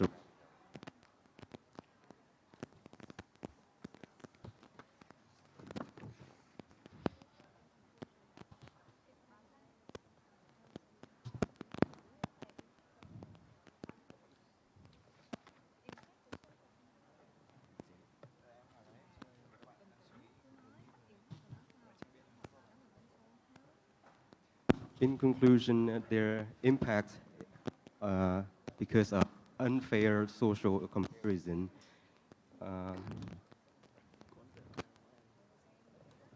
is losing their own identity, causing harm to themselves and the whole. Time's up for Ho Chi Minh team. Next, 4 minutes will be awarded to counter teams. Please put forward your opinions. 4 minutes starts now. Ladies and gentlemen, we are living in the digital world of so many influencers. And we know that I believe that all of us staying here do use the social media such as TikTok, Facebook, YouTube, and we are influenced by many influencers, maybe in the good way or maybe in the bad way. But today we stand here to say that the influencer on social media does good more than harm. Why? The first thing, who is the influencer? The influencer is the one which has the many followers, and he or she can influence the opinions of many Facebook or TikTok user, and they can influence in many ways. And we do believe that the influencer, they can influence. The first thing, they can promote the good. Why? In the first aspect, like in the educational aspect, I have been learning a lot from Facebook Reels as well as YouTube shorts, especially in English. I'm an English enthusiast, so I follow a lot of influencers in English, and I can learn like many words, many vocabulary, and many pronunciation tips, especially with many the people who is very famous in this field, like Mr. Bino. I also follow him, and I can learn a lot from him. And I think he is the good influencer that influenced my English learning process. The second, the influencer can also promote the good things that they can inspire a lot of the young. Why? Let's take her Hanie for an example. She is a top 5 Miss Universe 2018, and she has a quote that I can do it, you can do it, and it inspires a lot of things for the youngster. It is our one argument that the influencer can promote the good things. Second, the influencer can also prevent the bad things when they are the influencer. For example, in the COVID-19, many doctors have uploaded a lot of videos that say that which is the vaccine that is which is authorized, which is the true vaccine, and which is the true method to prevent the COVID-19, but not the normal method. It is promoted by many others who is not have the special. Who is not an expert in this field. So at the end of the day, we think that the influencer does more good than harm because of two reasons. They can promote the good things, and the second, they can prevent the bad things in the role of the influencer. And today, the team who is the winner is a team who can show what can the influencer can do. And we are very proud to stand here to propose that the influencer can do more good than harm. And I am the first speaker of our negative team. Thank you. All right, thank you. A very, very clear argumentation has been put forward. So next, we'll move on to the line of questionings. Okay. Here, the Ho Chi Minh City teams will get to questions. So you mentioned Please start the timer. You mentioned the definition of influencer, someone who has many followers. So what if I say a boxer or a figure skater who doesn't use social media much, like Hanyu Yuzuru? So does this count as influencer, and how can this, as you can say, promote good things and prevent bad things by just being a figure skating or a boxer? Ladies and gentlemen, in this world, social media is very dominant, and it's like every one of us just use this every single day. For sure, not only the very keynote speaker, the very politician to become the influencers, but also others. You can be, or I can be the influencers as well. But the main thing is that we wholeheartedly believe that the point that the youth can, everyone, the users could raise this awareness to decide which is better, which is harmful or not, and this is the main motivation for them to decide. Thank you. That would be the end. Next, Gunther, it's your opportunity to question. So my question is that you have just mentioned that the influencers often cause a lot of events to benefit themselves. So my question is this impossible for users to have any benefits from the influencers? Can you repeat the question? Is it impossible for users to not gain any benefits from influencers on social networks?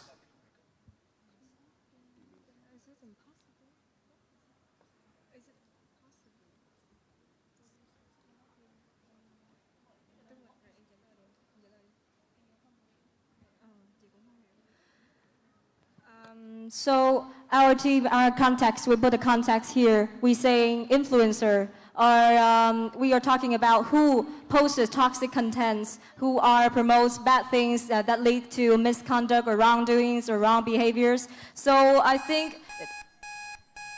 End of time. Next, we will move on to the rebuttals. Each team will have 2 minutes, starting with Ho Chi Minh City. Please start the timer.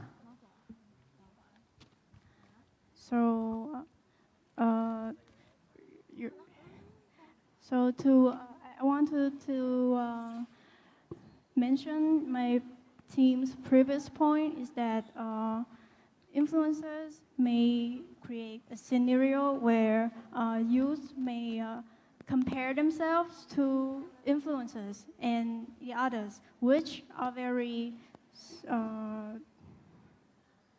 which have very negative effects to their mental health, because it can cause anxiety and depression.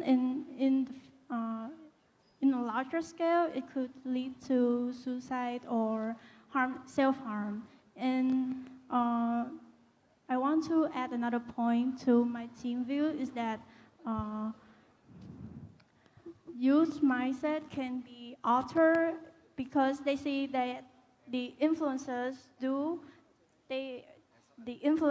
are not being held accountable for what they did. So they think that influencers is good, is cool, and it's very easy to get attention from. So they try to copy what the influencers try to do. And for example, if influencers are advocates for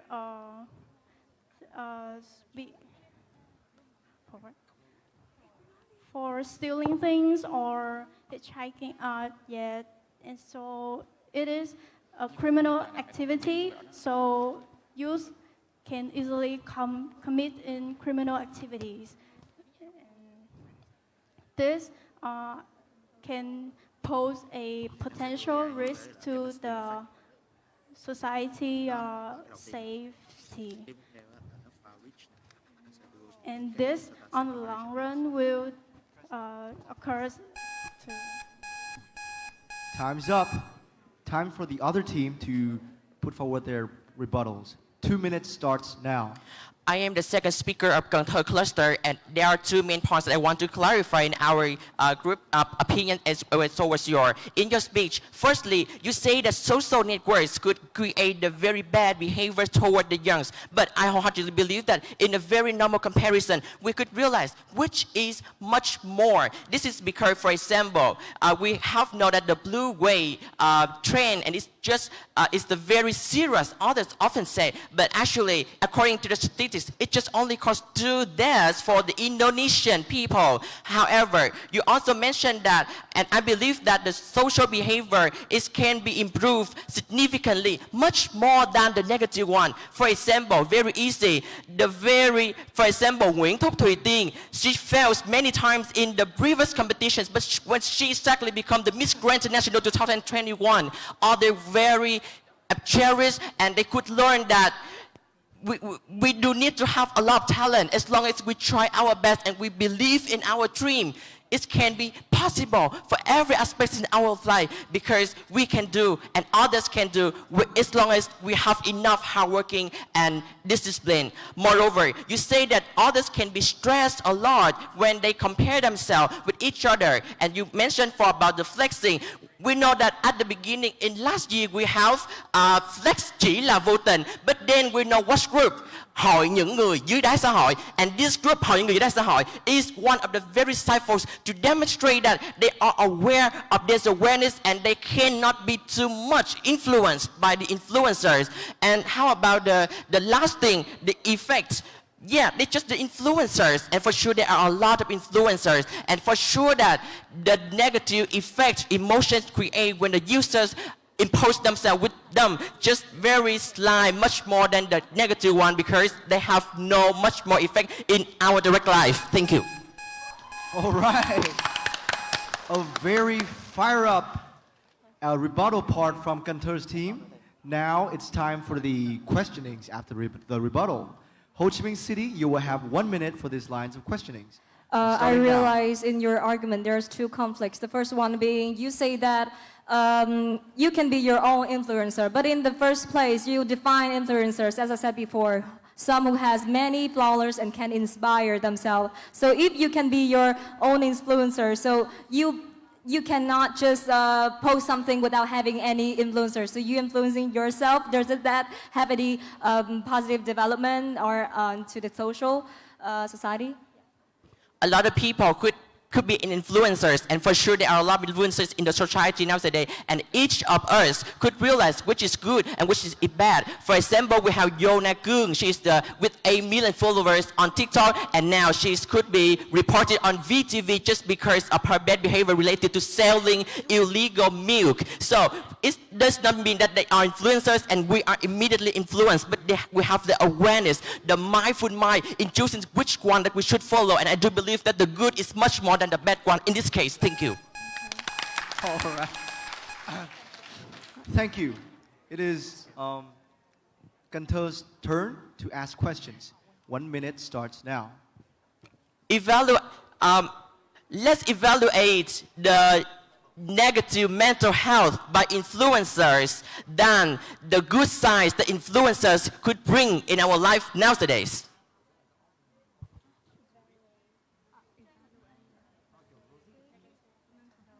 So as I said before about mental health issue is promote social comparison. When you compare yourself to, do you want to become your influencer? You compare to yourself to those who follow that particular influencer, and you compare yourself to other people on a larger scale who even though not following that influencer. So, so this mental healthness is promotes like when you want to, following a particular figure and you start to compete, you want to compare yourself all the time, and then you start losing your individual identity. That means that you are not in control of your whole ethical points, because you're not in control of yourself. Yeah.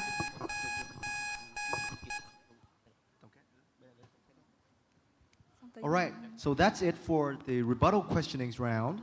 So next is the summary, where each team will have 2 minutes for the summary. We start with Ho Chi Minh City Clusters team. Please, you have 2 minutes. The timer starts now. So in conclusion, our team agree that the rise of influencers on social media does more harm than good, because we pose two claims. First of all, the influencer promotes affects youth mental health, which is resulting in social comparison, where the scenario is people start comparing each other and they start losing their own identity, they start losing themselves. And the second claim is that if one absorbs their influencer mindset, they start to conduct real life. For example, I'm saying this in a particular scenario where they imitate the influencer who posts toxic news, toxic content, the dare, the challenges, the binge eating. So these can alter their mind, make their mind warped, and leads to misconduct in real life. They saw their influencer stalking someone, and they think that is normal to do so. And if this, in the long run, they can create more severe consequences where one can be affected by their overall well-being in both mental and physical health too, because they're just someone who's too obsessed with their influencers and do not decide whether it is good or bad. And and I want to point out another conflict in the negative team is that you say, you provide an example where a miss something, say that you can do it, but actually in the real life, if you can do it, that doesn't mean that everyone can do it, because that depends on your own ability and your own luck, and that depends on many factors, and that you cannot just say you can do it and say that influencer just particularly promoting good things, because you're not deliberately is telling them that what good things here and how do they prevent bad things by just saying online. So I think that's particular thing. Yeah. Thank you, Team Ho Chi Minh. Your time has run out. Now will be the turn of Cần Thơ. Please, your 2 minutes starts now. I am the last person to speak of this. I am the last person to speak of this, but my first is that you said that bad effect due to influencer can influence a lot of people, but I'm sure it's just a small case, and it doesn't affect the majority. The majority of influencers are trying their best to help people, to influence people, to help others to better their life. And the reason is that, are you sure that you haven't learned anything on social media? And I'm sure that everyone here in the audience have learned something, anything on social media, even about mental health, about your overall health, physical health, and to better yourself. And lastly, why do you think that many people used KOLs, influencer, to advertise their advertisement campaigns? And the main point is that the winning team here today must raise all the concerns is that why is the bad effects, why influencer affects badly to other people. And we believe that we are the winning team. The reasons why, because that we have proved that good influencer exist, and there are a lot of people, and they have tried their best to help others to share information. Imagine a world where there's no influencer. It would be devastating. Many people wouldn't learn anything on the internet. And we couldn't be inspired by influencer. Thank you.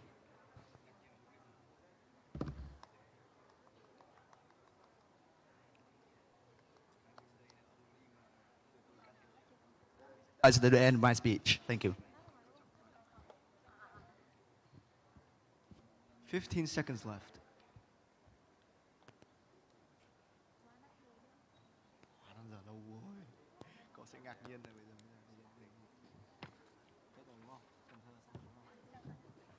All right, since you have no more points to make, we'll cut to the summary parts. The Q&A. Now the Board of Judges will ask questions, and each team will have 2 minutes. Please, judges, please ask some questions for the Ho Chi Minh team. Thank you.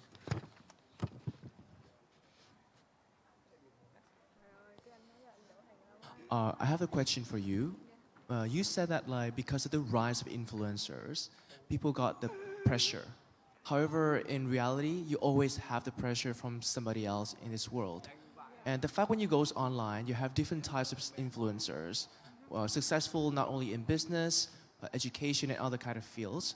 So do you think that because we have variety of influencers that actually give you more empowerment to believe in yourself that you can be successful in your own way, rather than comparing yourself just to normal people with the limited social circle you have? And that makes the influencers, there's more good than harm in terms of pressure.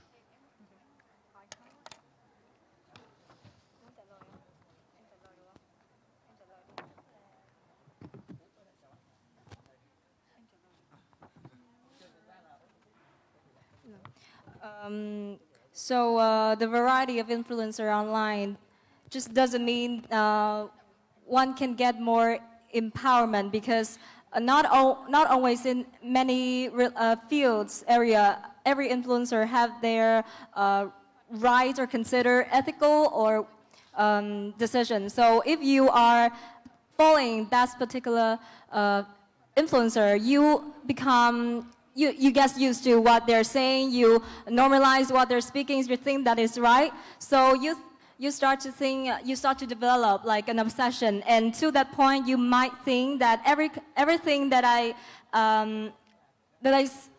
tell is true, and then everything you consider everything they say will just be considered empowerment in some way for you, because it can maybe empower your bad motivation, your bad intentions. Yeah. Thank you for the last answer. Okay, please, next will be the turn where the judges ask questions for Team Cần Thơ. You will have 2 minutes. Thank you. The clock should start now. As an influencer / content creator, I have a question for you. And this is a pretty sensitive question, and I often see it circulating on the internet. Some influencers, I'm pretty sure that we were all aware that some influencers can make up to, say, 1 billion or 2 billion VND a month. While there are, doctors out there who are saving lives every day that can only make less than, say, 50 million a month. So do you think that's fair? Do you think that these influencers, content creators, deserve to make that much money? Why or why not?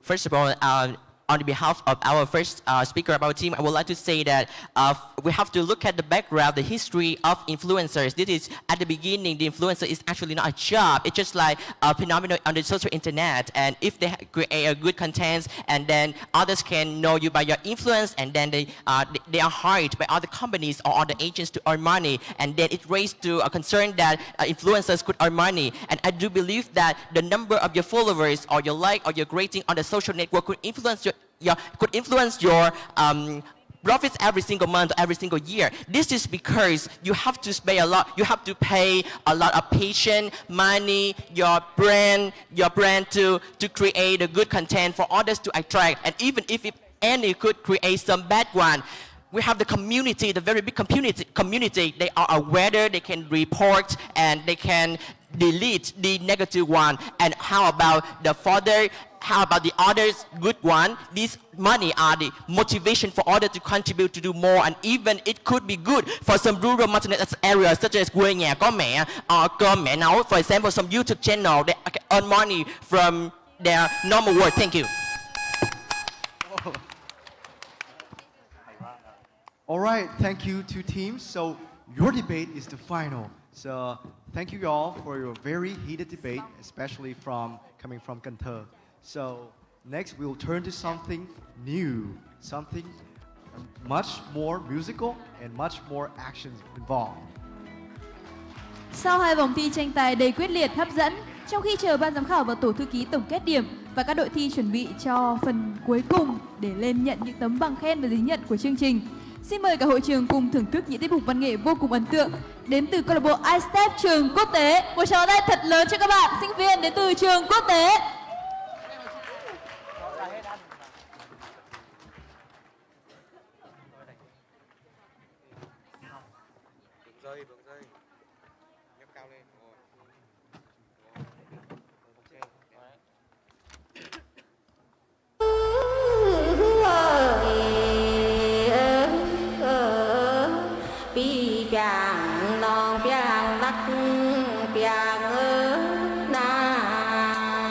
Ngày nào cất tiếng khóc chào đời, ngay cái lúc chỉ một màu tối đen, không điện không bác sĩ, không có bệnh viện, mọi thứ dường như rối ren, bố nó chạy theo lối quen tìm bà đỡ giữa tối đêm. Cùng nơi con đã có em, gấu con quét đất, tuổi thơ là những chiếc đèn dầu cháy hết bấc, những trưa hè nóng, những ngày rét nhất, lớp học sợ mưa với những bức tường chắt đất.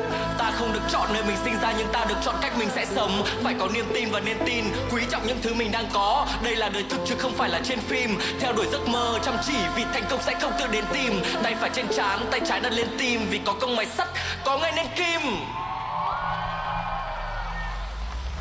Người miền núi chất lên sân khấu, tay cầm mai từ nơi cùng trời cuối đất, cho họ biết đây là ai, là rap hip hop từ trên bản làng. Có công mài sắt, có ngày nên kim. Anh sống ở trên bản, rap trên bản, có mấy thằng bạn hip hop trên bản làm anh quên nản. Sống đơn giản, quan điểm sống là bất thù thêm bạn. Người miền núi chất chơi xả láng, có lúc tất bật cả tối cả sáng, lúc chơi cả tháng. Thâu anh thả dáng, giờ thì đến lượt nhìn anh tỏa sáng. Nương thong tham, đây là người miền núi đi thi trong Nam, đưa bản sắc vào trong câu rap với niềm tự hào anh đang mang. Yeah, flexing, xỏ dép cao su anh nhảy breaking trên cột beat. Team anh cooking, anh biết nói mời em về đội của anh, ok em check in. Về bản làng, toàn là nhà gỗ, nhà đất, nhà sàn, nhiều đặc sản, không cần nhà hàng. Đất rộng thanh thản nên từ đất đời là vàng. Chơi nhảy lửa nhảy xa vui hơn đi ba, tiếng đàn tình cuốn hơn gậy guitar. Nghe hát gọi hát then hát rap ở trong house sàn thích hơn cả villa. Đây là người miền núi chất, người miền núi chất, và đây là người miền núi chất, người miền núi chất. Nó ơi nó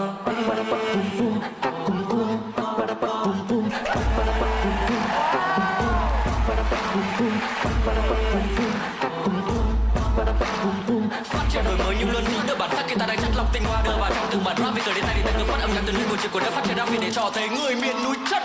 Đây là hip hop từ trên bản làng, anh biến từ đất trở thành bản vàng, thành quả chất đầy trong những khải hàng. Từ ngày khó khăn vẫn còn tản mạn, có công mài sắt có ngày nên kim, có một tình yêu đặt ở bên tim, chăm chỉ thực hiện biến giấc mơ thành hiện thực thêm động lực bởi vì có công mài sắt có ngày nên kim.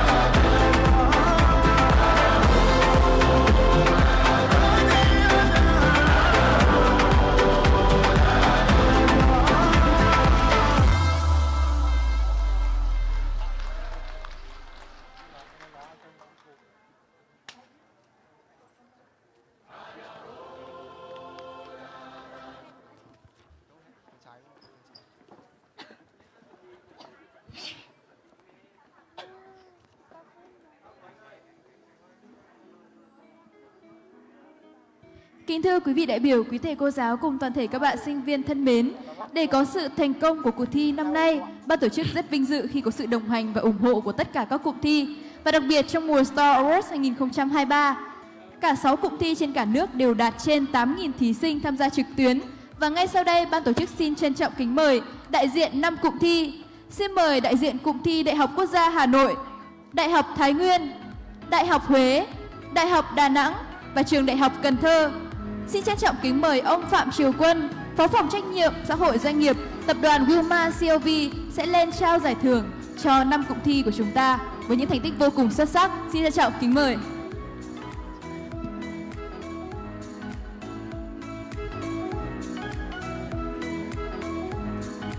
Một lần nữa xin được trân trọng kính mời đại diện 5 cụm thi Đại học Quốc gia Hà Nội, Đại học Thái Nguyên, Đại học Huế, Đại học Đà Nẵng và Trường Đại học Cần Thơ.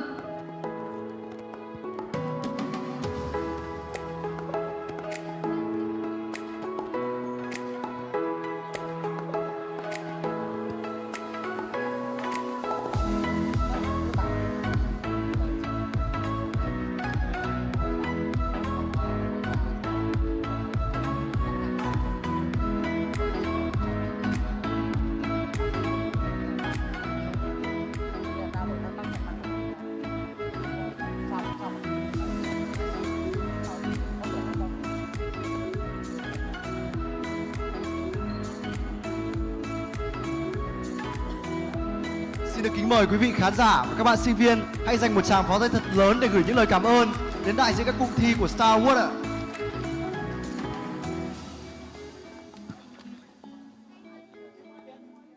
Vâng, kính thưa quý vị đại biểu và toàn thể các bạn sinh viên thân mến, có một điều bất ngờ đó là trong vòng thi trực tuyến thì có một cụm thi đã đạt hơn 20.000 lượt thí sinh tham gia và không ai khác đó chính là cụm thi đến từ thành phố Hồ Chí Minh.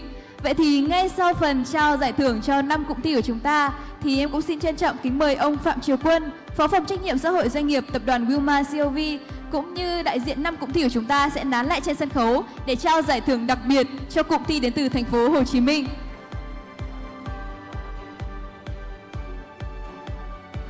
Một lần nữa hãy dành một tràng tay thật lớn dành cho 5 cụm thi của chúng ta. Xin trân trọng kính mời đại diện cụm thi đến từ thành phố Hồ Chí Minh sẽ lên để đón nhận giải cụm thi có tổng thí sinh thi trực tuyến cao nhất cả nước với phần quà trị giá 20 triệu đồng đến từ nhà tài trợ. Một tràng tay thật lớn ạ.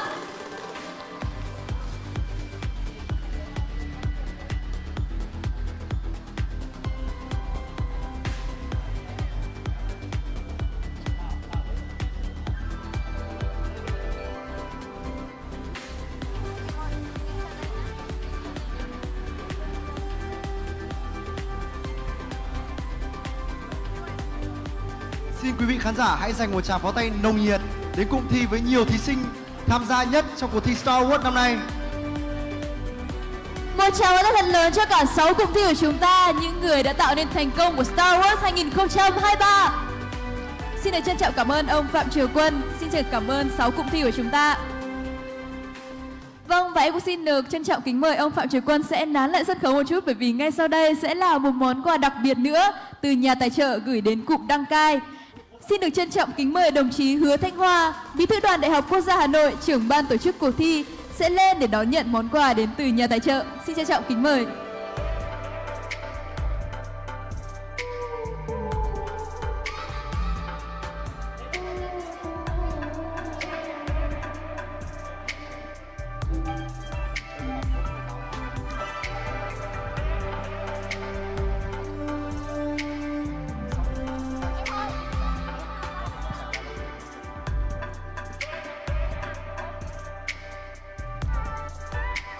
Vâng, đến với cuộc thi Star Award 2023 ngày hôm nay, đó là sự nỗ lực của tập thể cả 6 cụm thi của chúng ta. Những cụm thi đã vô cùng xuất sắc với sự hỗ trợ và đồng hành cùng tất cả các bạn thí sinh, những ứng viên tài năng để có 18 gương mặt xuất sắc nhất bước vào vòng chung kết toàn quốc ngày hôm nay. Một lần nữa đề nghị chúng ta nhiệt liệt chúc mừng cho kết quả của Star Award 2023. Xin trân trọng cảm ơn ông Phạm Triều Quân, xin trân trọng cảm ơn đồng chí Hứa Thanh Hoa.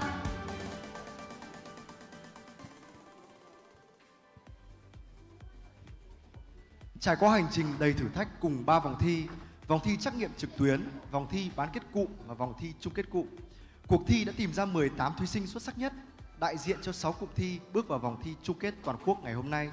Sau đây xin được kính mời 18 thí sinh lên sân khấu để nhận phần quà đến từ ban tổ chức. Và sau đây chúng tôi xin phép được đọc tên các bạn thí sinh xuất sắc cũng như thông tin về trường học của các bạn.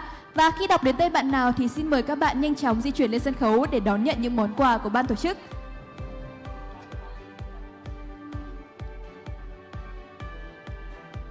Xin chúc mừng bạn Bùi Ngọc Hoàn đến từ Đại học Công nghệ Thông tin Đại học Quốc gia Thành phố Hồ Chí Minh. Xin được chúc mừng bạn Nguyễn Lữ Tú Minh, trường Đại học Khoa học Xã hội và Nhân văn, Đại học Quốc gia Thành phố Hồ Chí Minh. Xin chúc mừng bạn Cao Lê Yến Nhi, trường Đại học Khoa học Xã hội và Nhân văn, Đại học Quốc gia Thành phố Hồ Chí Minh. Xin được chúc mừng bạn Nguyễn Thế Nhất, khoa Ngoại ngữ, trường Đại học Cần Thơ. Xin được chúc mừng bạn Phan Quốc Khang, trường Công nghệ Thông tin, trường Đại học Cần Thơ. Xin được chúc mừng bạn Ký Thanh Trương, khoa Sư phạm, trường Đại học Cần Thơ.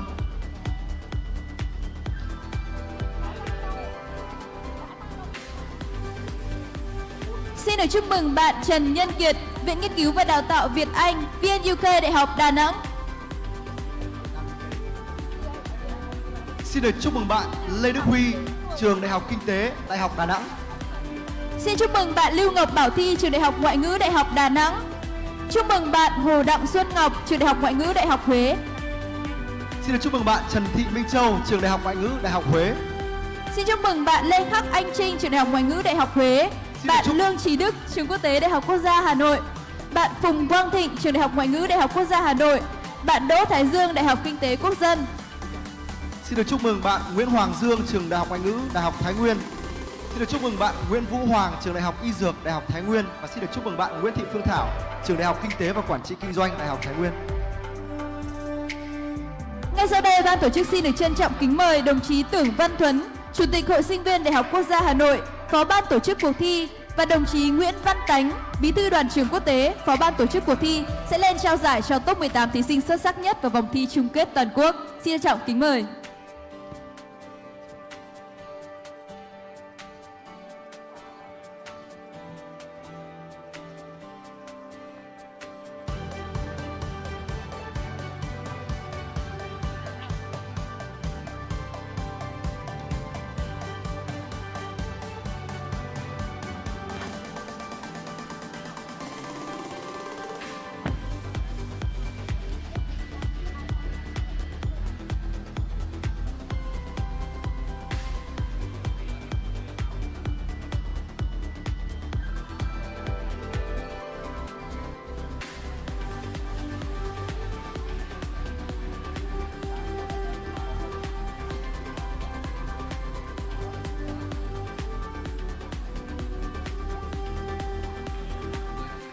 Một lần nữa xin đã dành một tràng pháo tay thật lớn cho sự cố gắng và nỗ lực cũng như những thành tích đã đạt được của 18 thí sinh là vòng chung kết toàn quốc Star Award 2023 ngày hôm nay.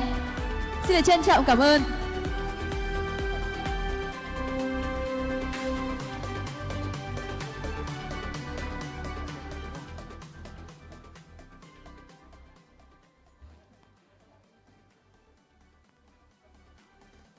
Kính thưa quý vị và các bạn, trải qua các vòng thi vô cùng gay cấn ngày hôm nay, vòng thi chinh phục và vòng thi bản lĩnh, điểm số giữa các đội thi vô cùng sát sao. Sau thời gian bàn bạc đầy căng thẳng, ban giám khảo chúng ta đã đưa ra được những kết quả cuối cùng. Và không để quý vị đại biểu cùng các bạn sinh viên chờ đợi lâu hơn nữa, ngay sau đây ban tổ chức xin được công bố kết quả chung cuộc thi. Và trước khi đến với những giải thưởng quan trọng là giải khuyến khích, giải ba, giải nhì và giải nhất, thì chúng tôi có một giải thưởng vô cùng đặc biệt, đó chính là giải yêu thích. Và xin được chúc mừng đội thi Cần Thơ. Các bạn đã chiến thắng giải yêu thích với hơn 2056 lượt like và 213 lượt share. Và ngay sau đây ban tổ chức xin được trân trọng kính mời bà Trần Thanh Khánh Linh, Giám đốc Giải pháp Công nghệ Toàn cầu Việt Nam, Tập đoàn Yuma COV sẽ lên để trao giải thưởng cho giải được yêu thích nhất đến từ đội Cần Thơ. Xin mời các bạn tiến lên phía trước để nhận giải thưởng này ạ. Một lần nữa xin được chúc mừng đội Cần Thơ. Vâng, và có lẽ là các bạn ấy được yêu thích không chỉ là trang sân khấu ngày hôm nay mà là cả quá trình vừa rồi cũng đã được biết đến với những sự nỗ lực cũng như phần thể hiện vô cùng ấn tượng. Một lần nữa xin được chúc mừng cho các sự nỗ lực của đội Cần Thơ.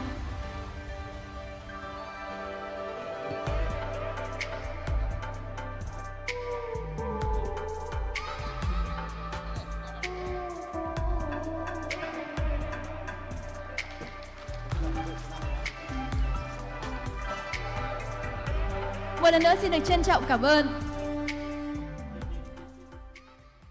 Vâng, và đó là giải thưởng chiến thắng trong lòng người hâm mộ. Còn bây giờ giải chiến thắng đến từ kết quả chung cuộc của Hội đồng ban giám khảo sẽ như thế nào? Chúng ta sẽ đến với những giải thưởng quan trọng đầu tiên, giải khuyến khích. Và ngày hôm nay thì chúng ta sẽ có 3 đội thi đạt được giải khuyến khích chung cuộc của vòng thi chung kết toàn quốc Star Award 2023. Và cái tên đầu tiên sẽ đạt được giải khuyến khích. Xin được chúc mừng đội Đà Nẵng với 99,6 điểm. Tiếp theo đó xin được chúc mừng đội Thái Nguyên 130,6 điểm. Và đội thứ 3 đạt được giải khuyến khích chung cuộc. Xin được chúc mừng đội thành phố Hồ Chí Minh với 164,4 điểm. Và ngay sau đây tôi xin được trân trọng kính mời các đội thi, các bạn đạt được giải thưởng sẽ tiến lên phía trước để có thể nhận được giải khuyến khích của chương trình. Xin mời đội Đà Nẵng, đội Thái Nguyên và đội Hồ Chí Minh.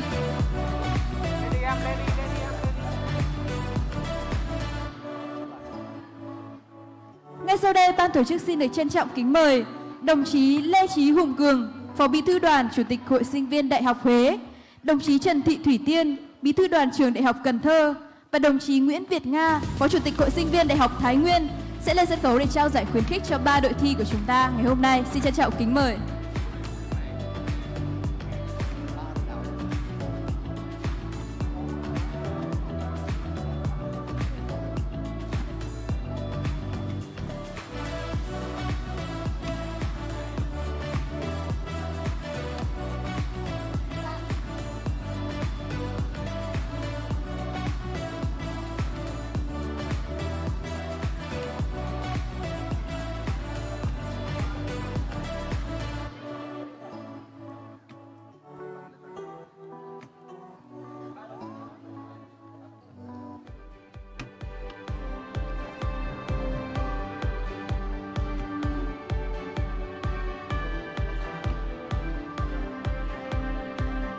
Một lần nữa xin mời quý vị hãy dành một tràng pháo tay thật lớn hơn nữa dành cho 3 đội thi đã vô cùng xuất sắc và đạt được giải khuyến khích của vòng thi chung kết toàn quốc ngày hôm nay.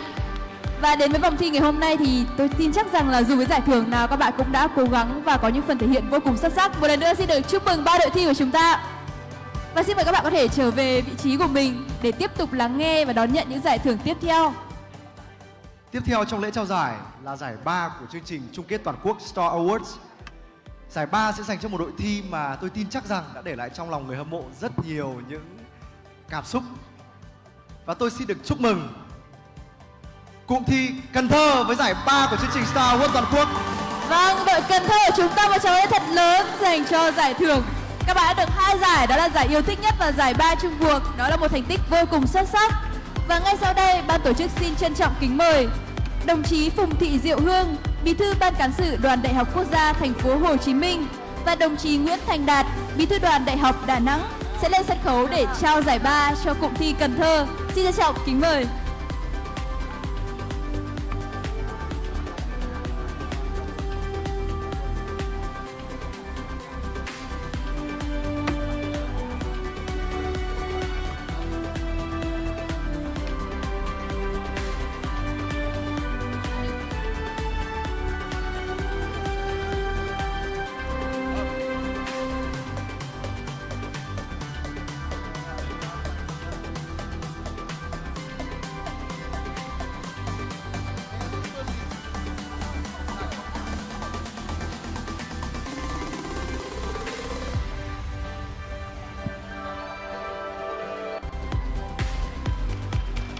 Một tràng pháo tay lớn hơn nữa cho đội thi vô cùng xuất sắc của chúng ta đến từ Cần Thơ. Xin chào cảm ơn các đồng chí lãnh đạo. Và xin mời các bạn sẽ trở về vị trí của mình để tiếp tục lắng nghe 2 giải thưởng vô cùng quan trọng. Và quý vị thân mến, giờ phút này tôi tin chắc là tất cả quý vị và các bạn khán giả ngồi bên dưới chúng ta đều đang vô cùng nóng lòng để biết được ai sẽ là quán quân của vòng thi chung kết toàn quốc Star Award 2023 ngày hôm nay. Và chúng ta chỉ còn lại 2 cái tên đến từ Hà Nội và Huế. Vậy thì ai sẽ là người chiến thắng ạ? Bây giờ tôi sẽ hỏi lần lượt một chút. Trước tiên thì tôi sẽ hỏi người đứng cạnh mình ạ. Hoàng Thắng, về phương diện là ấn tượng cá nhân đi, thì bạn đang cảm thấy ấn tượng với đội thi nào trong hai đội thi còn lại của chúng ta?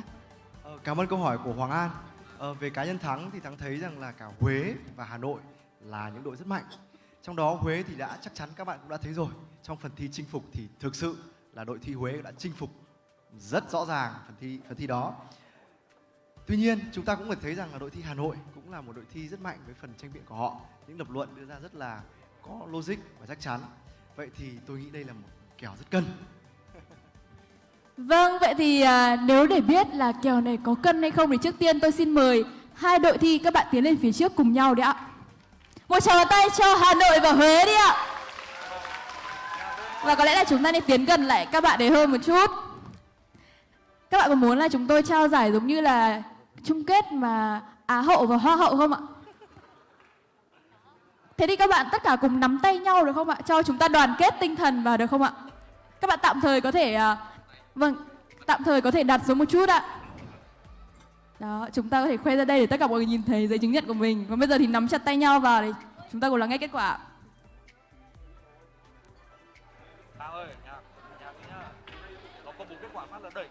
Và quý vị khán giả ấy, ai sẽ là quán quân ạ? Ai Hà Nội ạ? Ai Huế ạ? Tôi thấy khán giả bên dưới cũng ngang nhau luôn, không khác gì các bạn ở trên này. Vậy thì không để quý vị chờ đợi lâu hơn nữa, giải quán quân của chúng ta vòng thi chung kết toàn quốc Star Award 2023 đã thuộc về cụm thi Huế.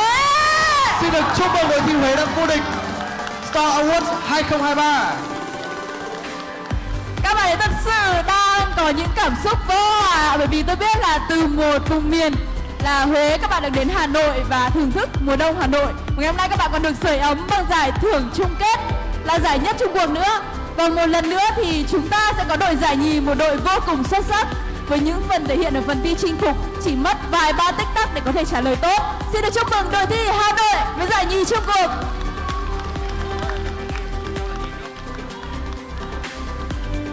Trong chương trình này thì chúng ta sẽ trao giải nhì cho đội Hà Nội trước. Sau đó chúng ta sẽ tiếp tục với giải nhất, giải quán quân của đội Huế sau. Vâng, xin mời các bạn Huế, các bạn sẽ nán lòng lại một chút để chúng ta nhận giải thưởng. Và bây giờ thì xin mời đội Hà Nội, các bạn sẽ tiến lên phía trước để nhận được giải nhì chung cuộc cuộc thi ngày hôm nay. Sau đây xin trân trọng kính mời đồng chí Trần Quang Hưng, Phó Bí thư Thành đoàn Hà Nội, đồng chí Hứa Thanh Hoa, Bí thư Đoàn Đại học Quốc gia Hà Nội, trưởng ban tổ chức cuộc thi sẽ lên trao giải nhì chung cuộc cho đội thi Hà Nội. Một tràng pháo thật lớn hơn nữa dành cho đội Hà Nội của chúng ta.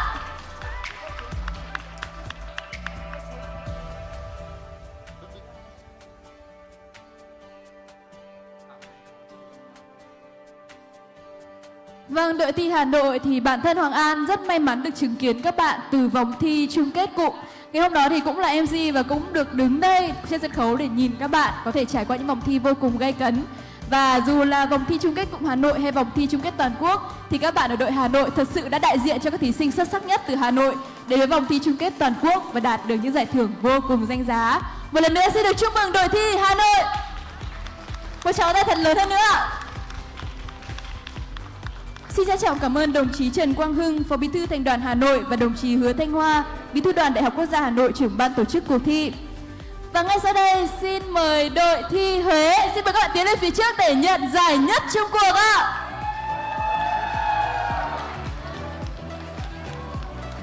Sau đây xin được trân trọng kính mời đồng chí Trần Hoài Minh, Phó trưởng ban quốc tế Trung ương Đoàn, ông Đặng Triều Quân, Phó phòng trách nhiệm xã hội doanh nghiệp tập đoàn Wilma COV sẽ lên trao giải nhất chung cuộc thi Star Award 2023 tại vòng chung kết toàn quốc. Xin trân trọng kính mời.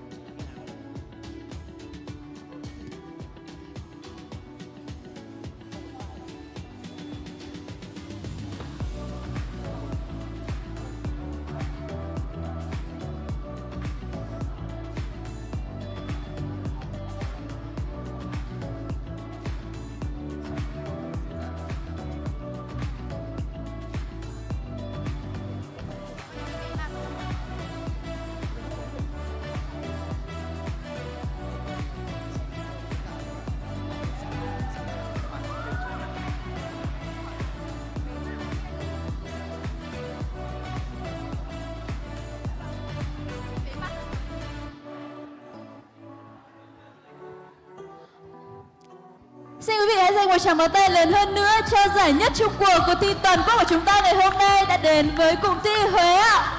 Một thành tích vô cùng xuất sắc. Và mong rằng các bạn sẽ tiếp tục niềm đam mê về tiếng Anh cũng như phát triển thêm những kiến thức liên quan đến không gian mạng và trở thành những công dân toàn cầu giống như là thông điệp của cuộc thi Star Wars 2023. Một lần nữa xin được trân trọng cảm ơn đồng chí Trần Hoài Minh, Phó trưởng Ban Quốc tế Trung ương Đoàn và ông Đặng Triều Quân, Phó phòng trách nhiệm xã hội doanh nghiệp tập đoàn Wilmar CLV. Và xin mời quý vị, ngay sau đây thì chúng ta sẽ chuẩn bị đến với một khoảnh khắc vô cùng đặc biệt. Đó chính là khoảnh khắc ghi lại những hình ảnh đẹp nhất của cuộc thi ngày hôm nay. Ngay sau đây xin trân trọng kính mời hội đồng ban giám khảo sẽ tiến lên sân khấu để ghi lại những hình ảnh đẹp nhất trong cuộc thi ngày hôm nay cùng với các bạn thí sinh của chúng ta. Xin được trân trọng kính mời hội đồng ban giám khảo.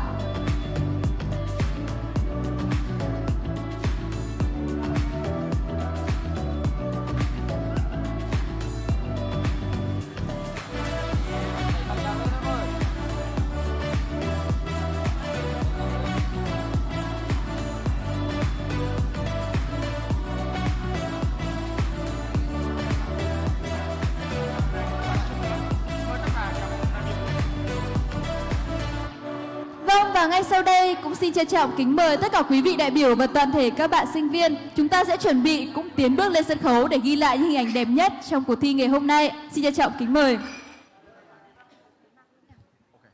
Kính thưa quý vị đại biểu và các bạn sinh viên thân mến, vậy là sau những tiếng đồng hồ tranh tài sôi nổi, chúng ta đã tìm